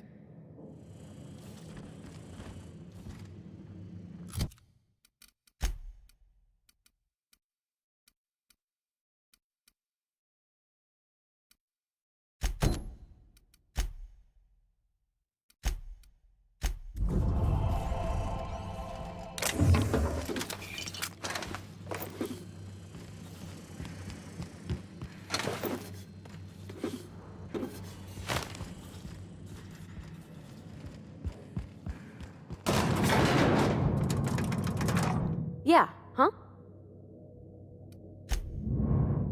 What's up? I took a job once to clear out a rap nest. Partnered up with a fellow out of Fallbrook who called himself Dirty Don. Bit on the shorter side. Had a penchant for cards. Thing is, he introduces himself and the man is immaculate. Clean. He had a flowery presence to him. A pleasantness that didn't invade your space. He was just there, and you were glad for it.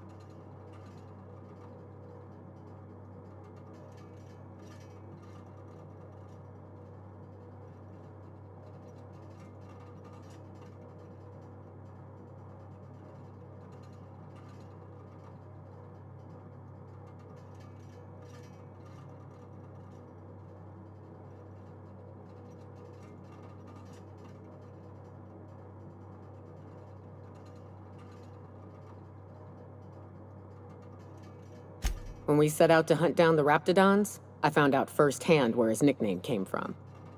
Dirty Don killed those Raptidons with his bare hands. His bare fucking hands, Captain. He was a whirlwind of grotesque primal fury. In the end, he stood drenched in blood over the entrails of a dozen raps. If he had a scratch on him, I wouldn't have been able to tell.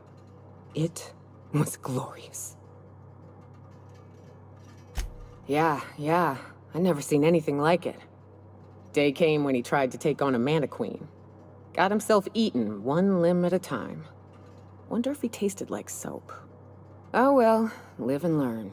No matter how tough you are, if you're gonna fight something bigger than you, bring a firearm.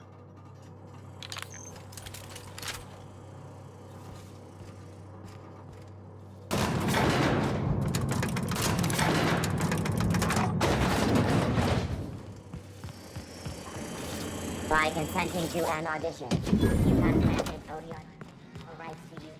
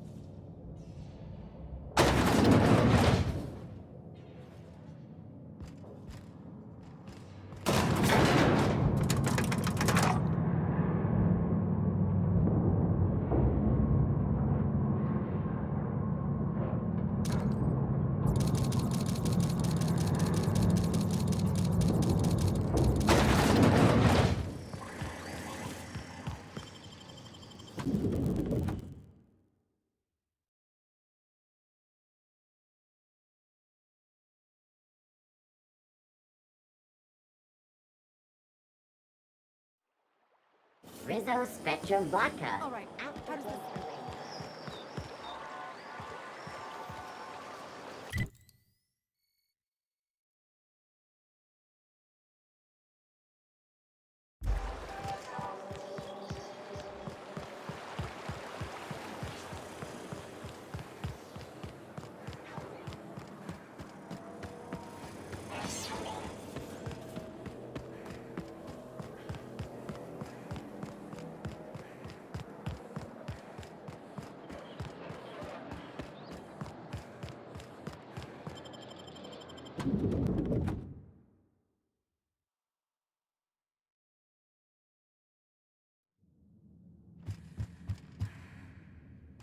Welcome to the official headquarters of the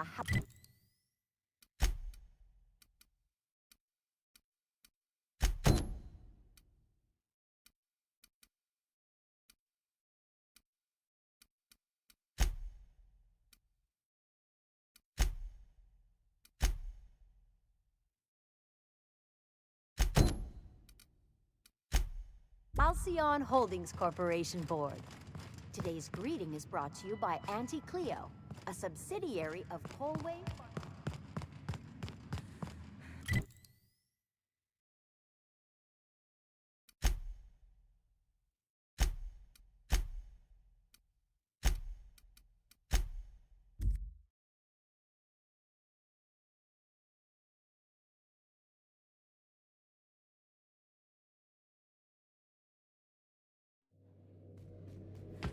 Where are we headed today, Captain? The stars are the limit.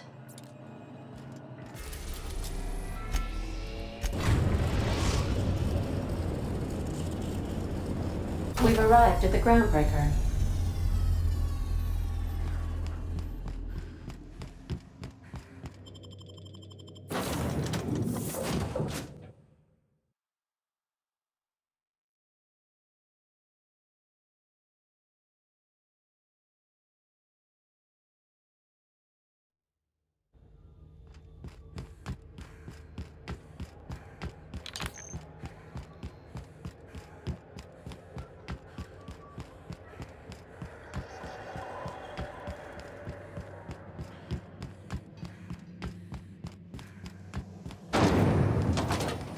Rizzo's lemon slap. Slap your whole family tonight. If you're here for this... Want a charming...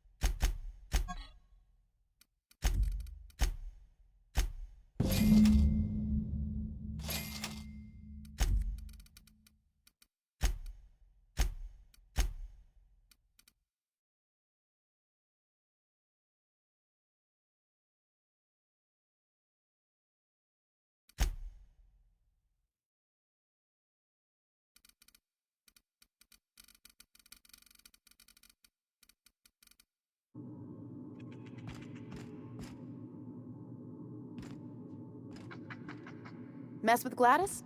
You mess with us. Think I heard something.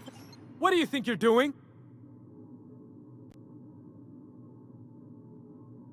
All right. Incoming!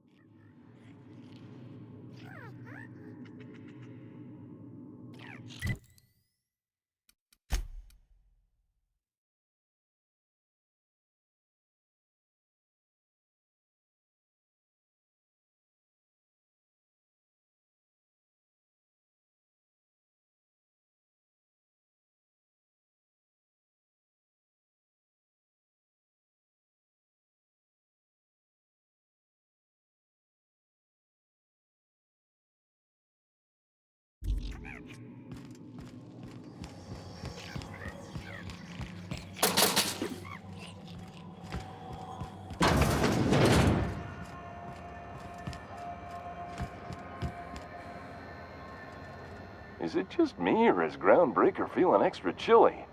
Maybe you ought to help yourself to a piping hot frozen dinner. Oh, and it's not the best choice, it's Spacer's choice. Taste the freedom. A lot of slogans to keep track of. Sometimes I forget. Heard of it? My orientation aether wave showed that famous Saltuna cannery, which I'm sure smells as good as it looks. Yeah. I hope they're gonna be okay. That's the spacer's choice spirit. Take what you have, polish it up, and make the best of it. So, what can I get you? Some soap? Everyone loves soap. Everyone will love you for using it, too. I'm bound to satisfy headgear-related inquiries. Please send any complaints to our Consumer Care Headwear Division. Oh, I'm having a stellar day. And not just because I'm legally obligated to say so. Almost as stellar as Spacer's Choice is affordable. I can see all of the top-quality merchandise in the Spacer's Choice catalog, which is available here at a reasonable price.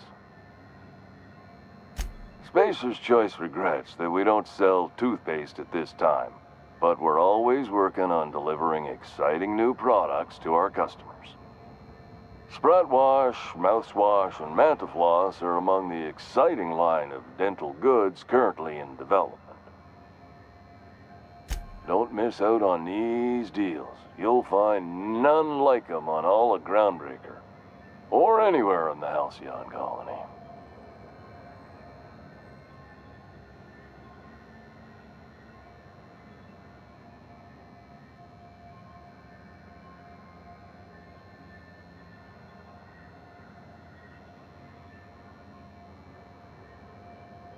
Trouble sleeping? Try our Lunar Eclipse Mix. That's 2 handfuls of pep pills washed down with a hearty swig of 2-hour energy brew. The blast will send you through the stratosphere and the crash will knock you out cold, guaranteed. Add an additional 10% to your purchase today and the proceeds will be donated to Spacer Cares, our premier corporate welfare program. At Spacer's Choice, we care about your health and emotional well-being. That's why we put Martin through 6 years of vendor school, only to make him wear this hat. Even if my contract didn't forbid it, I think it's part of me now. Now, are you ready to make Spacer's Choice Lunar Green Moonmouth lozenges a part of you? Lunar Green. The future is spearmint. You would never ask if you knew what it's like in here. I mean, why, anyone can be a Spacer's Choice Consumer Relations Choice Specialist. Just keep your nose clean and aim for the moon. Damn it. No slogan for that one. Look, this hat, my job, it may not seem like much to a brave space captain, but they're all that I have. If there are self-made purgatories, then we all have to live in them. Mine can be no worse than someone else's. Now, if we're done with the chit-chat, I hope you don't mind if I make the most of this short life and try to be the best moon person I can be. It's fine. I should be stronger than this. Thanks for taking an interest. Speaking of interest, can I interest you in some quality budget goods? At Spacer's Choice, we cut corners so you don't have to. Have a look.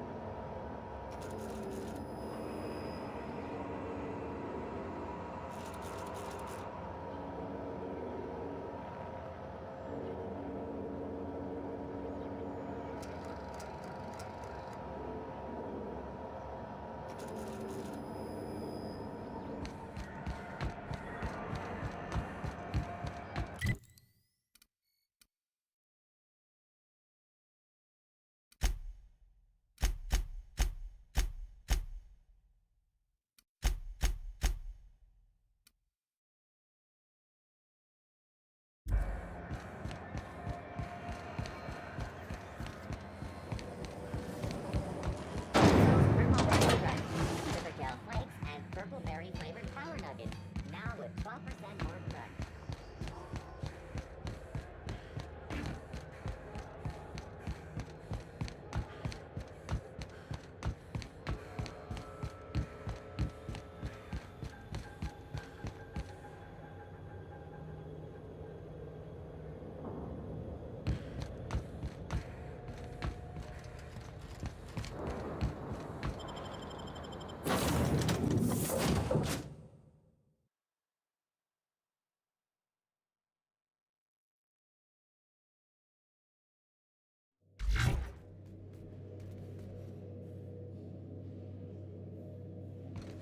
Welcome back. Do wipe the blood and space dust from your feet in the entry bay. Thank you.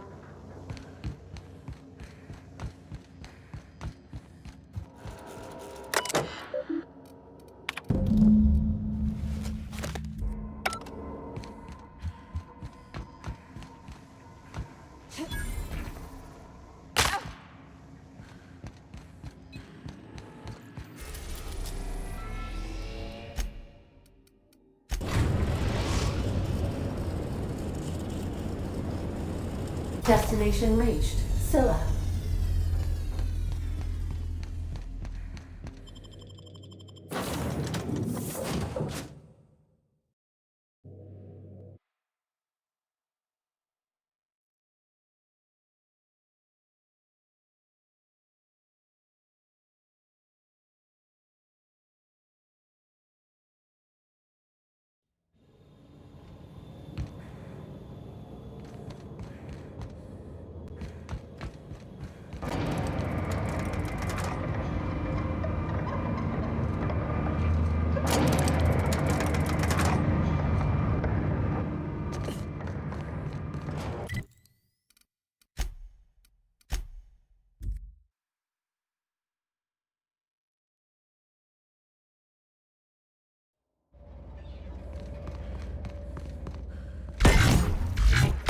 We can hit Here we go. I've got her.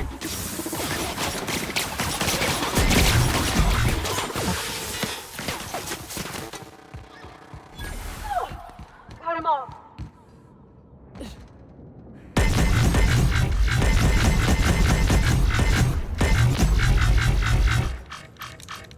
Let's go.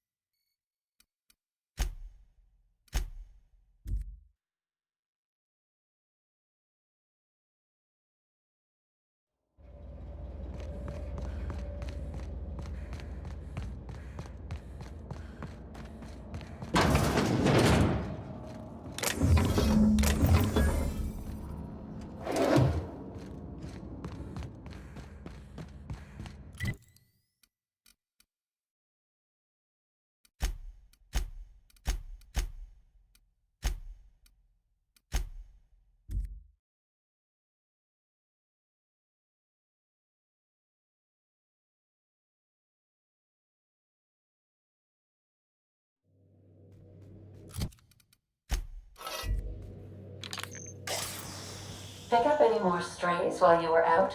I suppose if the crew's quarters fill up, you could hang hammocks in the cargo hold. Welcome back, Cap. See you soon.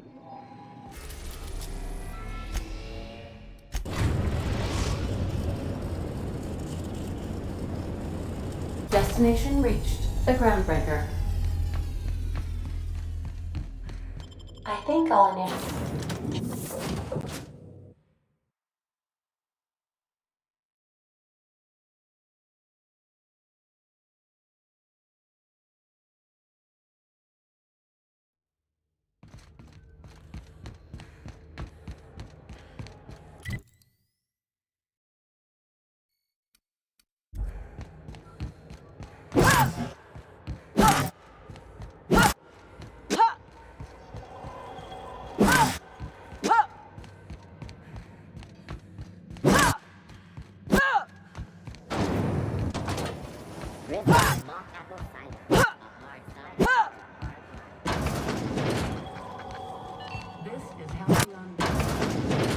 It's almost time for today's episode of The Chairman's Children. Care to listen with me? Anytime, sweetheart. You know where to find me.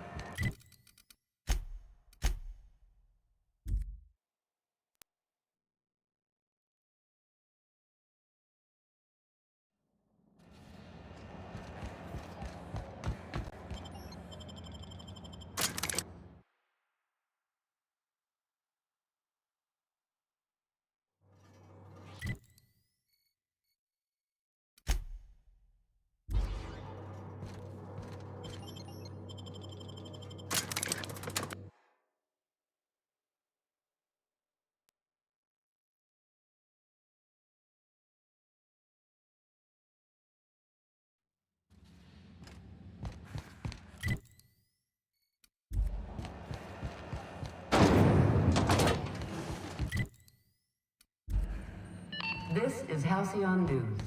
We interrupt your regularly... How's the unreliable treating? Okay, I've decided I really love hearing you call me that, so keep doing it. I know what it means to have a crew. If you ever felt like jumping ship, there's a home for you on Groundbreaker. Oh, Law, I'm sorry, but, thanks. But that wouldn't be...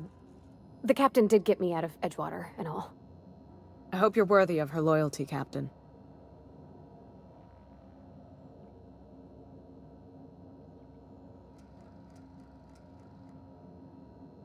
See that you don't.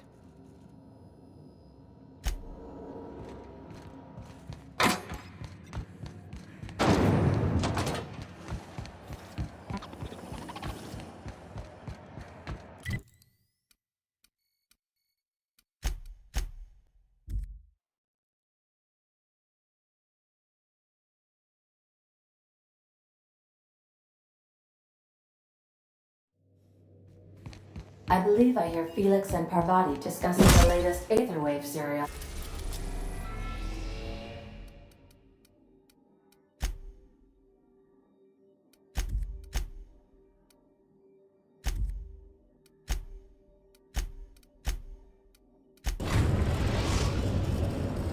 We've arrived at Phineas's orbital lab.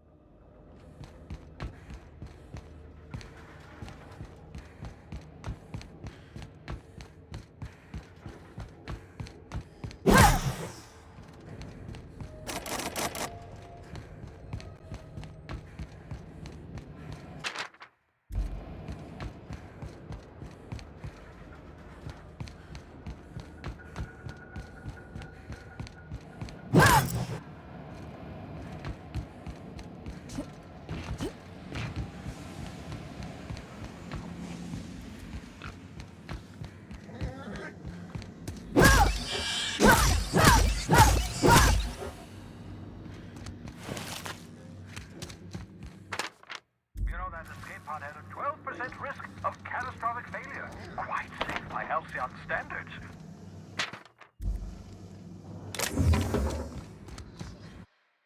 Reviving you from hibernation was my greatest accomplishment.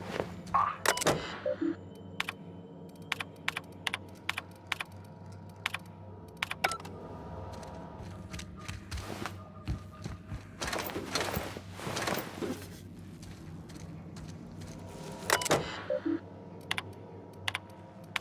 Careful, that's my communications terminal.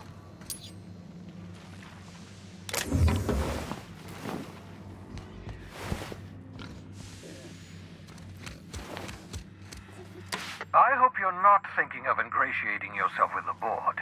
Chairman Rockwell and his cronies are not your friends. They might tempt you with promises of wealth. What's on your mind?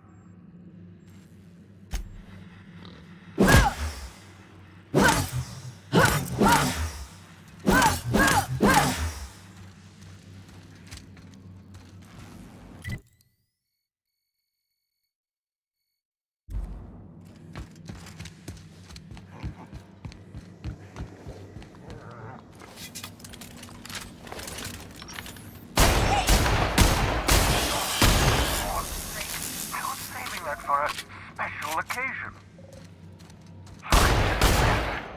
Oh well, at least the tumors are still edible.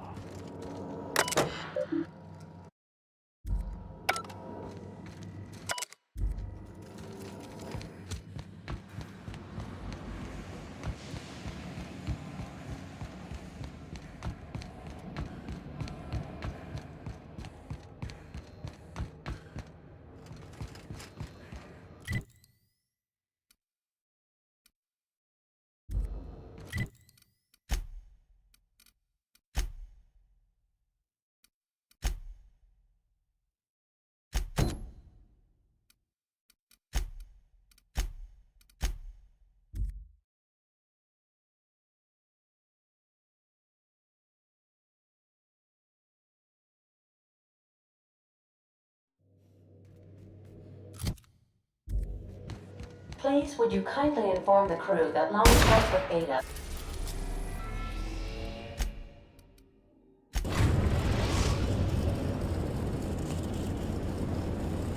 We're in orbit over Cascadia, Captain. Leaves the ship.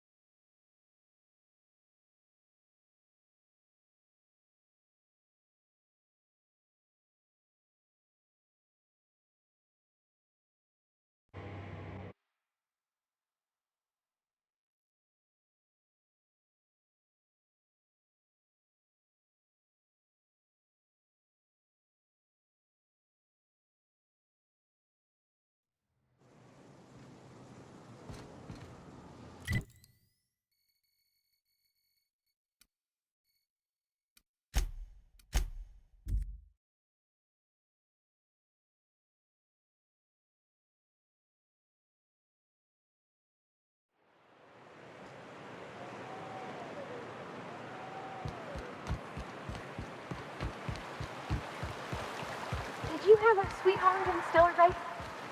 Had a fling or two, sure. But on Monarch, relationships ain't usually. Here they come!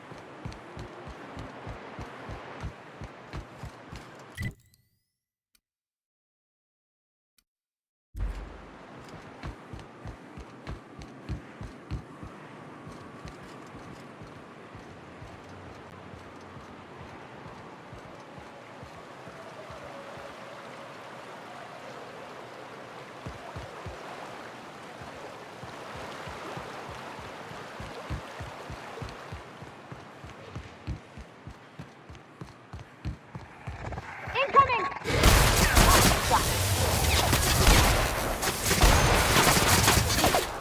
Everyone all right?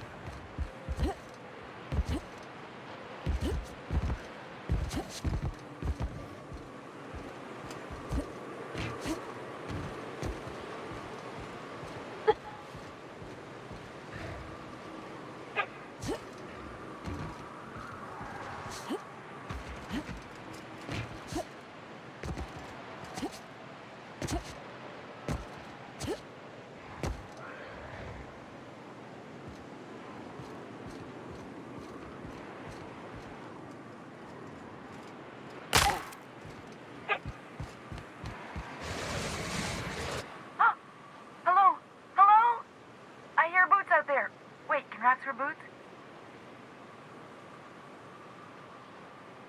Oh, thank the Eternal. I'm Huxley. Hux if you're lazy. I'm stuck. My friends and I were scavenging here, and a Meta Queen showed up. Then Raptidons. It was a void-blasted mess. I ran in here, and, now the door's locked. Little help?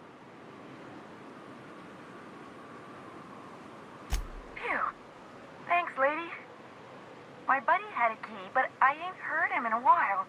He locked me in here and took off. Probably got munched. So look for a dead guy, I guess. Or a rat. Maybe it's in a rat belly. Gross.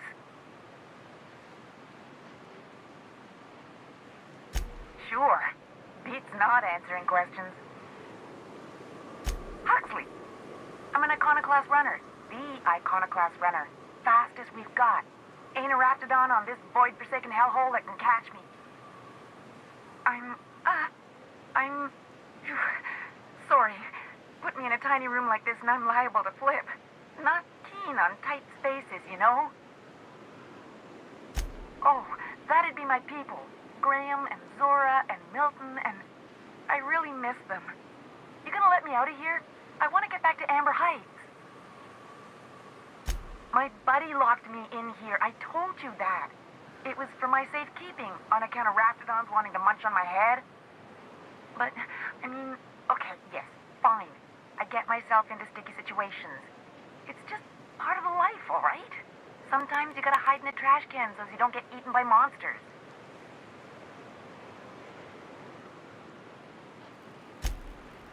Oh, neither was I. Who'd hide in a trash can? Gross. Probably. I don't know. When I try to read things, my mind gets to wandering about all the things I could be doing instead.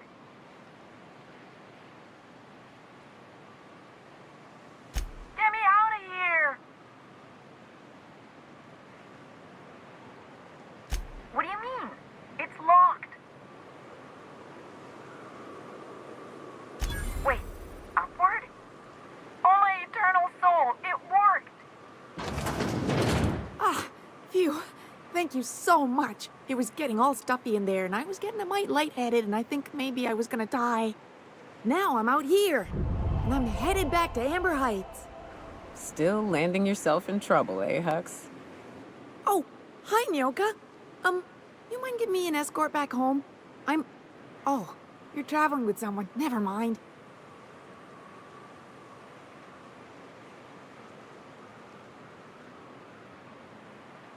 But I ain't got nothing on me. How's about a heaping helping of appreciation and respect?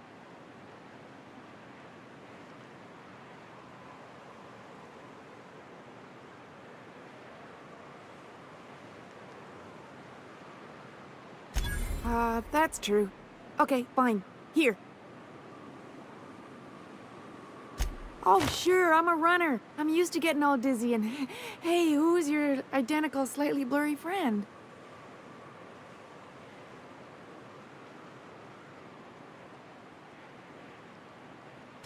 Yes, ma'am.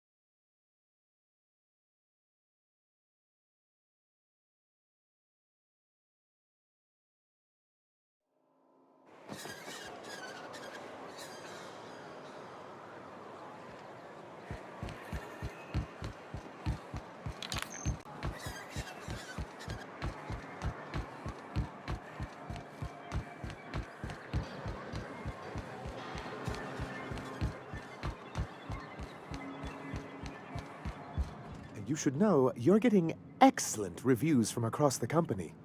What can I do for you? You weren't supposed to look. I asked you to delete it.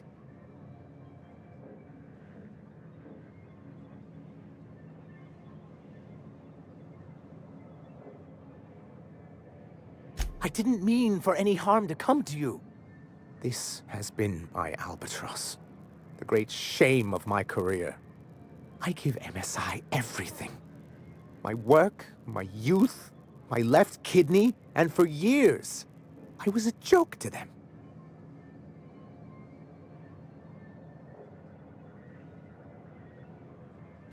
In charge of a scrap heap of a city, abandoned by the board and surviving only through the hypocrisy of our trading partners.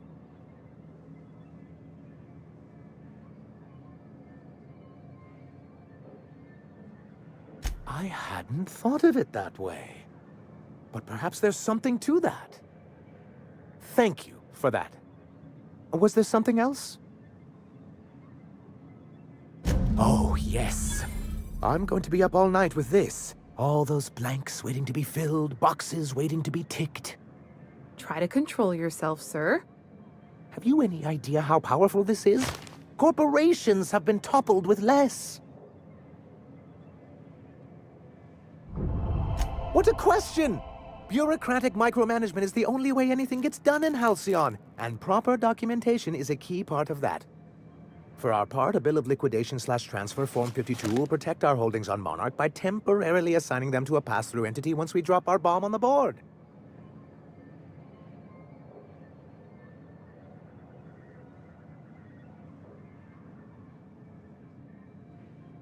What Mr. Nandi means is that we have some rather momentous information to deliver to the board. Or we will, with your help. I have reason to believe that one of the other corporations is operating on Monarch, illegally and in secret. Is it really illegal if the board's the one that makes the rules in the first place?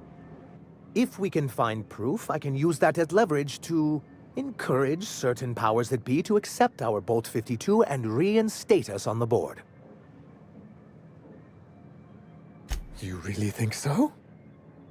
I admit I've been hatching this scheme for quite some time. I just needed someone capable to help me carry it out. If someone is operating here, then Catherine's almost certainly supplying them out of Fallbrook. Perhaps she could be convinced to tell you where they are.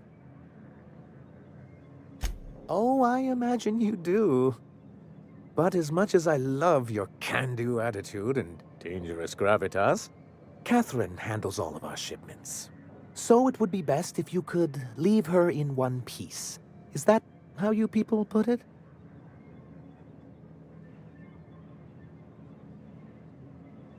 Once you, subtly work out where this corporate facility might be, bring back proof of its operation. Maybe some nice letterhead. Or someone working there. That would do it. A foolproof plan if I ever heard one. I'll leave the execution to you.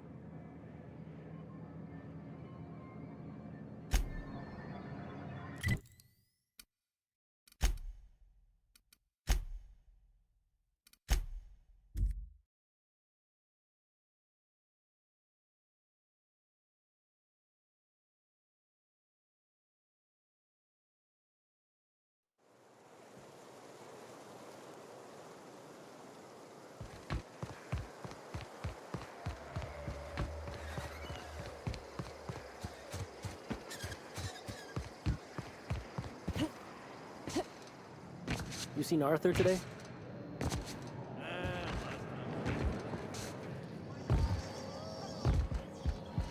So tell me, do we drink to the damage you've done? Or will I want to smash this bottle over your head? Sure. Might be I know something about it. Might be someone hired my crew to blind drop supplies on the northern bridge. Might be they sure as shit weren't pirates. Now that I consider it, I ain't heard from my delivery team in far too long. Find them for me, and I'll pay you handsomely.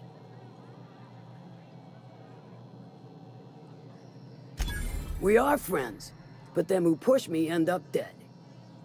Look, I don't know if this is related, but it ain't escaped my notice that one of my regulars been lingering a little too long at the gambling bar. She's been acting twitchy, even for her. Ask at the bar about a customer who shows up bi-weekly. My staff may know more.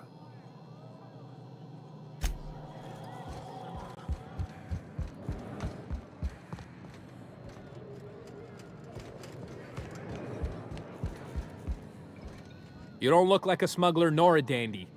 Catherine send you back here? On second thought, it's best if I don't know. What's your order? Let me think back. Yeah, I got a regular who's been twitchier than normal lately. Every time she bets, she loses big. Then she pounds a mountain of daiquiris upstairs. You ought to ask Yvonne. She'd know Ms. Twitchy better than me. No, I don't have any... If it's only a drink you're after, the full bar's upstairs. This here's the ante up, where you place your bets.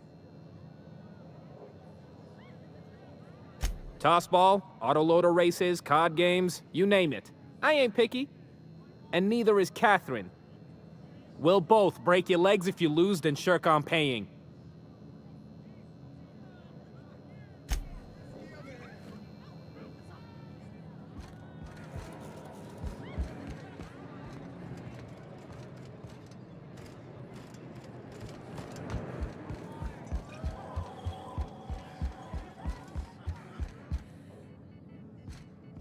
Folks I never met before are my most favorite kind. So, what's your story?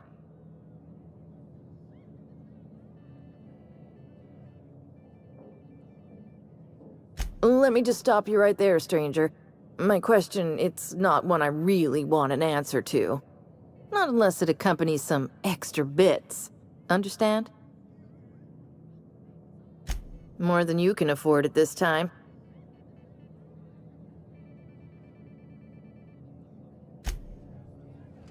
You look part. So, what's your story? Your eyes do not deceive you. This bar serves the sweetest firewater in all of Fallbrook. I got some snacks on offer too from time to time.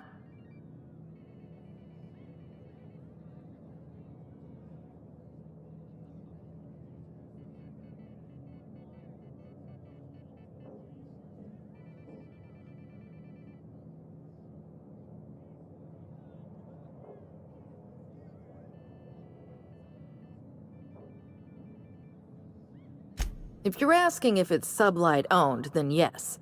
If you're asking if we give discounts to Sublight employees, then the answer is not only no, but doubly no. Ms. Malin built the bar, the saloon, and the town to boot. If you got business with Sublight, I suggest you follow up with her.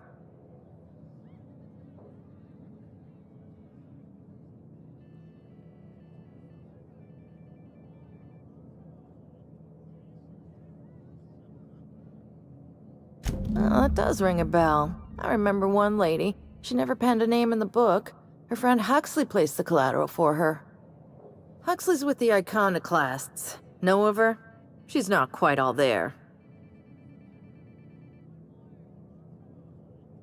Does give her trouble from time to time. Once she got stuck in the bathroom. Had to break a window to get out. Anywho, she's probably in Amber Heights with the rest of Graham's Iconoclast folks.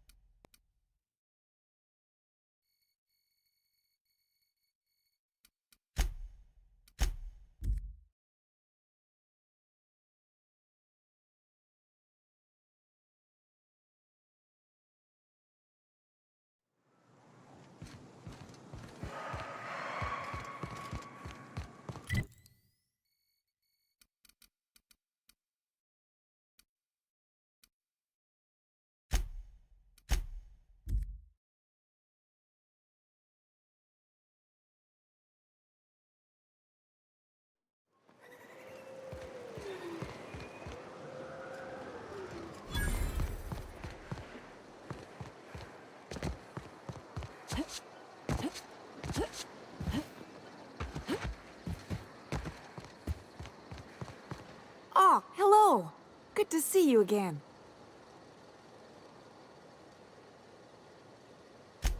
Oh, she's such a gem. She gambles with me whenever I've got time to stop through Fallbrook. Ooh, I bet she's hiding. Does that when she owes people money. Ought to leave her be, though, if she doesn't want to be found.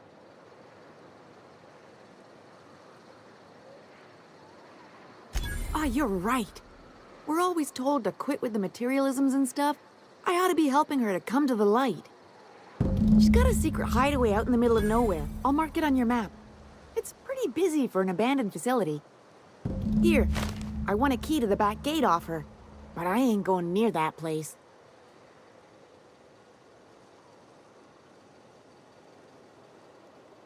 Well, I ain't gonna use it, and ain't nobody gonna buy it if they don't know the place exists, so... Besides, you help me, I help you. That's what friends do. She was digging real deep for that game. I think it was about the last thing on her.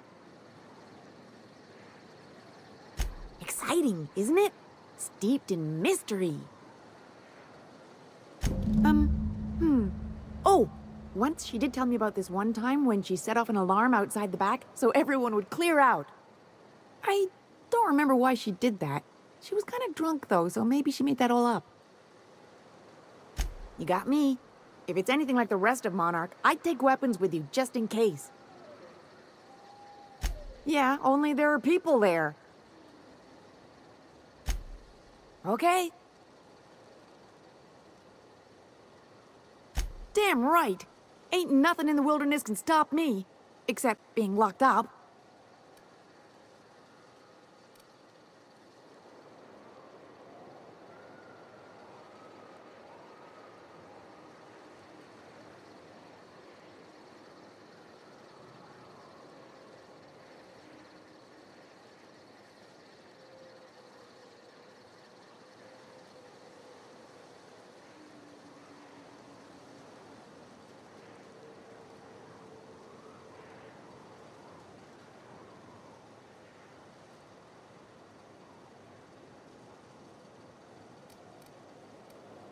Well, on the way back, I twisted something in my leg, foot area.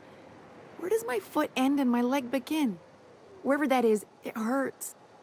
So, no runs for me for a little while. Time to kick back and relax. Huh? Why?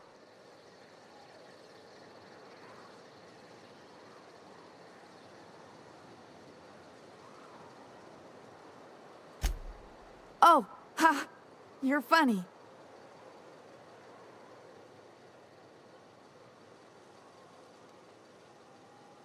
I did a dumb thing.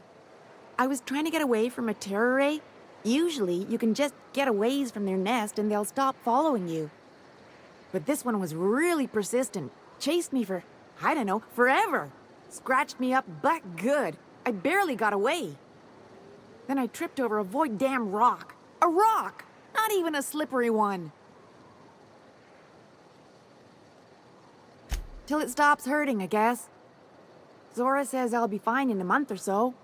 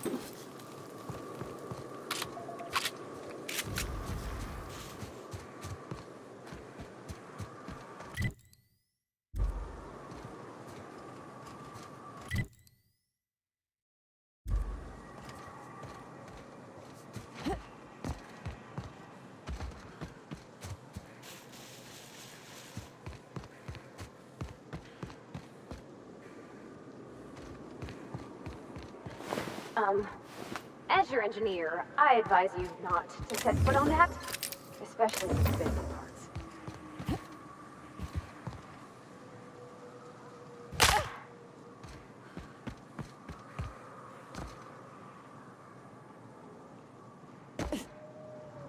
I'd stake my reputation on this being an ambush. We ought to see if anybody's still alive. They might be too weak to call for help.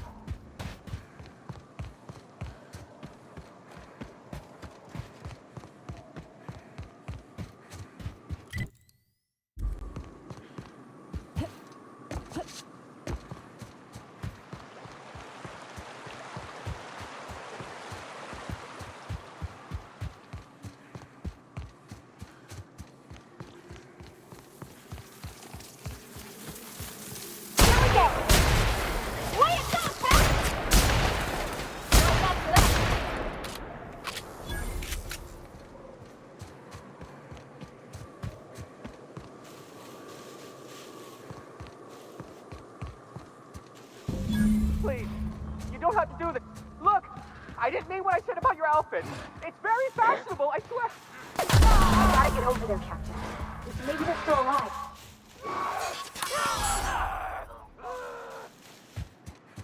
That's the last of them!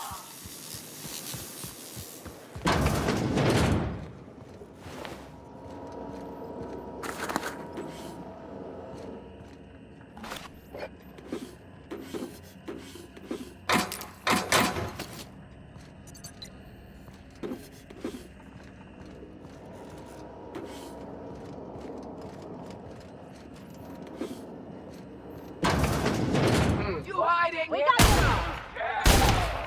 Come on, Cap!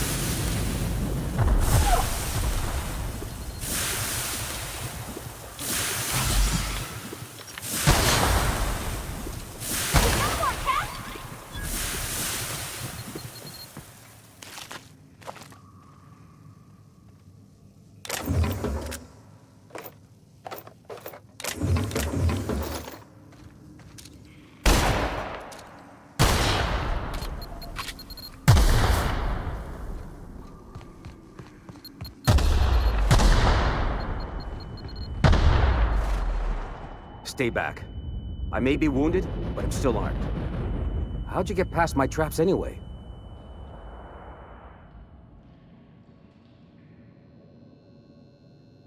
Well, you don't gotta be mean about it. What are you doing out here anyway? That feels a mite better. Wish I had something to give you, but I gnawed through my last Spratwurst an hour ago.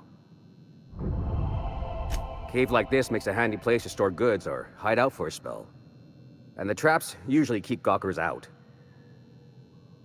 Catherine had us making drops for some big-shot client out here. And before you ask, I don't know who they are. Or were. The whole point of making drops in the middle of nowhere was to keep their identity and whereabouts a secret. The Marauders knew we were coming. Rigged the bridge with explosives and everything. If they found us, my guess is they found the client too. Sounds right. If you got the sand to go after him, I'm sure Catherine can reward you for your trouble. Me? I'm headed back to Fallbrook, just as soon as I've caught my breath.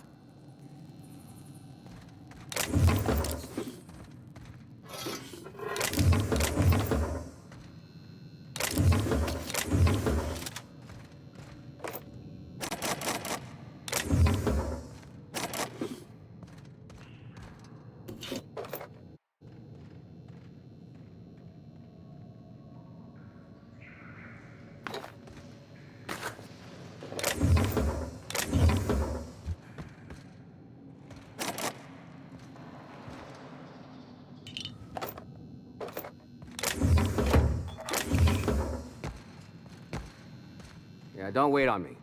I'll head back to Fallbrook in a spell.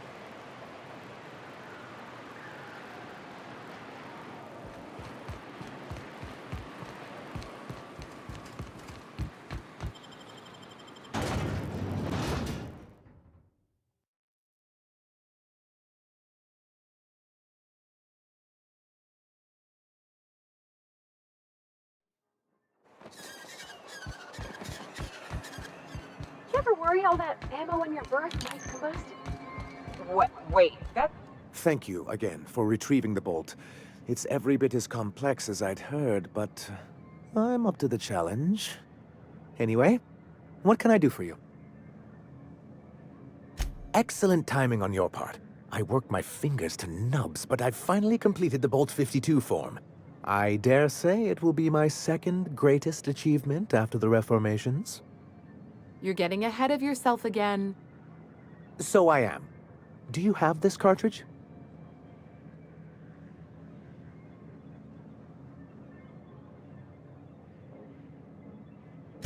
I'm working on a plan to reorganize the board. Slowly, peacefully, and with meticulous documentation. You are? You could do a lot of good around here, you know. Don't go getting my hopes up. But that's entirely the point. We've got to hope. We have got to partake once more of the full resources and opportunities of Halcyon. What about the folks out in the wilderness? Amber Heights, Fallbrook. Will you share with them, or will you hoard those resources here? My sincerest hope is for MSI to become a model for all of Halcyon. But we must start somewhere. But truly, I am getting ahead of myself. First, I need to submit the Bolt 52. With that data you're holding, of course.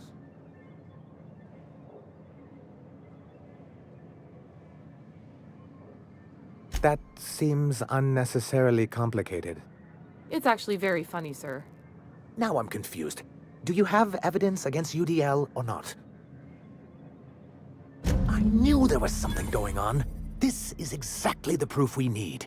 The board will have to welcome us back now. I'll transmit this data along with the completed Bolt 52 right away. After that, we'll sit back and quietly wait for the board to respond. That means no more broadcasts from us.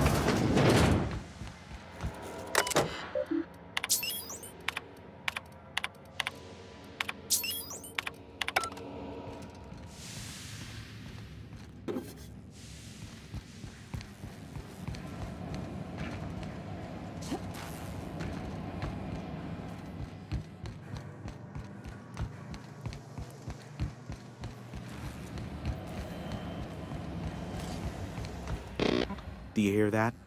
It's the blessed sound of radio silence, which leads me to believe you have sweet, sweet news for me.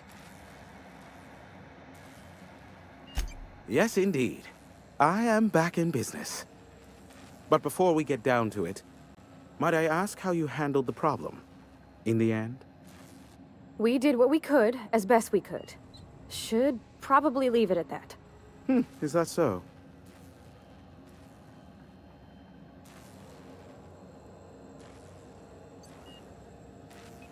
I don't know how. The two are diametrically opposed and impossible to please. But it matters not how you fixed my problem, only that you did. I don't doubt that you are working with Phineas, but my contract specifies I relay any acquired information to the purchaser, and to the purchaser alone. However, to send the data, I will need your assistance in cycling the antenna's receiver, so I can input the needed adjustments. You make it sound so scandalous. Phineas has been in hiding for the past 35 years. He got in touch with 𝘼𝙗𝙗 first, who I use as a physical go-between. The rest is history. Now you hold on. I do not physically go between anyone but that of my choose. Oh, apologies. You meant, right.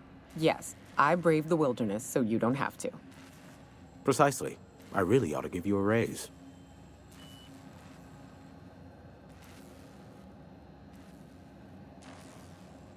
Oh, don't be ridiculous. We're resetting a broadcast tower, not filing taxes.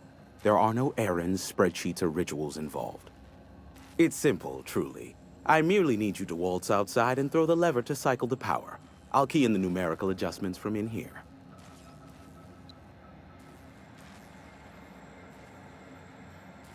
Someone has trust issues, though I can't hardly feign surprise. Yes, that is all. No, I am not mocking you. Much. Just step outside, flip the switch, depart forever. Understood? Good. Marvelous. We're in agreement. This is why I stopped helping out around here, you know. It's always throw this lever, shoot that marauder, save my life. Just one thing after another with you. If that's really all, let's just get it done with and be on our way.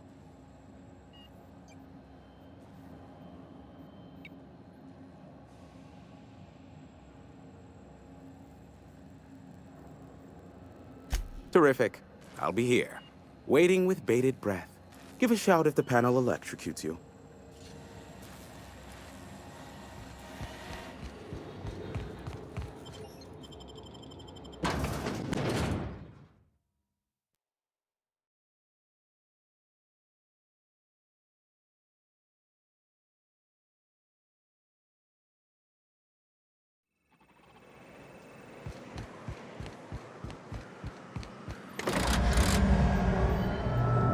Testing 1, 2, check, check. Sweet stars. But that is a beautiful sound. Can you hear me? We are a go for broadcast. Oh, and I also dispatched Phineas his data. Impatient prick. Worse, I'm now indebted to him for it. Now I'll kindly thank you to get out of my tower.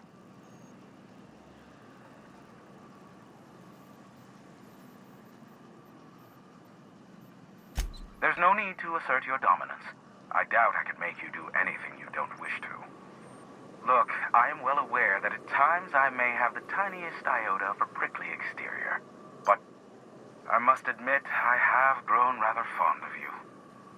As Nyoka can attest, I do not form attachments with many. Do take care. Why, he told us to leave without flinging insults at our persons. He really does like you, Captain. What in the void-blasted hell is that?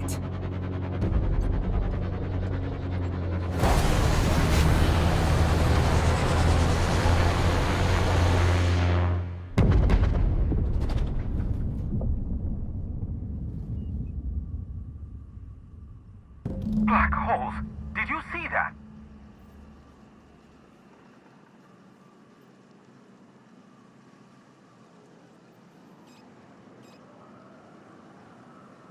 Look, there's not enough room in this tower for two sarcastic hullheads, so one of us has to knock it off. Right. I reckon we both know who that'll fall to. Oh well, a pity for the crew, but I can't see how it affects me. Hiram? Can you hear me?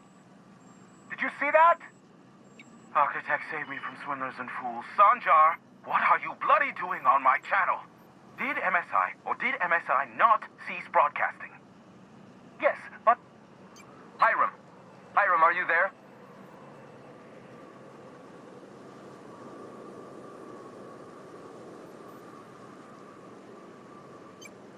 Not without a physical contact waiver. Ah, the good captain. The truth brings us together once more. Our salvation has come crashing through the stratosphere. We need only collect its weapons. Are you mad? That's a UDL gunship. You'd probably shoot your own toes off.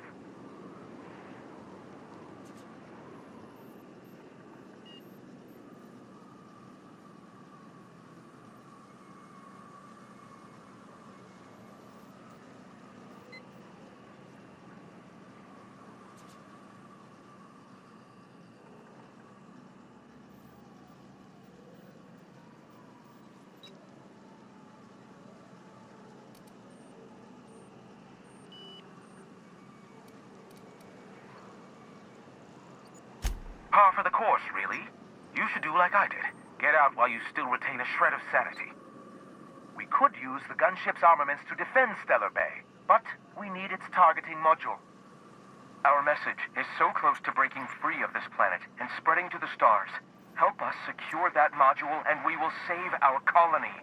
Listen, I don't care a single whit what you do, so long as you leave me out of it. Which means, get off my void damn channel! I'm more than finished with you lot.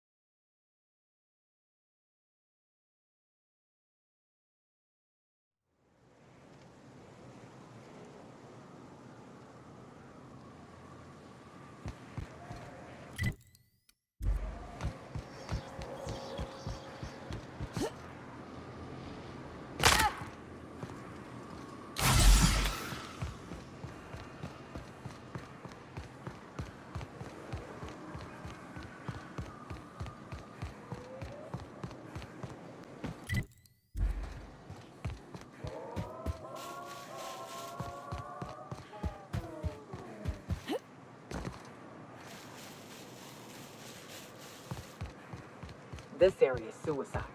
If you got a way around it, ain't no shame in taking it.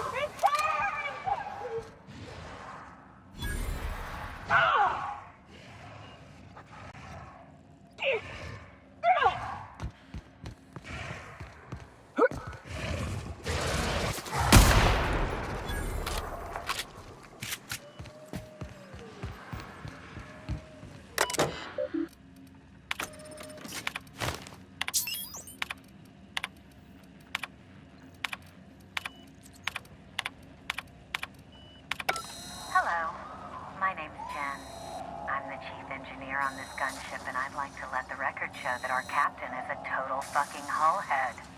I told him again and again that without fixing our regulators, spinning up the engines are going to blow through our coils and we'll go flying off in a completely random direction. Well, here we are, thinking we'll hit soil in about 30 seconds. This is your chief engineer signing off for what is probably the last time. It's a shame you can't see this middle finger I'm holding up, because I'm doing it as hard as I can.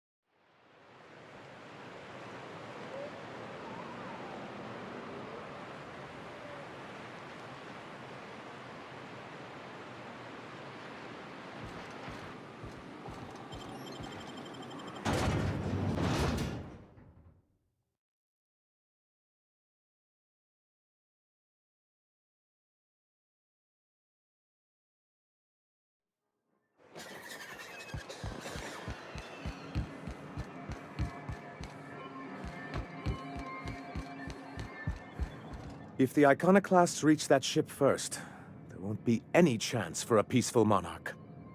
I don't suppose you've found the targeting module yet? I've sent patrols, but they're running into trouble with the iconoclasts.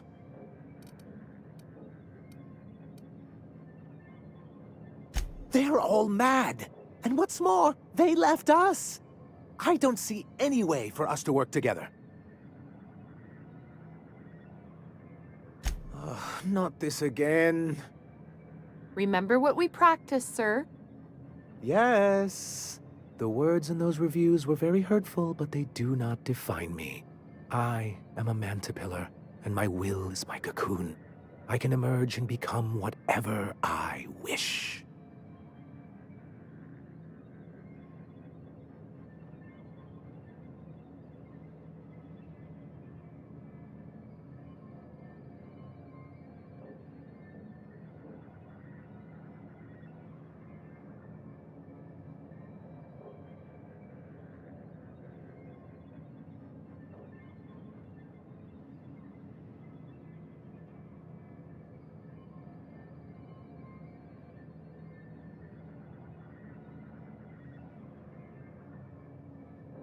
Normally, I'd find this kind of talk from you quite invigorating. But this is a difficult moment for me. Still, perhaps you have a point. Supposing you're right, who exactly would you have me work with? The iconoclasts are not the most compromising sorts. Oh, how do these things ever start? Once upon a time, Graham and I saw the same problems with MSI. A rigid corporate structure with no regard for its people. But, where I wanted to reform MSI, he only wanted to take it apart. As if starving in the wilderness is somehow better than starving under corporate mismanagement. He won't hear reason now, and I wouldn't trust him again.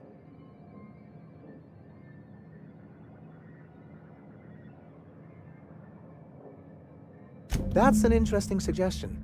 I confess I don't know much about her except that she worked for Rizzo. There ain't a body on this planet that can keep a group patched up like she has. I don't know how she does it. I'd be willing to consider it, but I need to see her review first. Excellent.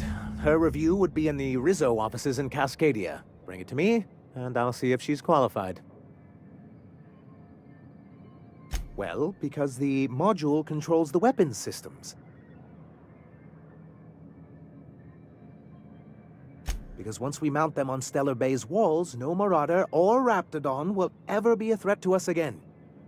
Stellar Bay will be as secure as any other settlement in 𝘼𝙗𝙘𝙪.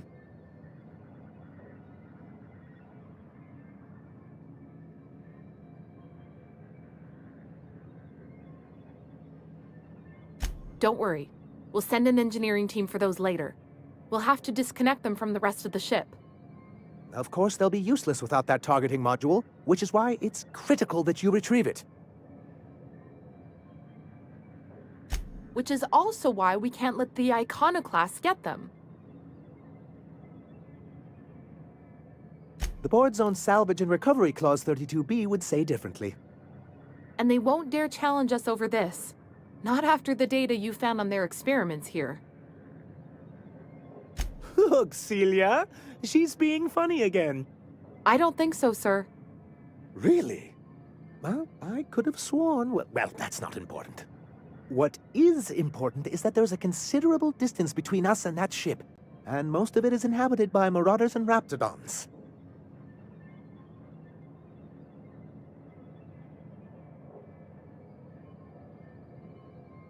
Do you just think of these things in the moment, or do you write them down and save them for later? They're very good. Oh, I can play along. What I've got here is a town full of yellow-bellied corporate cast-offs who wouldn't know a stun baton from a slide rule. How is that? Wow! Thanks, Thank you. Can you imagine what those maniacs would do with weapons like that? They'd wreak havoc. And roll back all the progress we've made at reconciling with the rest of 𝘼𝙗𝙘𝙪. Oh, I've known their ilk long enough. Even if they merely sat on the scraps, the threat of a bunch of anarchists holding a gunship would bring the full wrath of the board down on Monarch. We can't afford that. I'm skeptical they'd care enough to wipe us out, but if they did, We wouldn't stand a chance. Oh, you see our quandary then. Can you imagine? Oh, I've known there. Good, because we haven't a moment to lose. That's surprising. The board's equipment is usually in top shape. After all, they have first access to any fresh parts or components. You think so? I always thought scarcities on Monarch were due to our pariah status. Any luck bringing the... I don't... Excellent! At last, we have what we need. I wouldn't get excited just yet, sir. It looks like the iconoclasts followed you. I have word they're gathering in the ruins outside of town. Ooh, I just got goosebumps. You really know how to sell that, don't you? Maybe you could, teach me how you do that. Sir, I doubt this is the time. Right. I'll lock the south gate to keep them out. You'll have to approach from the north. Good luck.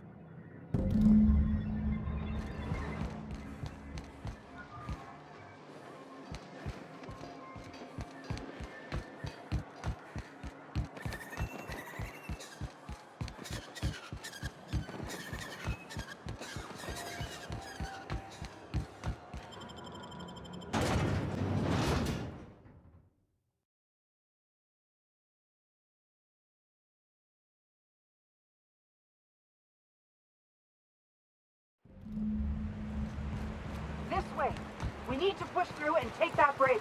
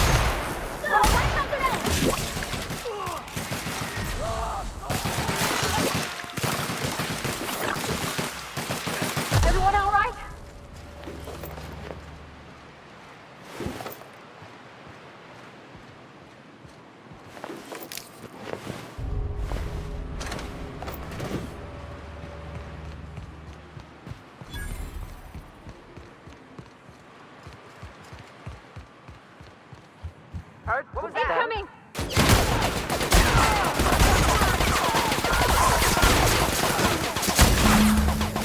Out of ammo!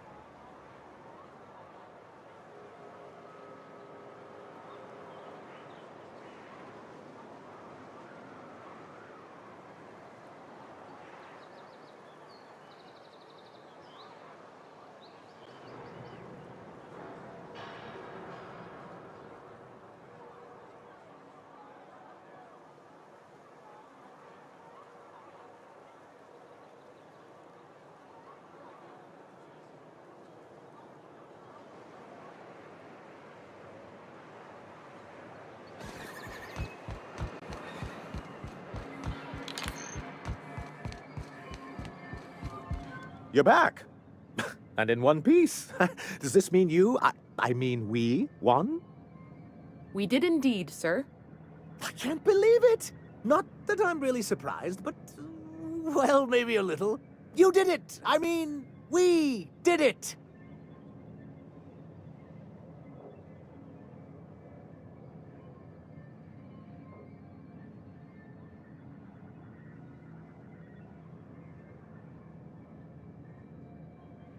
Oh, I certainly will. Between our reinstatement on the board and the gain of this ship, we'll usher in a new age of prosperity for the people of Monarch. I'm right glad to hear it, Mr. Sanjar. Folks around here could use a good turn. And perhaps in time, I can use my position on the board to turn things around for the rest of Halcyon. You really mean that? That's the nicest... Celia, put that down in today's minutes. Already done, sir. Anyhow, thank you. And good luck to you.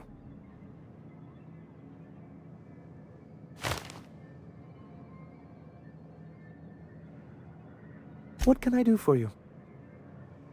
Quite well, actually. It's astounding how much our quality of life has improved without Graham's lunatics breathing down our necks. Our residents are reporting increased productivity during their shifts and improved satisfaction in their leisure time. And since we're back in the board's good graces, we've got real growth prospects to look forward to.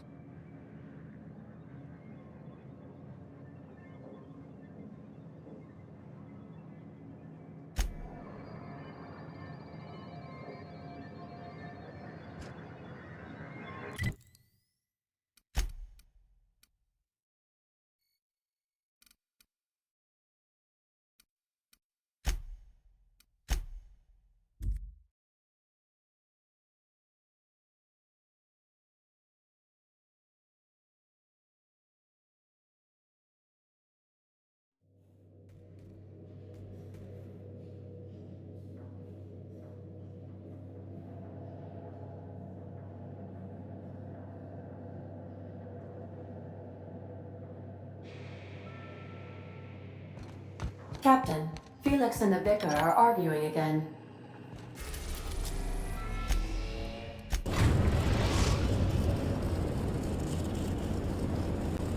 Now arriving at Phineas's top-secret orbital lab.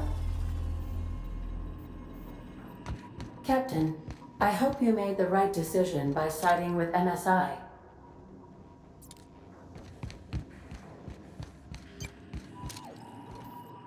Welcome back, Captain. How can... May love...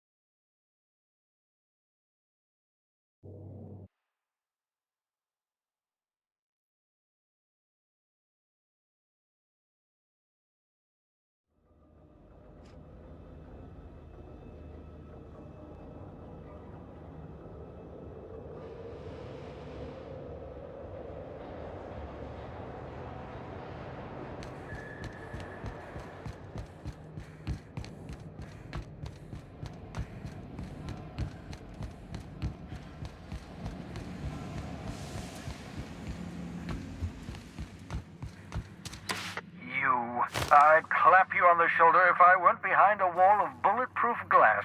I don't know how you did it, but Hiram Blythe just sent me everything I needed. According to Hiram's message, Minister Clark has ordered a suspicious amount of dimethyl sulfoxide. It's almost as if he's hoarding the colony's remaining supply. Typical elitist, hoarding supplies during a time of scarcity. Once I have those chemicals, we can revive the Hope's colonists and put some decent people in charge. So, good news. You're going to Byzantium and stealing those chemicals. Exciting.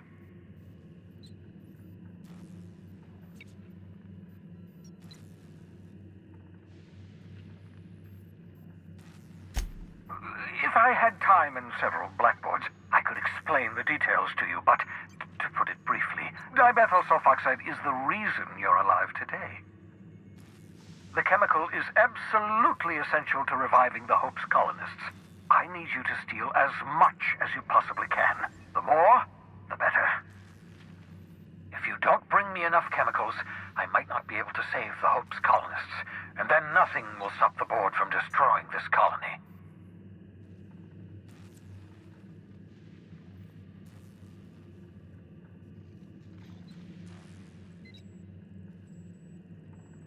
𝘼𝙗𝙗𝙪𝙩, Minister of Earth. Virtually every colony requires the presence of a Minister of Earth. Clark is complicit in every one of the board's crimes. Whenever the board issues some new decree, you'll find Clark's signature on the dotted line.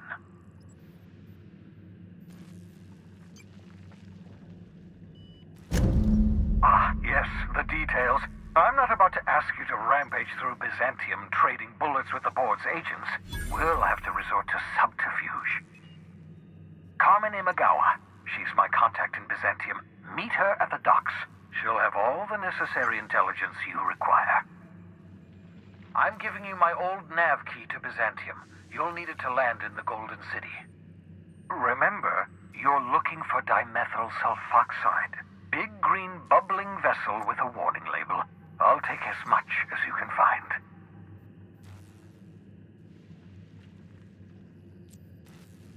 You can trust her if that's what you're asking. Imagawa is the finest special agent in Byzantium that money can buy. My money, anyway. Of course, of course. What's on your mind?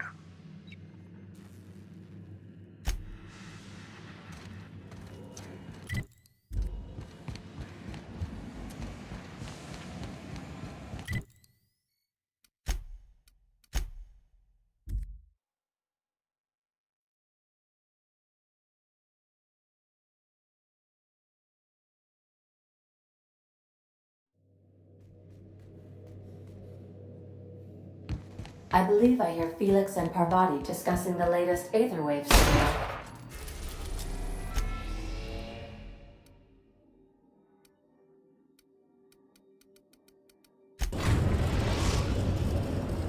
We are now in orbit above Byzantium, Captain.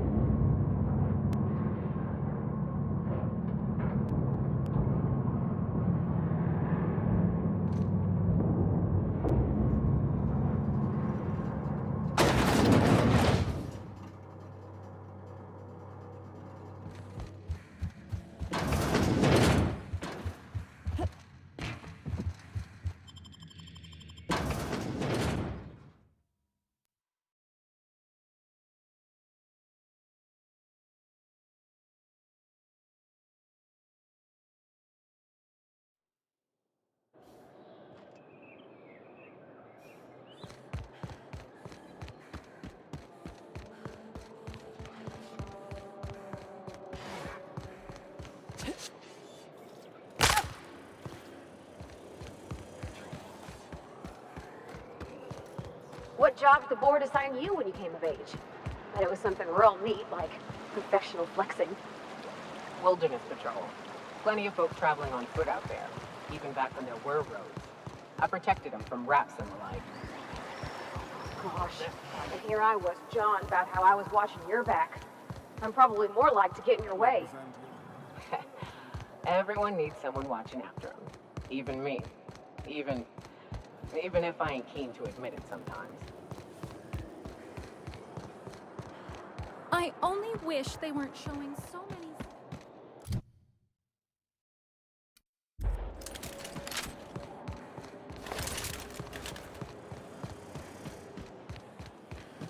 Try anti-Cleo. It's better than... Why can't something exciting happen around here for once? Nothing wrong with stability. It means everything's running like clockwork.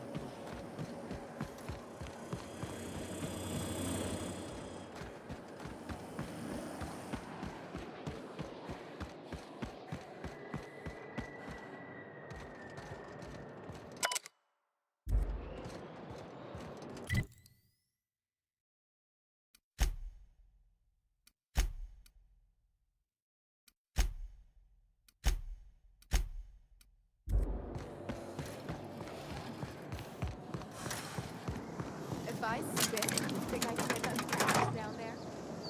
You'll get in trouble. No, I won't. I'll blame it on you.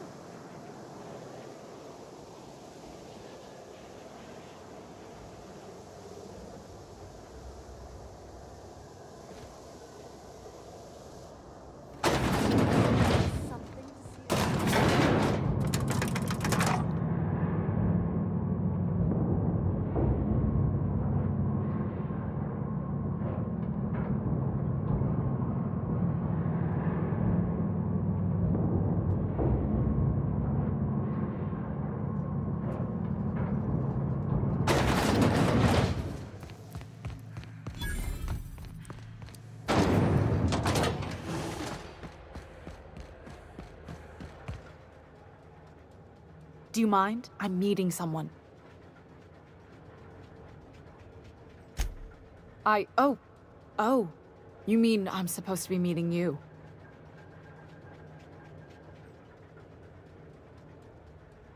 Yeah, you're looking to make contact with Minister... Magpie, right? I should warn you, it won't be easy. He spends most of his time in his estate, which is heavily guarded.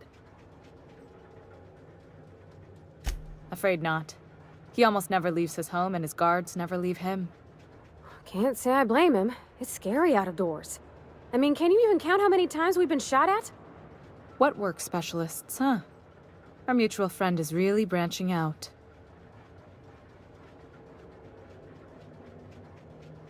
Whoa, I'm not one of your B&E specialists. I just provide intelligence.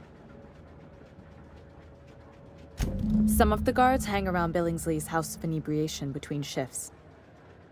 House of Inebriation? Count me the hell in! Maybe you could do some reconnaissance there. You know, swipe a key while nobody's looking. Just remember, you didn't hear it from me. I've always been fascinated by birds. If you ever research Earth species, there are thousands of them, so colorful and distinct. Here we got 11 flavors of terror rays and not much else. That kind of variety? I mean, gosh, seems almost impossible. All of them trying to eat you, I'd wager. The other thing about birds, though, is their environmental indicators. Exactly. I started thinking about everything we see around Halcyon, and all the things we don't see. For starters, you rarely come across anyone living in Byzantium who wasn't born here, even though we get ships in all the time. Doesn't that seem strange to you? And then there's the way nothing gets fixed. There used to be a suggestion box around here. People would drop ideas in. Nothing ever came of them, of course.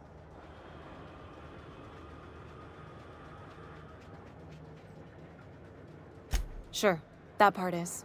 That's why they install shredders in those boxes, after all. But one day the shredder broke.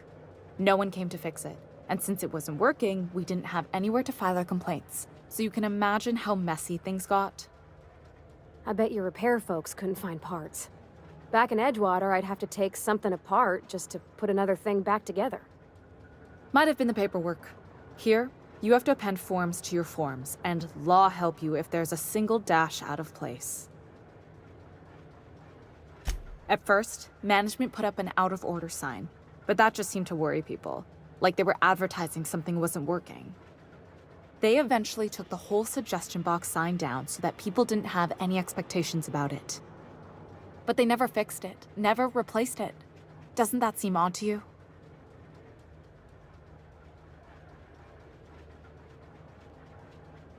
I don't know how else people are supposed to complain about things they can't change, but that's not the point.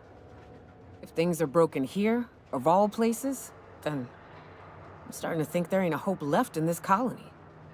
Things have kept on running this long, right? Or so I used to think.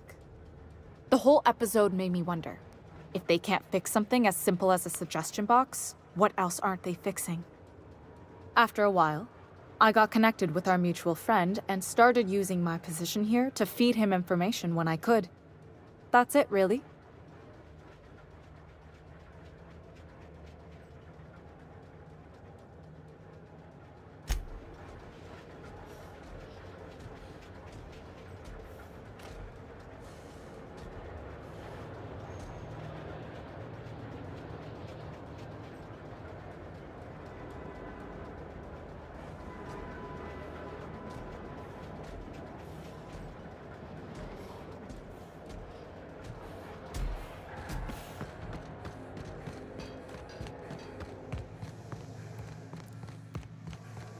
It feels like I've been waiting in line forever. Move along.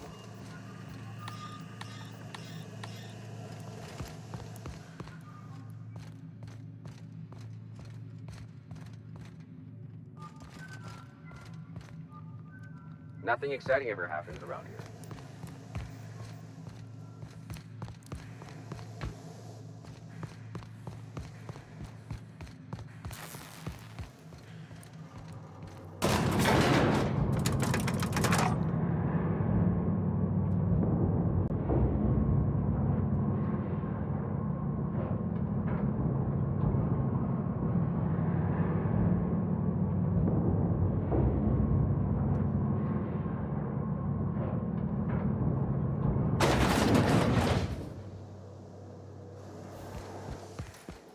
Why can't something exciting happen around here for once? Nothing wrong with stability.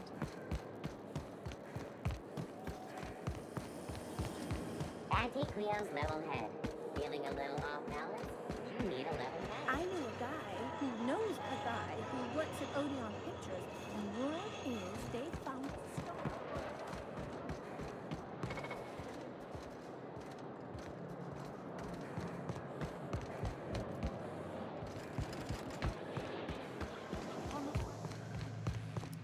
I'm on my legally allotted break. Really, I'm supposed to be here.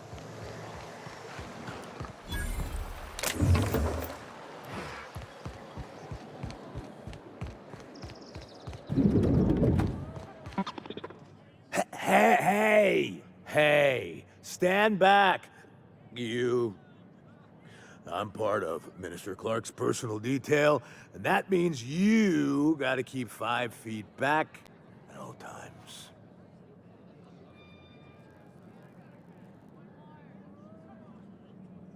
Yep, you're looking at the Minister's newest personal guard. Right here.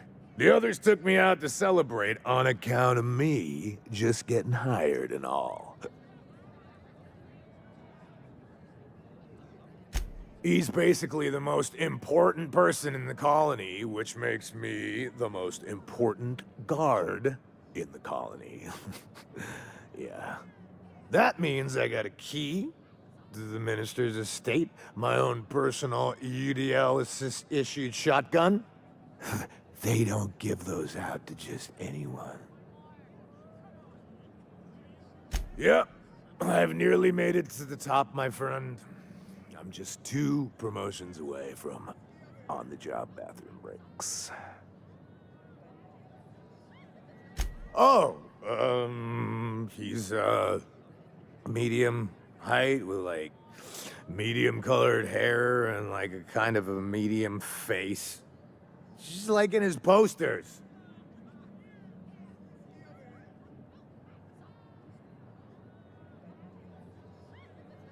Oh, you definitely recognize him if you saw him. He's very important. That's a great idea! I'll have a Spectrum vodka. Captain, I can smell him from clear over here. I reckon he's had a fair number already. Sure have, 'cause today's my big day. He's got powerful good ears, too. And a powerful thirst. You have a Spectrum vodka for a new pal? Cheers to me! Hey, you were really great. Have I told you that? We should be friends. Wow, listen to me. I'm soaked. I should probably slow down before I'm face down on the tile somewhere. Who am I kidding? I could have another. You got another? It's not every day you get your dream job, right? Wow, you've got like this crazy energy. Has anyone ever told you that? You're like a Manosaur. You got a Manosaur energy. Oh, laws. I gotta stop. I'm seeing at least 2 of you. Only 2? You got a ways to go. Have you always been here? I didn't see you a minute ago. I really shouldn't. I'll have the worst hangover tomorrow if I don't stop. You know, that's a very good point. Ugh. Was that one supposed to taste like Purple Berry Crunch? Or am I just tasting breakfast? I don't feel so good. I think I'm gonna be sick.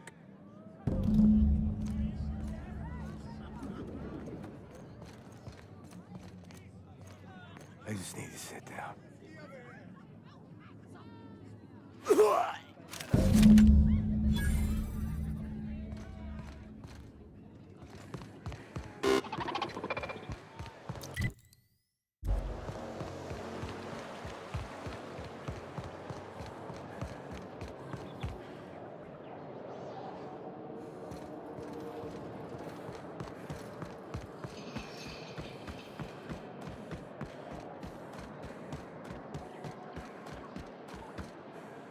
There's nothing to see here. Move along. That's funny. The minister isn't expecting visitors, and you don't much look like one of those couriers from HPS. Minister Clark's a private man, and you're asking too many questions. Here they come!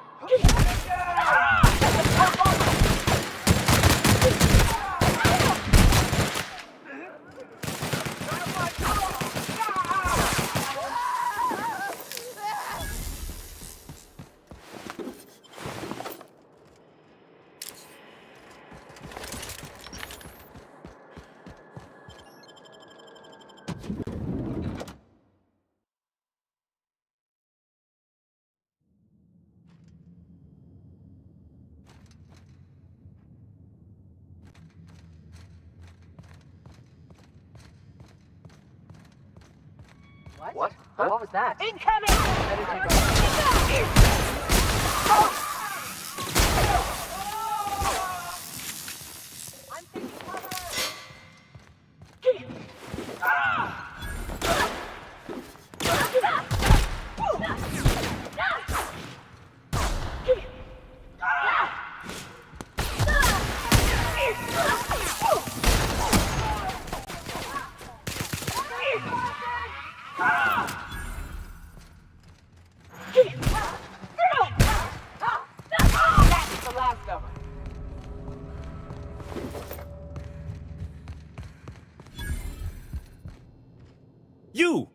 You just slaughtered those guards, and for what?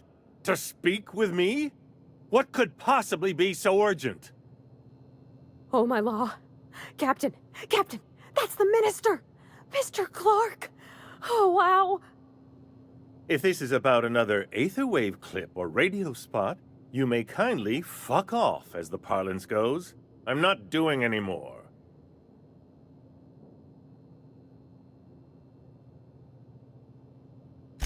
Slowly and loudly, Aloysius. It's the only way these morons understand anything. I said, you may tell Charles to go fuck himself.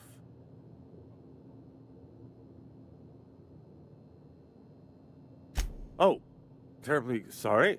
I thought you were part of Rockwell's PR team. But if you're not, that means you're a dissident? A real live dissident? But what are you doing here? And how did you get in?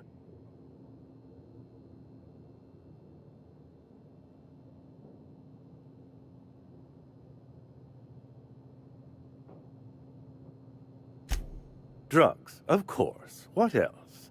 Why did I get my hopes up? Back to idiot speak. I don't have any drugs. You should try a vending machine or a purveyor of curative goods. He's got no idea what we're asking about. Will that be all, then?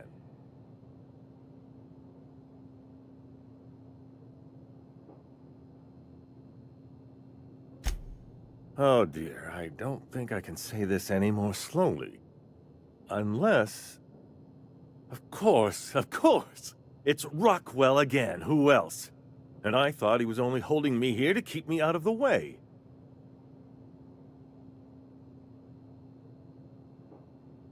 Chairman Rockwell. He's kept me under house arrest for years.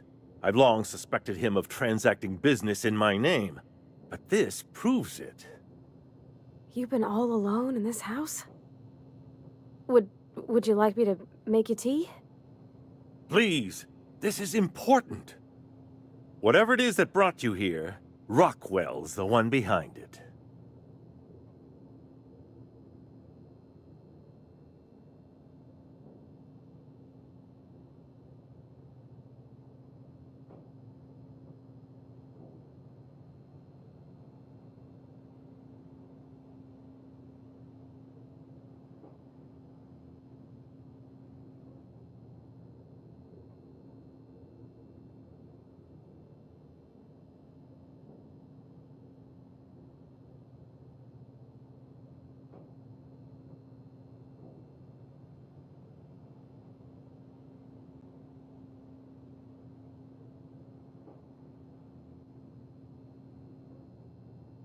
How should I know? I've been under house arrest for years. But there is a way to find out, and perhaps to set things right. Whatever Rockwell's doing, he'll be doing it from the HHC headquarters. Your best lead is to look for details in his office. This all feels off, Captain. Like when there's a storm coming, but everything's quiet and still. Believe me, things have been off around here for a very, very long time. A reckoning is most certainly due. This colony's problems have always seemed to trickle down from the top. If we're set on fixing 𝘼𝙗𝙘, that's as good a place as any to start. Exactly. And fix it we must. Why, this is starting to sound like an issue of Dissident Hunter.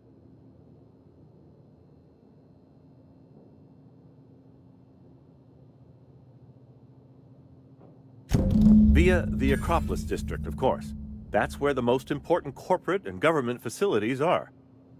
But only board employees are allowed into the district. There's a heavily guarded checkpoint just down the street. There might be a route through the maintenance tunnels, but I'm afraid I don't know specifics. Most people avoid the area for obvious reasons. When you reach the HHC building, this access card should get you up to the executive suites, where the chairman's office and what used to be my office are.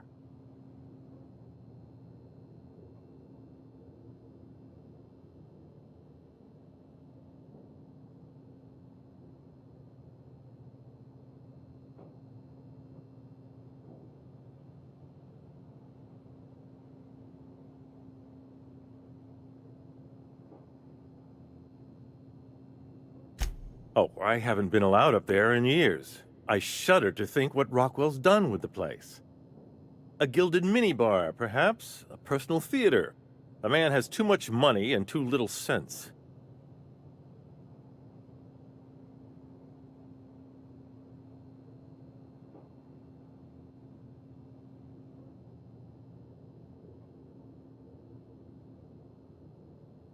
Wait! Rockwell has one of the only terminals capable of transmitting to the Earthbound message drone. This is our chance. Please, take this and transmit it from his office. Rockwell hasn't given me any messages from Earth for years. He's desperate to keep me out of contact with the Earth Directorate. But they need to know what's happening here.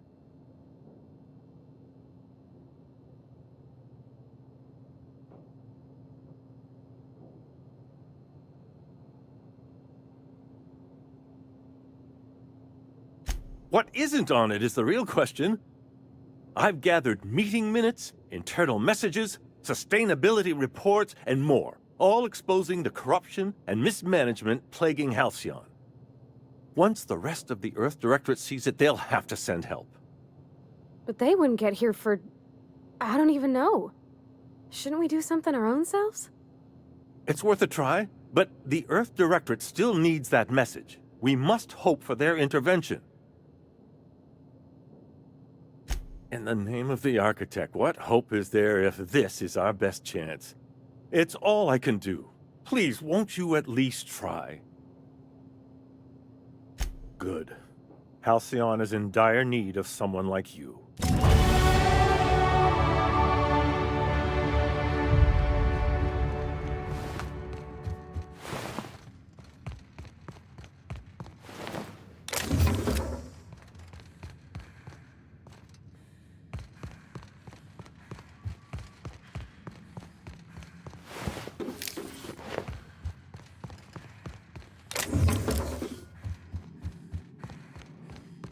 Huh? Here they come! We're pretty good at this!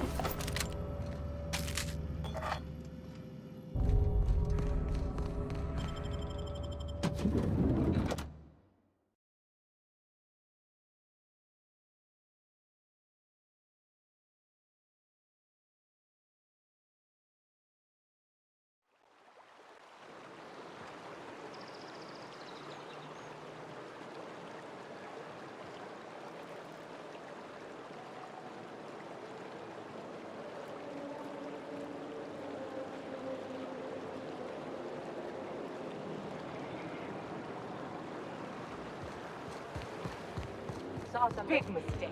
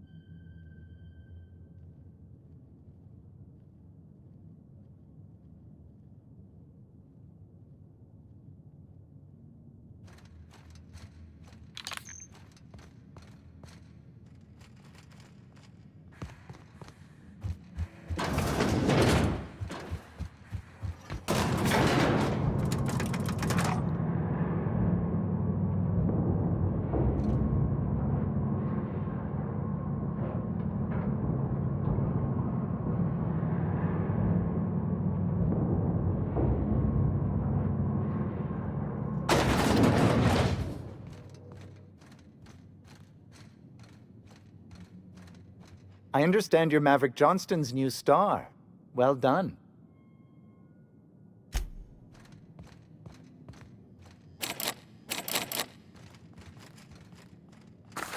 What do you think you're... Just don't make more paperwork for me, all right?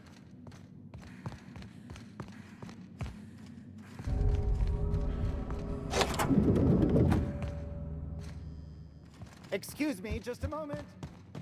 you could dismantle a single room of this place, sell the materials, and feed everyone.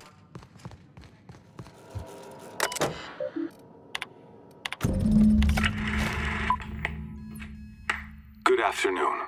I'm Chairman Rockwell, and I'm here to address a serious issue facing us. As you all know, our colony has been successful beyond our wildest dreams. Unfortunately, we've recently discovered that our food supply will not be able to sustain 𝘼𝙗𝙘𝙪𝙩's population in the long term. Everyone will die. Everyone will slowly stop living from malnutrition. But we're doing it together, and that's what matters. I fucking swear, if someone doesn't give me something to read that will placate the masses soon, all of you will find yourselves violently unemployed. But I can assure you there's nothing to fear. We've got a solution. It's called the Lifetime Employment Program. We will freeze most of the colony to preserve resources, while the best and brightest of Byzantium continue living in prosperity. Look, you idiots! How many times do I have to tell you we can't say shit like that? Fire whoever wrote this! While 𝘼𝙗𝙘𝙪𝙩's brightest minds solve the problem of our nutritional shortage, the rest of the colony will be placed in suspended animation. Individuals will be revived on a rotating basis, so that every 𝘼𝙗𝙘𝙪𝙀 can be part of the important work of saving our colony. By testing paperweights. Sorry, couldn't resist. Let's go again. And someday, in the not-too-distant future when we've solved this crisis, we'll all be back together again working for the good of 𝘼𝙗𝙘𝙪. Until then, the board shall provide for the deserving just as it always has. So, obey your supervisors, take your vitamins, follow your corporate-mandated grooming rituals, and rest assured with the board on your side, there is nothing to worry about.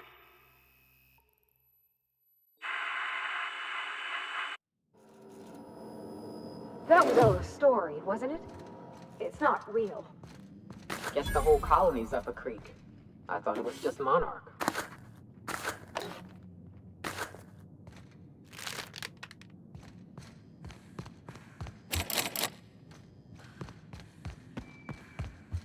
I beg your pardon, Minister Clark's former office is currently closed to solicitors.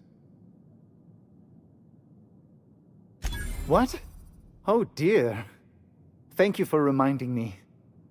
I can't stand the thought of someone else's hands touching my custom letterheads.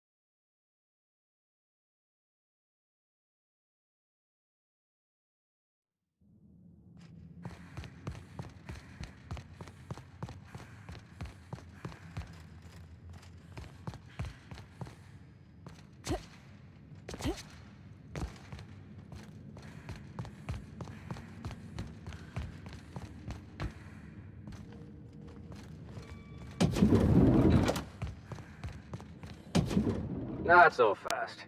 The Ministry of Accuracy and Morale is off limits to everyone without X-36 level clearance. Basically, if you don't work here, or for Chairman Rockwell himself, you're not getting in. I don't know how you got that, but I still don't know you, and I don't have any new clearances on the list. What are you talking about? There's no such thing. What? There's no way. I'm cleared to know about all clearances. I mean, I've gotta be, right?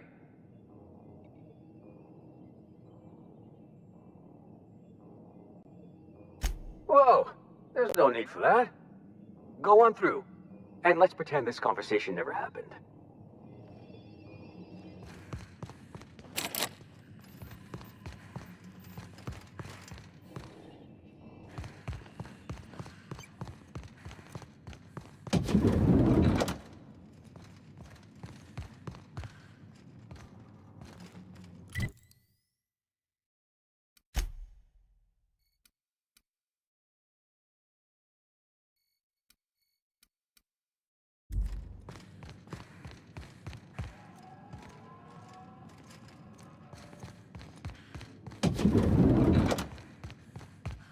I think I'm gonna start taking my lunches out of the city. That woman from downstairs is still in the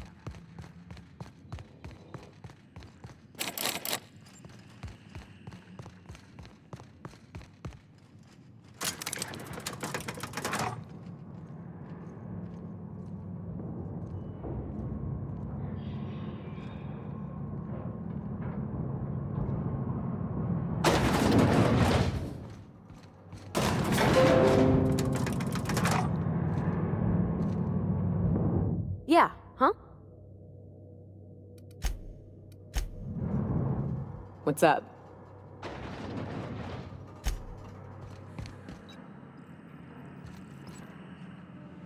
What's this I hear about you ordering more tests performed with staff?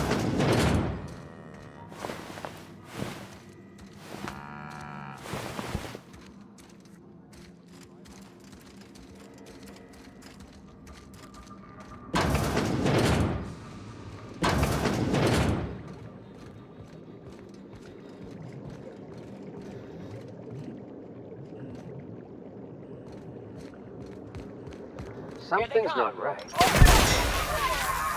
think I told myself.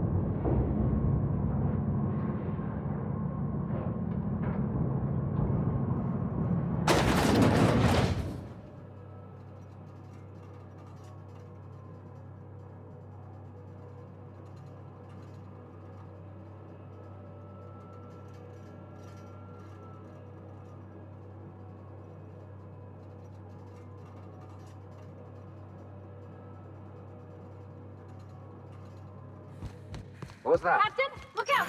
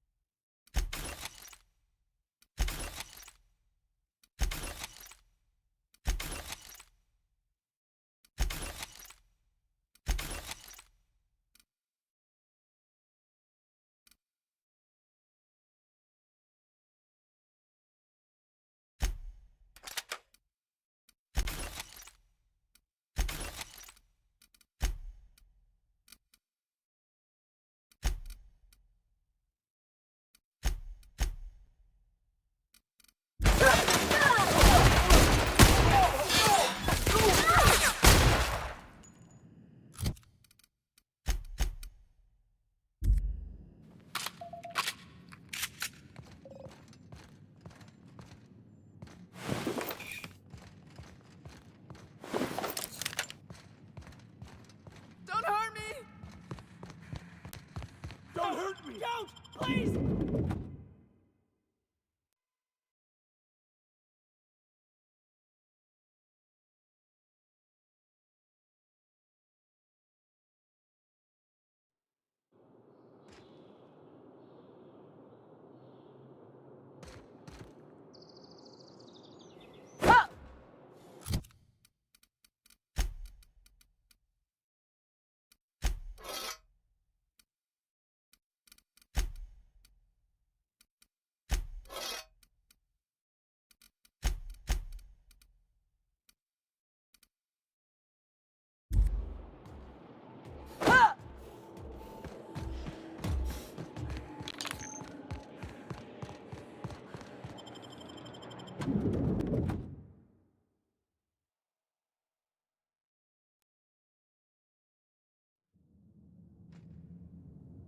What was that? Incoming!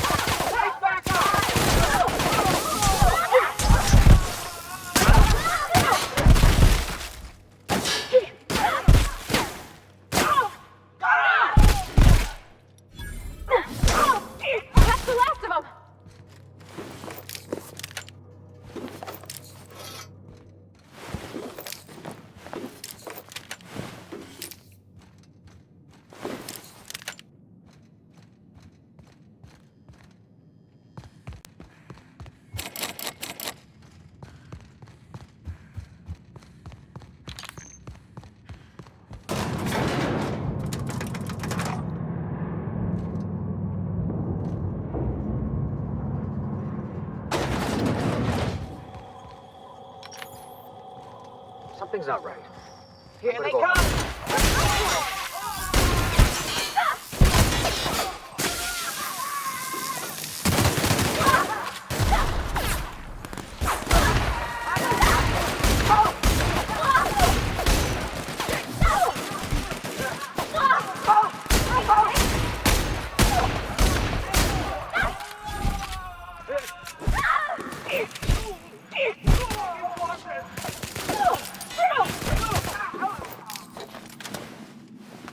Yeah, huh?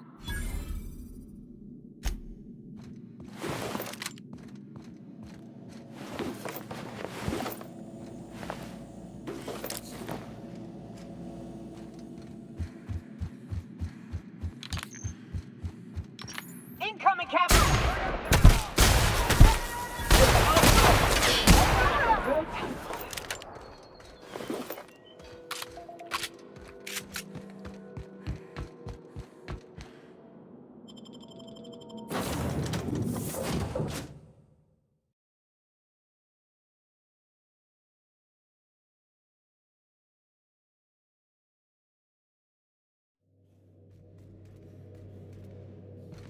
A reminder to all crew members, there is only one toilet on.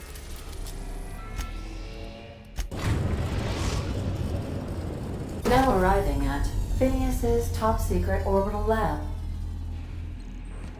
I understand we have decided to continue supporting the outlaw scientist, Dr. Phineas Wells.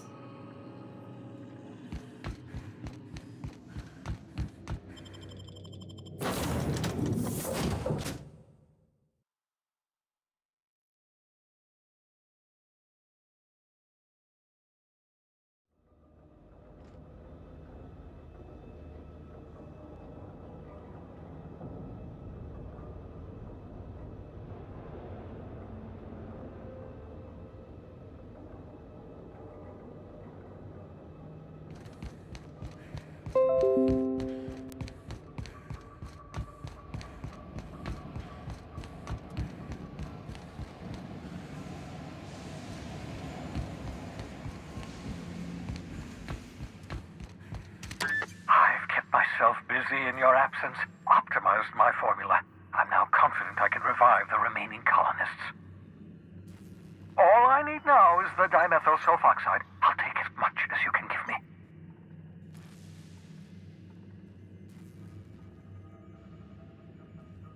What? Oh, yes, well, that's obvious. Anyone with 2 working labs can see this colony's slouching toward oblivion. Why do you think we've been doing all this? I revived you to help me save 𝘼𝙗𝙘 from annihilation.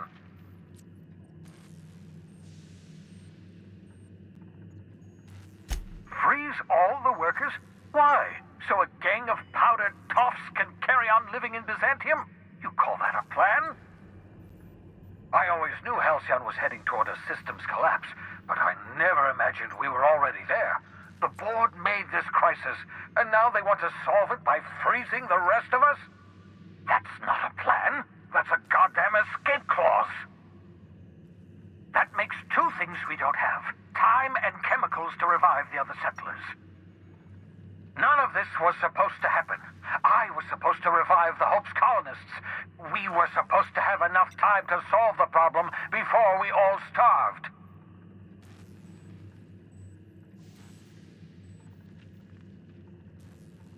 Human test subjects. Oh, that's grotesque. That's unthinkable. That's exactly what I'd expect out of the board.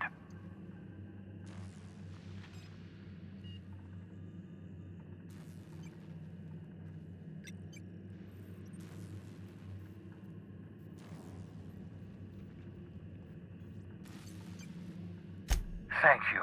You've brought me enough chemicals to get started, at least.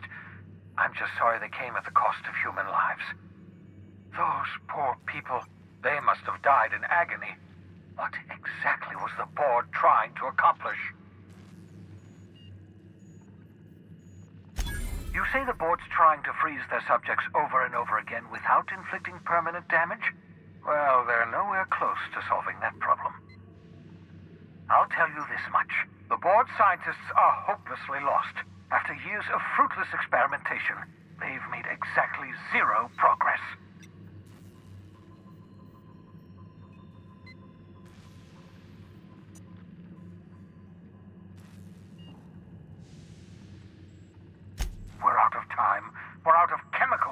We may very well be out of options.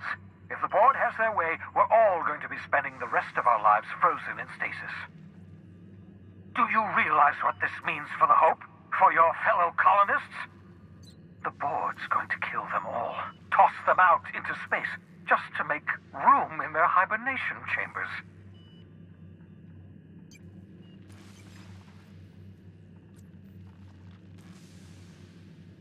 No, it wasn't. We have... Well, let's see. We have at least some of the chemicals. We have your ship, and we have you. That has to count for something. Do you know what's waiting for us on the Hope? Scientists, engineers, artists, the brightest minds Earth ever sent us, uncorrupted by the board. The board's going to dispose of them all and transform the Hope into a prison for the rest of us. They're likely on their way to the Hope as we speak. We need to get to those colonists before the board. I have enough chemicals to start reviving a few of them, but no easy way to get them off the Hope.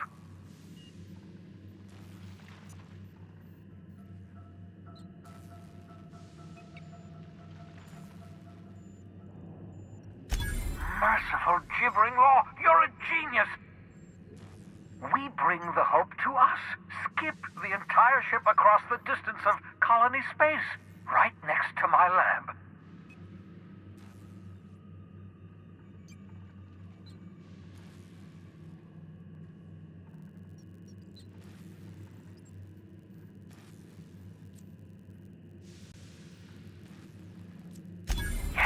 Yes, exactly. You're a step ahead of me, but I perceive the shape of your plan. If we link up the Hope to the Unreliable, then use your navigational computer to calculate a reasonably safe vector, we can skip the entire colony ship into the rings of Terra 2. I don't know much about skip drives, not the physics anyhow. I do know the Hope's real massive. How's our bitty little ship supposed to skip it? Excellent question, my sharp-witted mechanic. You will use your own ship to power up the Hope's skip drive. Your navigational computer can handle the rest. You'll need to switch on the Hope's auxiliary power using the Unreliable. Then head to the bridge. Your navigational computer, Ada, should be able to activate the Hope's skip drive. Once you've skipped the Hope next to my lab, I'll have easy access to the frozen colonists. I can start reviving them immediately. Certainly. How can I help? It wouldn't surprise me. When I pulled you out of the Hope, the board nearly intercepted me. I expect they stepped up security since my little act of larceny.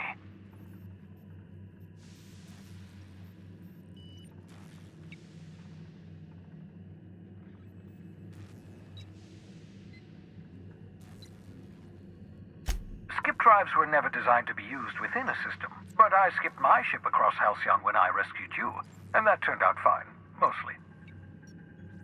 That is, I ruined my ship and nearly killed myself in the process, but the maneuver was well within acceptable margins of risk. You'll be fine. You'll be fine.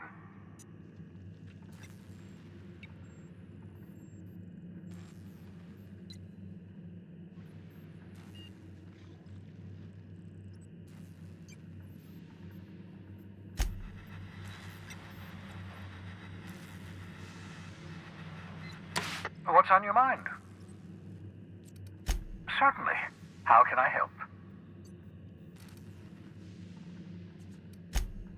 Unlikely. The Hope is as massive as the Groundbreaker, but compared to the rings of Terra 2, positively minuscule. The board might notice, possibly, depending on the position of their heads relative to the depth of their collective posteriors.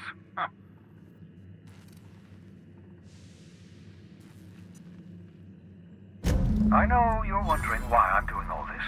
Why I believe the people on the Hope are the answer to the colony's problems. The Hope is carrying some of humanity's most brilliant thinkers, scientists, engineers, experts in their field. If we work together, we can still find a way to save 𝘼𝙗𝙘𝙪. The board would have us believe 𝘼𝙗𝙘𝙪 is beyond saving. I choose to believe otherwise.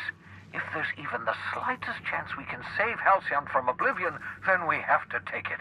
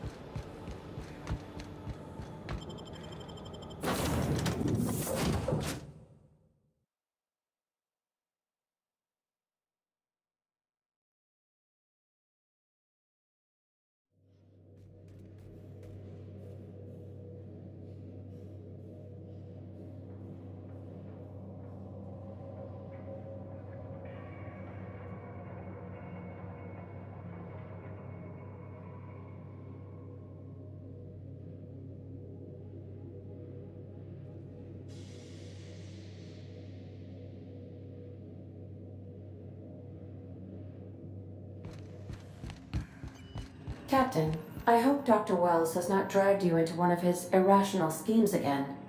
My diagnosis of his mental stability is not flattering.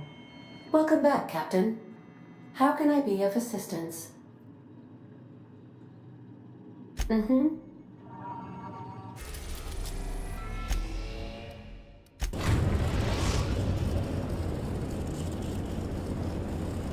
We have arrived at the Hope. I need you to reroute power from our ship to the Hope's auxiliary generator. You'll have to connect me to the Hope's comm system so I can convince her central computer to enable the skip drive.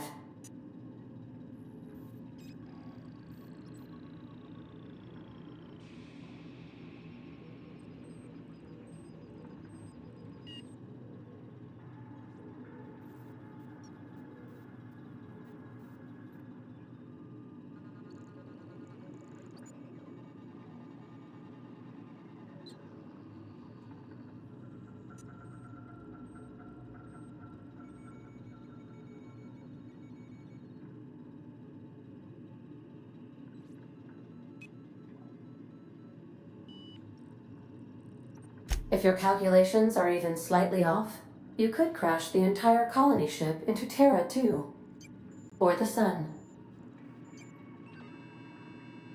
The Hope is the Groundbreaker's prettier, sleeker sister. She wandered off and got lost for 70 years, but just recently was found.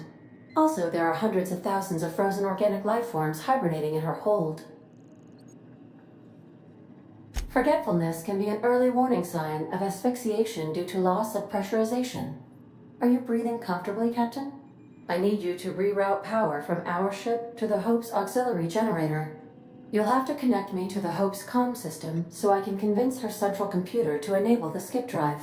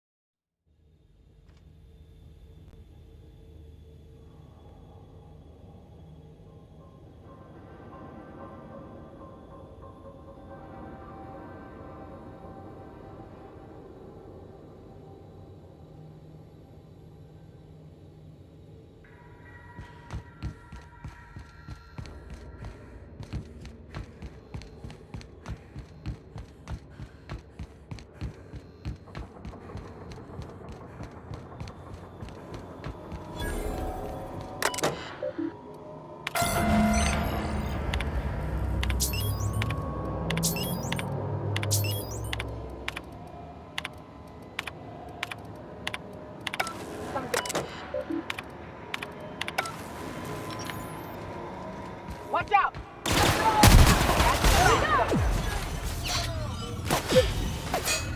This one's mine!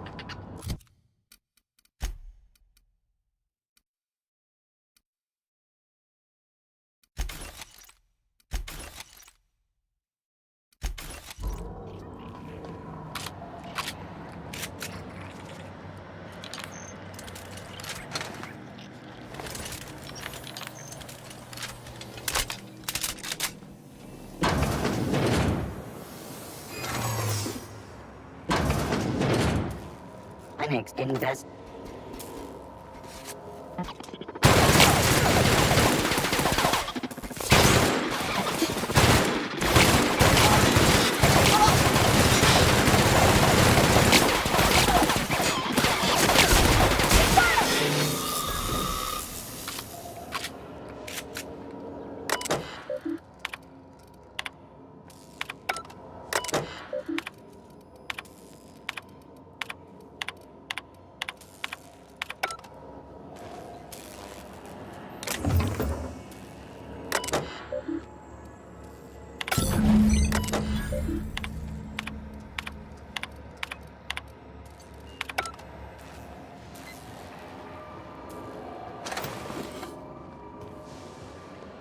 I see you've located the stasis chambers. Which one was slumbering in for so long, Captain? The missing one, I take it?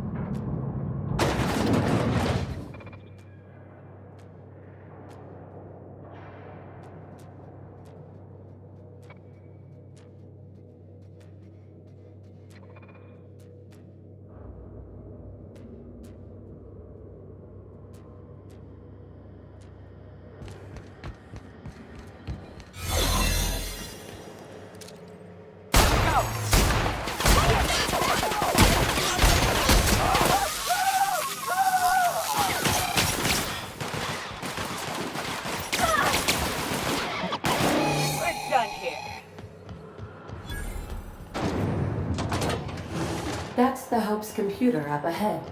I'll admit, I am curious to wake him.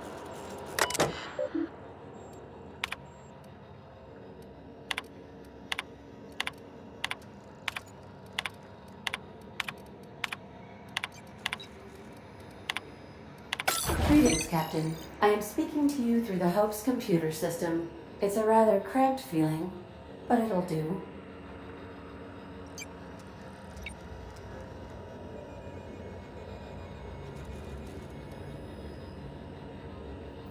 Probably not, but don't let that stop you.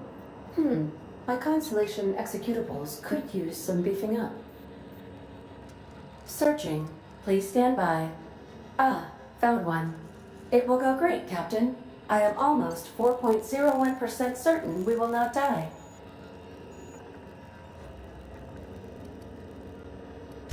Are you sure? That is extremely dangerous.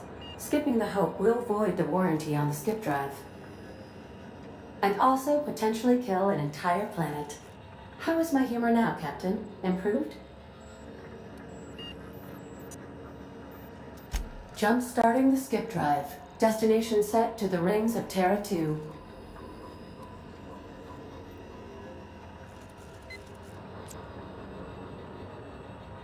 I wouldn't advise that, Captain. Oh no. Captain, don't do this. I ain't dying on a fucking ship. I'm gonna die in the dirt like we're meant to.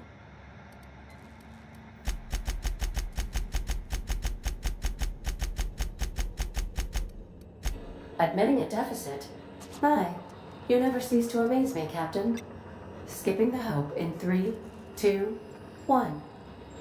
ADA, does your captain seriously intend to do a micro-jump in system with engines that haven't been powered in 70 years on a derelict ship? That is what my captain intends, yes. But that is a gross misuse of the skip drive. The Zero Point Drives Corp and I will not be held responsible for any damage incurred during transport, and this will cause extreme damage. Yes, I am aware of that. You should not be doing this. The humans will die. Thank you, 𝘼. It looks like all systems are go. Captain, I would advise you to hold on to something, now.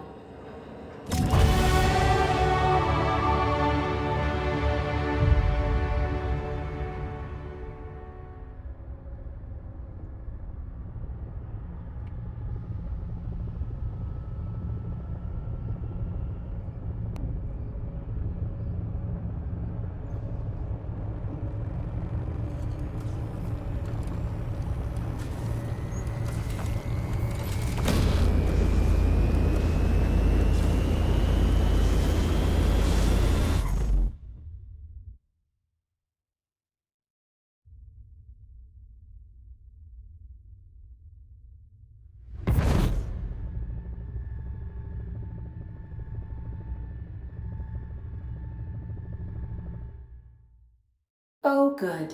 We are still alive and have successfully skipped into Terra 2's orbit. I reported as much to Phineas Wells, but he has not responded. Perhaps you should check in on him. Oh.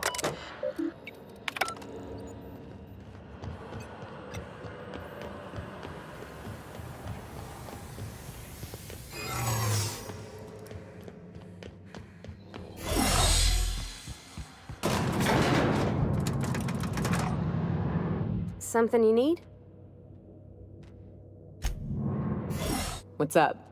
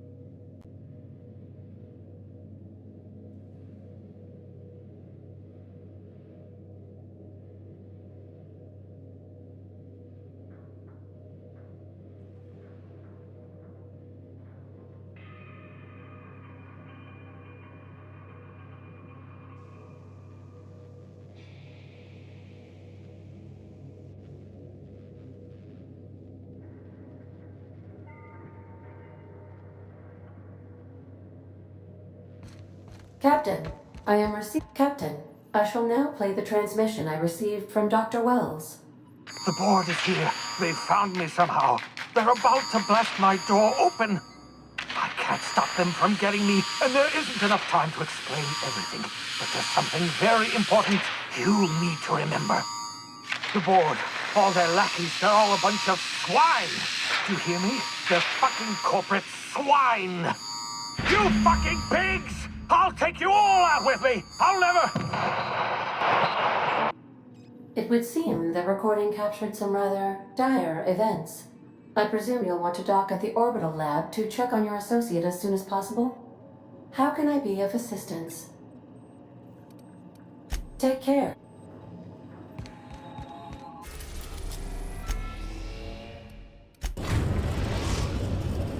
We have successfully arrived at Phineas's orbital lab, Captain, and we are still in one piece. Shall I congratulate myself, or would you like to do the honor?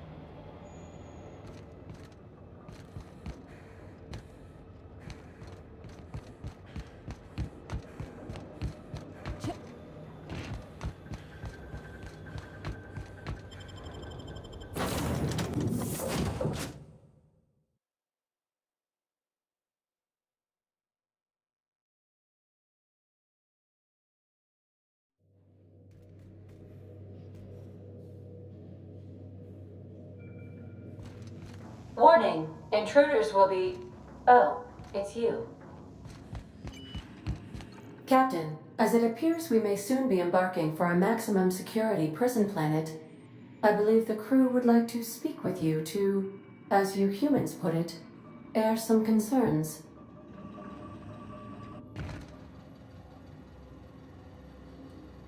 Well, folks, I ain't exactly keen on busting into a prison, but riddling bored stooges with bullets does sound like a ride and a half.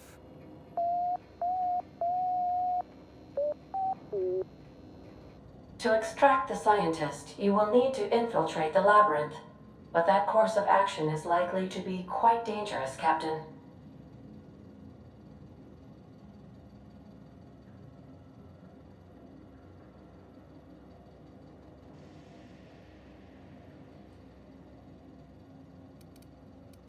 I am programmed to warn you whenever you exhibit inclinations toward risky behavior. Breaking into Tartarus will not be easy. Getting in is the simple part. It's getting out again that's the trouble. Trust me, I know. Let's just do it. Kick down some doors, grab Doc Wells, and cut a path out. We don't need a plan. We got guns. If you really mean to do this, you should see to your final affairs and close out any unfinished business. Once you sneak into Tartarus, you may be there a while. Or permanently.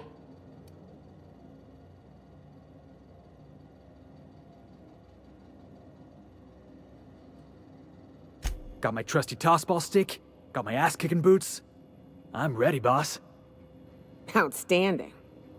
You can count on us, Captain. We're crew. For real crew. That means we got each other's backs. Right? Never thought I'd volunteer to break into a prison. Seems like your tendency towards risky behavior is rubbing off on me, Captain. Command not recognized. Waiting on your command, Captain.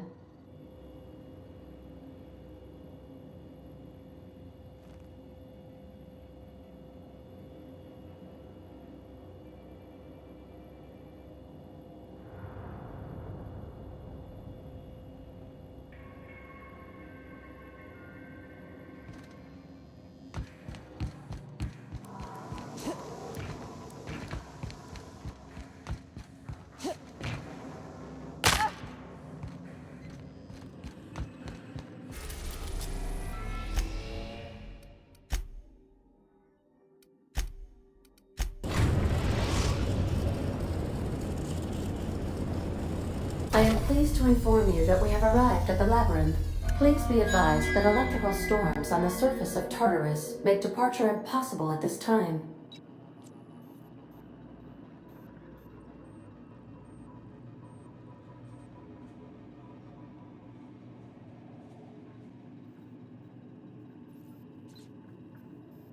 Resident count is as follows: 3,071. Resident deaths, including but not limited to executions, are as follows: 1,684. Resident escapes are as follows: 0. The interior can be chilly. Take a scarf with you, Captain. I would also ask that you leave your captain's ID with me, in the event that you do not return.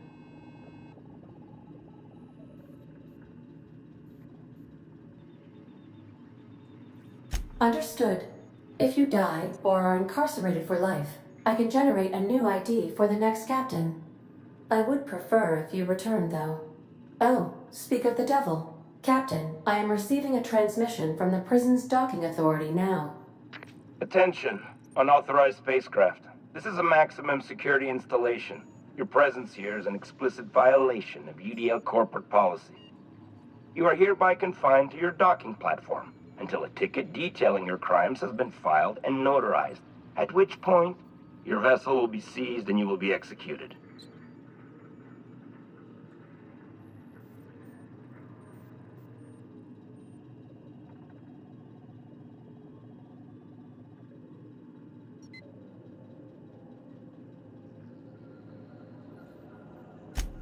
I'm sorry, you people?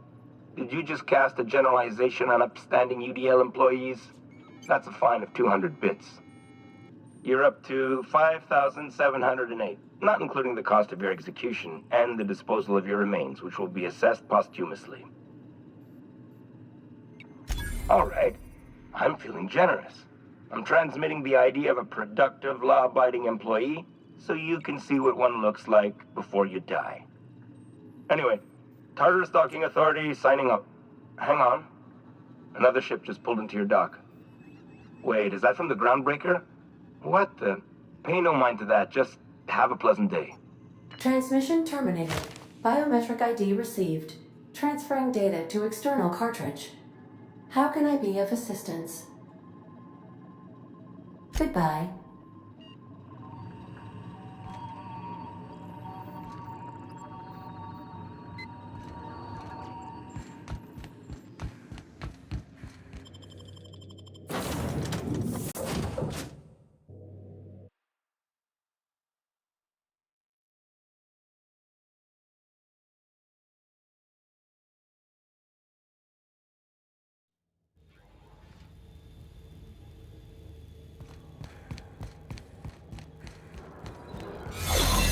Captain did right by us once. Security The board will never own Groundbreaker. Not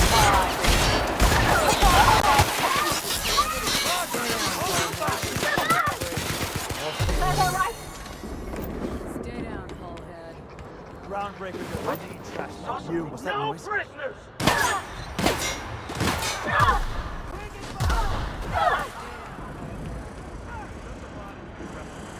Greetings, authorized personnel.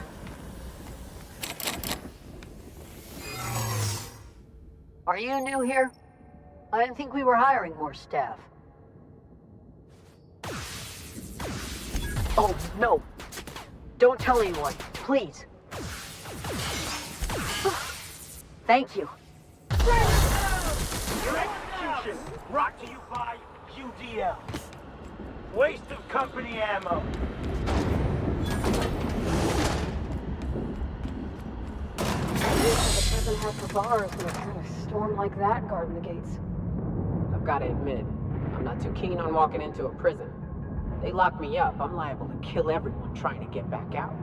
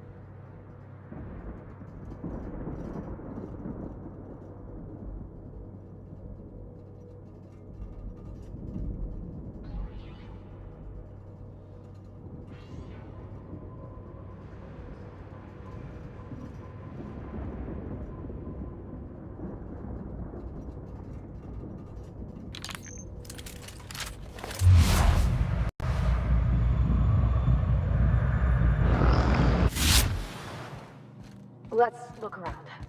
There's gotta be a few ways through here.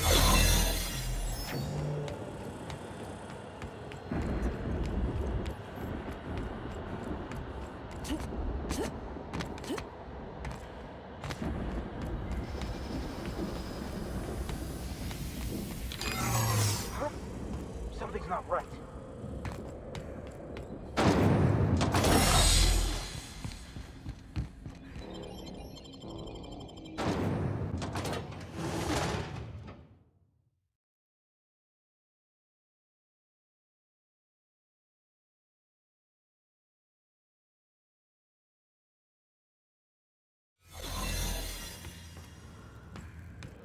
Imagine being locked up in a place like this.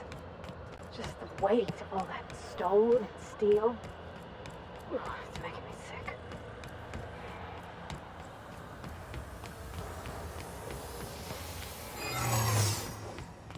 Lawbreaker, I saw That's that. the crime.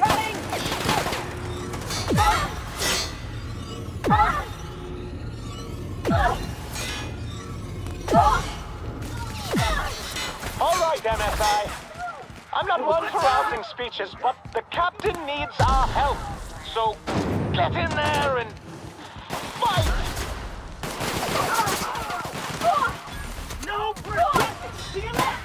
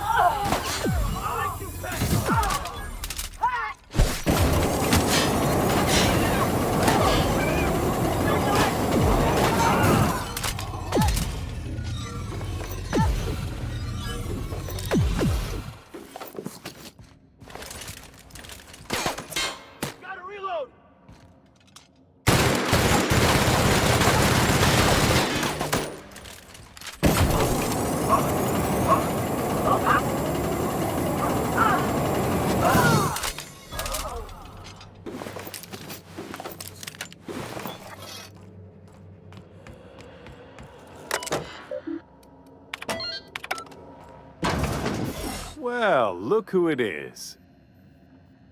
I'll be damned. I was prepping the studio for our announcement, and here you are as a bonus. I had heard you'd taken a mechanic under your wing. What's the matter, girl? Couldn't find actual employment? The captain's treated me right. Better than any of you bored folk ever have. I'm exactly where I want to be. Ah, I knew I smelled Monarch when you lot walked in. The stench of sulfur, depression, and desperate bravado is unmistakable. Keep talking, and you'll be smelling iron. Ain't nobody so important I won't put a bullet in him.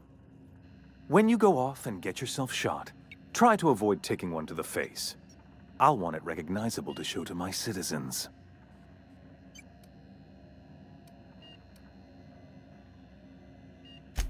My word! You've correctly identified the most recognizable man in the colony. Remarkable. It's a wonder what Phineas saw in you. Then again, he's an insane person. Thankfully, he's our insane person now. A proper company man.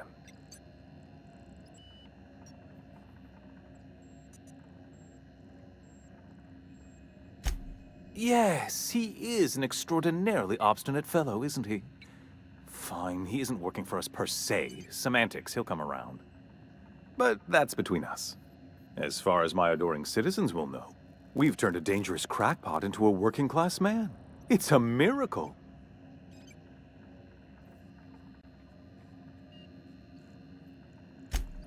Oh yes, go on, wake them up, add more mouths to feed. That'll solve our starvation problems.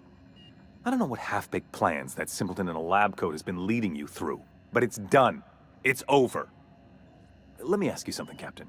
Have you at any point thought about not fucking up our entire society? We're helping, which is more than you can say. I'm making actual progress towards stabilization and recovery. You're just getting in the way.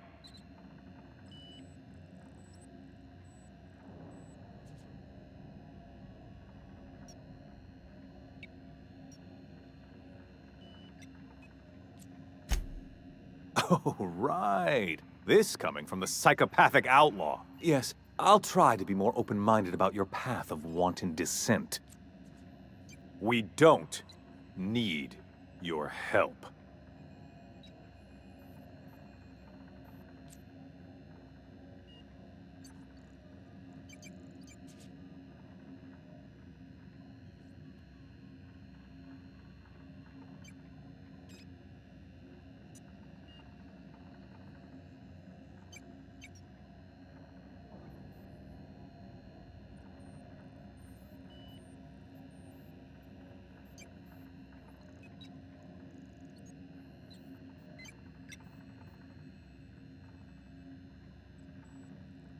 I'll admit, there's no shortage of talent in the scientists and engineers there.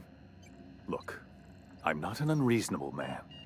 If you manage to storm the castle, as it were, and make it out of here with Phineas alive, I can't exactly afford more havoc than you've already caused. Fine. If you survive, you'll need someone to sell the rest of the board on your plan.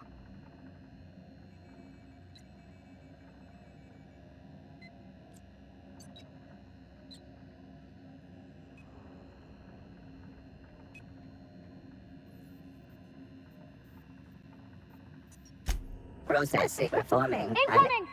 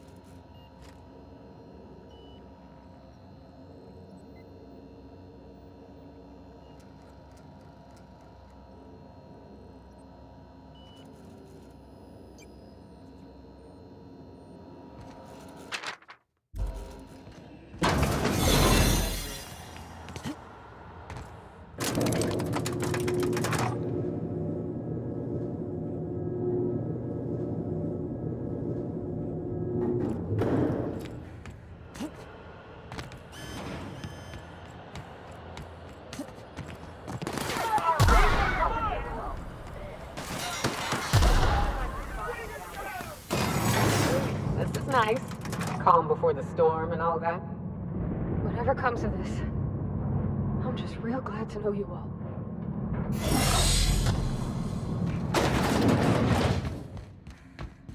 Captain, you have an uncanny talent for complicating my life. You've disrupted the balance of power. You've upset the natural order of things. You've introduced uncertainty, and there is nothing I despise more than uncertainty.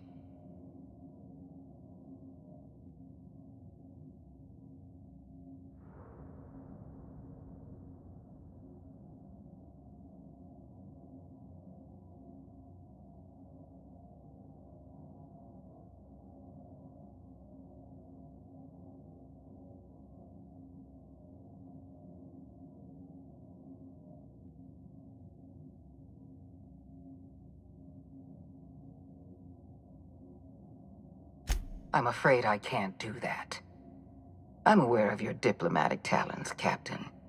You have a gift for manipulation, but I warn you, I'm no easy mark. For all your talents, you are the enemy of 𝘼𝙗𝙗, and therefore you are my enemy.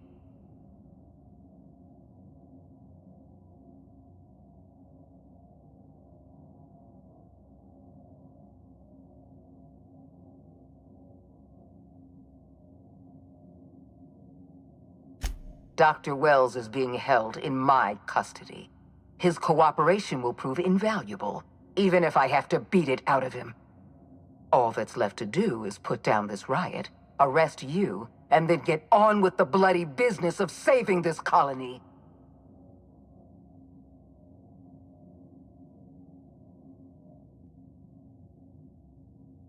I'm aware of your propensity for violence. Halcyon is a bloodier place because of you. I take no pleasure in this, you know. I simply have no other option. Leaving you alive is too great a risk. Goodbye, Captain.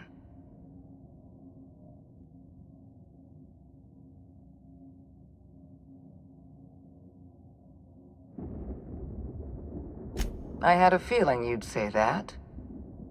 This prison is equipped with an automechanical warden. I've had it programmed to eliminate you on sight and rinse your remains down a drain. And don't worry, I will inform Dr. Wells that you died heroically or something.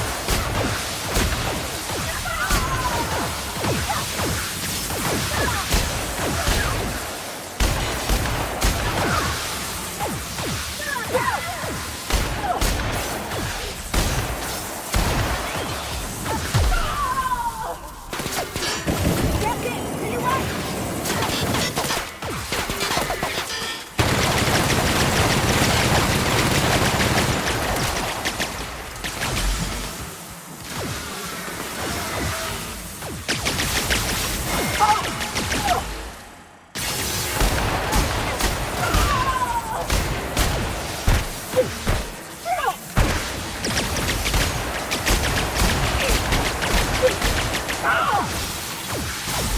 your right, Captain!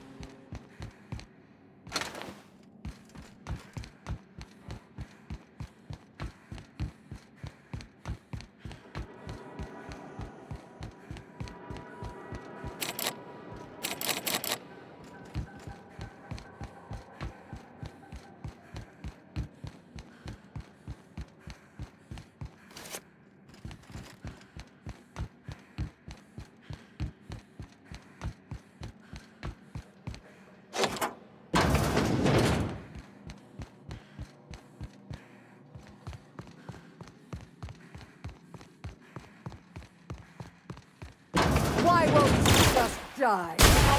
We're alive.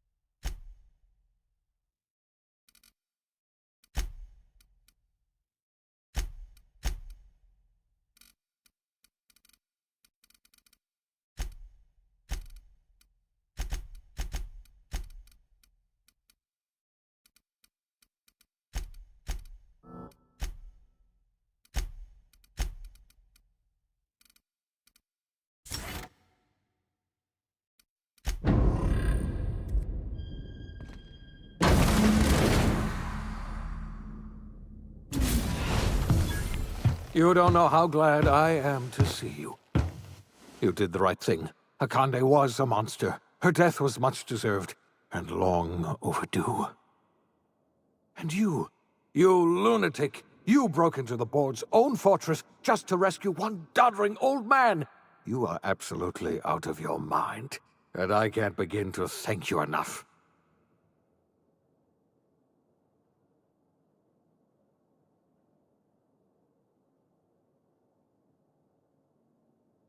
I'm all right, thanks to you. 𝘼𝙗𝙘𝙧 wanted my cooperation.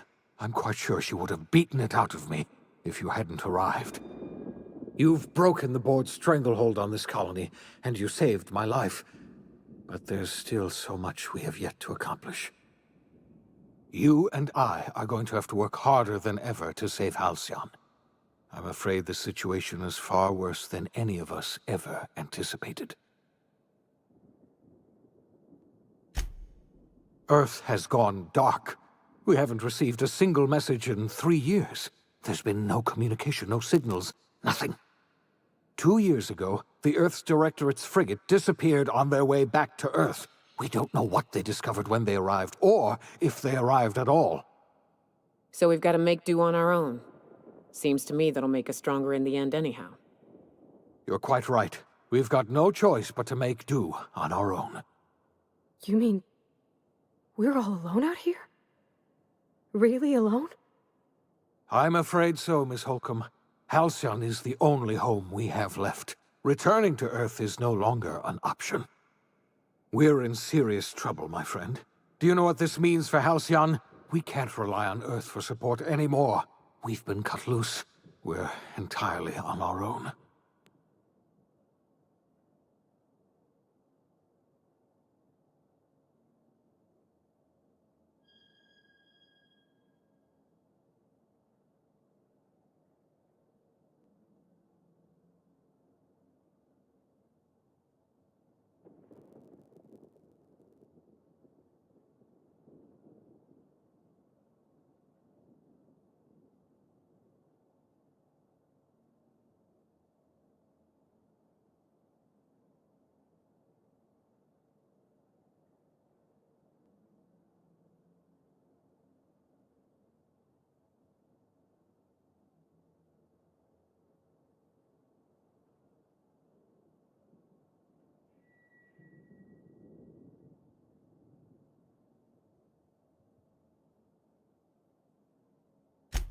Yes, we do. You've done a marvelous thing. You've succeeded where anyone else would have failed, including me. We must begin the revival process immediately, starting with the Hope's brightest minds, and then we're going to fix this damn colony, one problem at a time. We're going to need a leader, and I can't imagine a better person for the job than you. What do you say, old friend? Will you help us?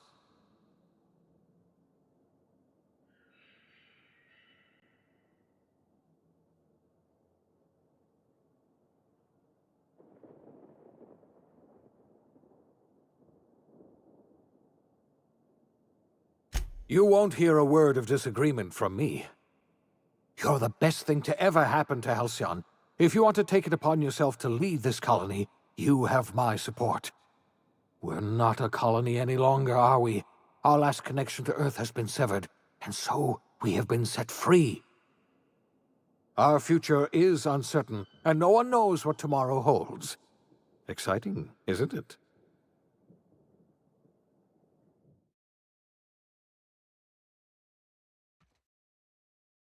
The OSI teaches that everything in the universe happens according to the grand plan.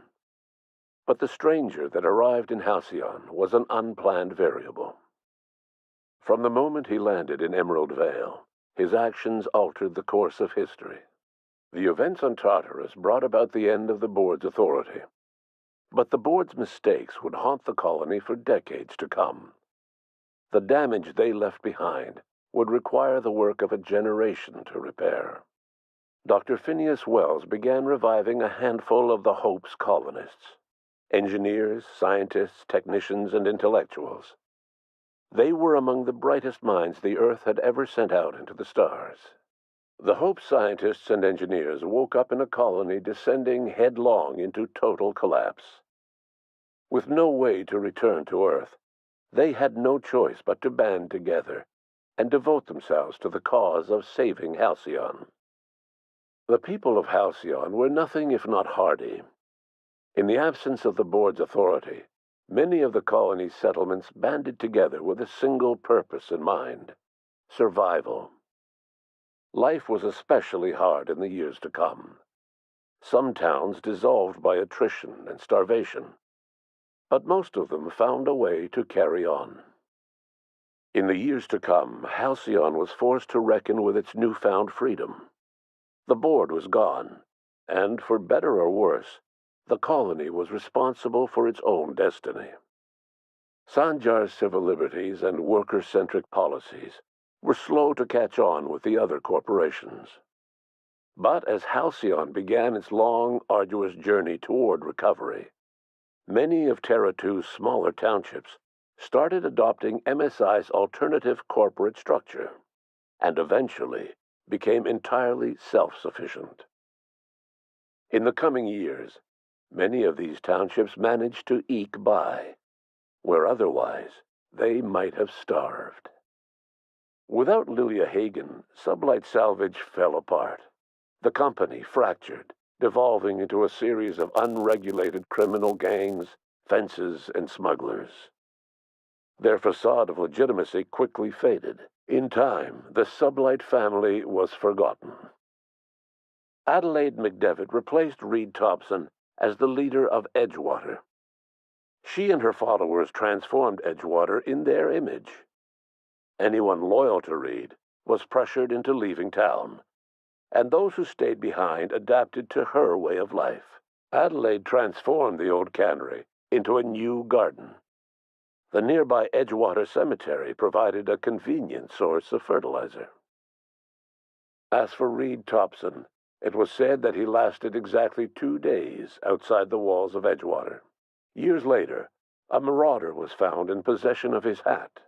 Under the leadership of Junlei Tennyson, the groundbreaker held firm against corporate influence.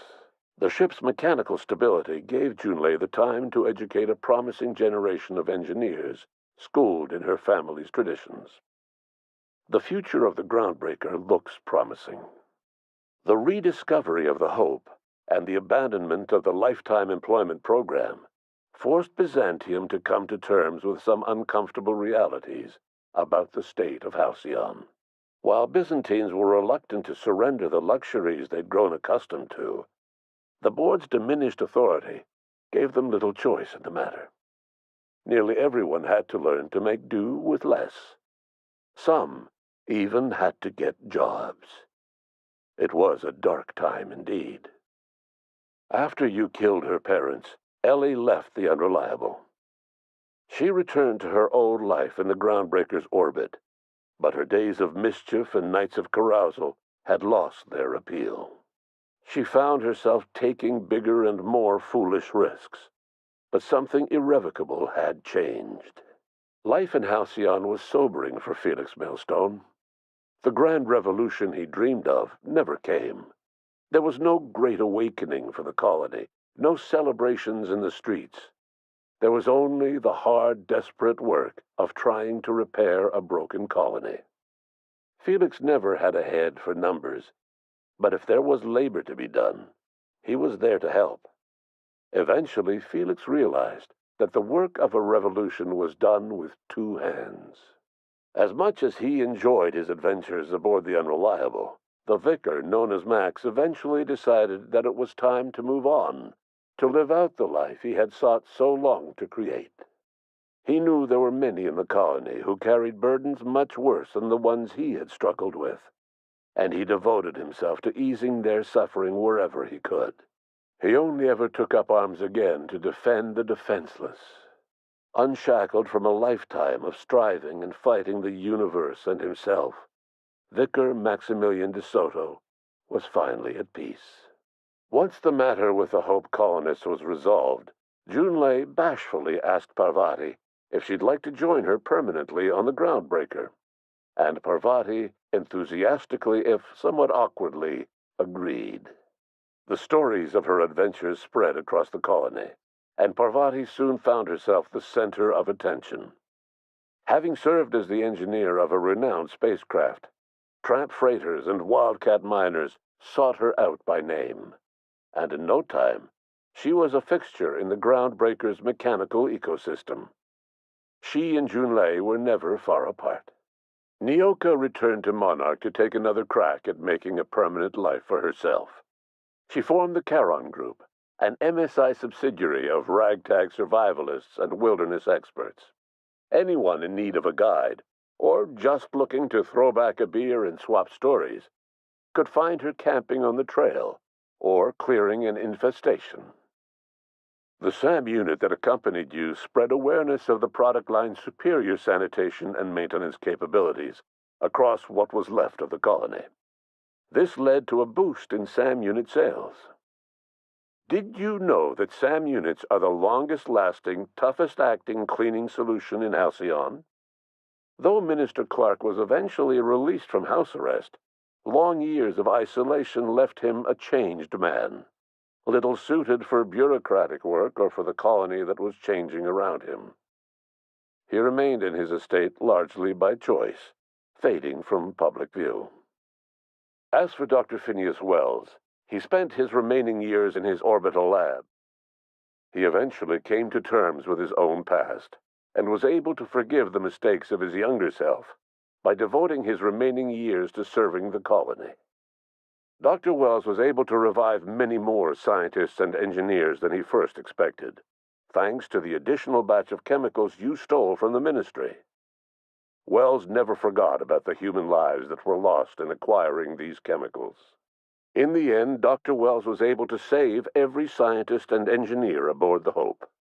Over the next decade, nearly all of the Hope's remaining colonists were successfully revived. Halcyon saw a period of rapid technological and scientific advancement.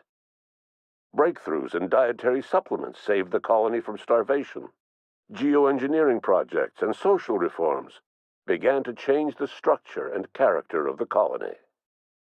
Dr. Wells laid the groundwork for the project to save the colony, but he would never live to see the fruits of his labor. He passed away a few years later. His work was carried on by the scientists and engineers he revived. Today, Halcyon has stabilized. The people of the colony work hard to adapt to their new circumstances. Nearby colonies send aid and supplies. Life will never be easy in 𝘼𝙗𝙗, but for the first time in its history, there exists a sense of real, genuine hope about the future. And what about you, the unplanned variable in the history of 𝘼𝙗𝙗? You brought an end to the chaos on Tartarus, and proved yourself the most capable leader left in the colony. You administered the colony in your own image. With the old power of the board destroyed, a new government of 𝘼𝙗𝙗 rose with you at its center. With your steady hand, you guided 𝘼𝙗𝙗 through the turbulent years that were to follow, and helped ensure the survival of the colony until the end of your days. No one knows what's happened to Earth, and no one knows what the future has in store for 𝘼𝙗𝙗. All we know for certain is this: the name of the Unreliable and that of its intrepid captain will remain the subject of countless stories for years to come.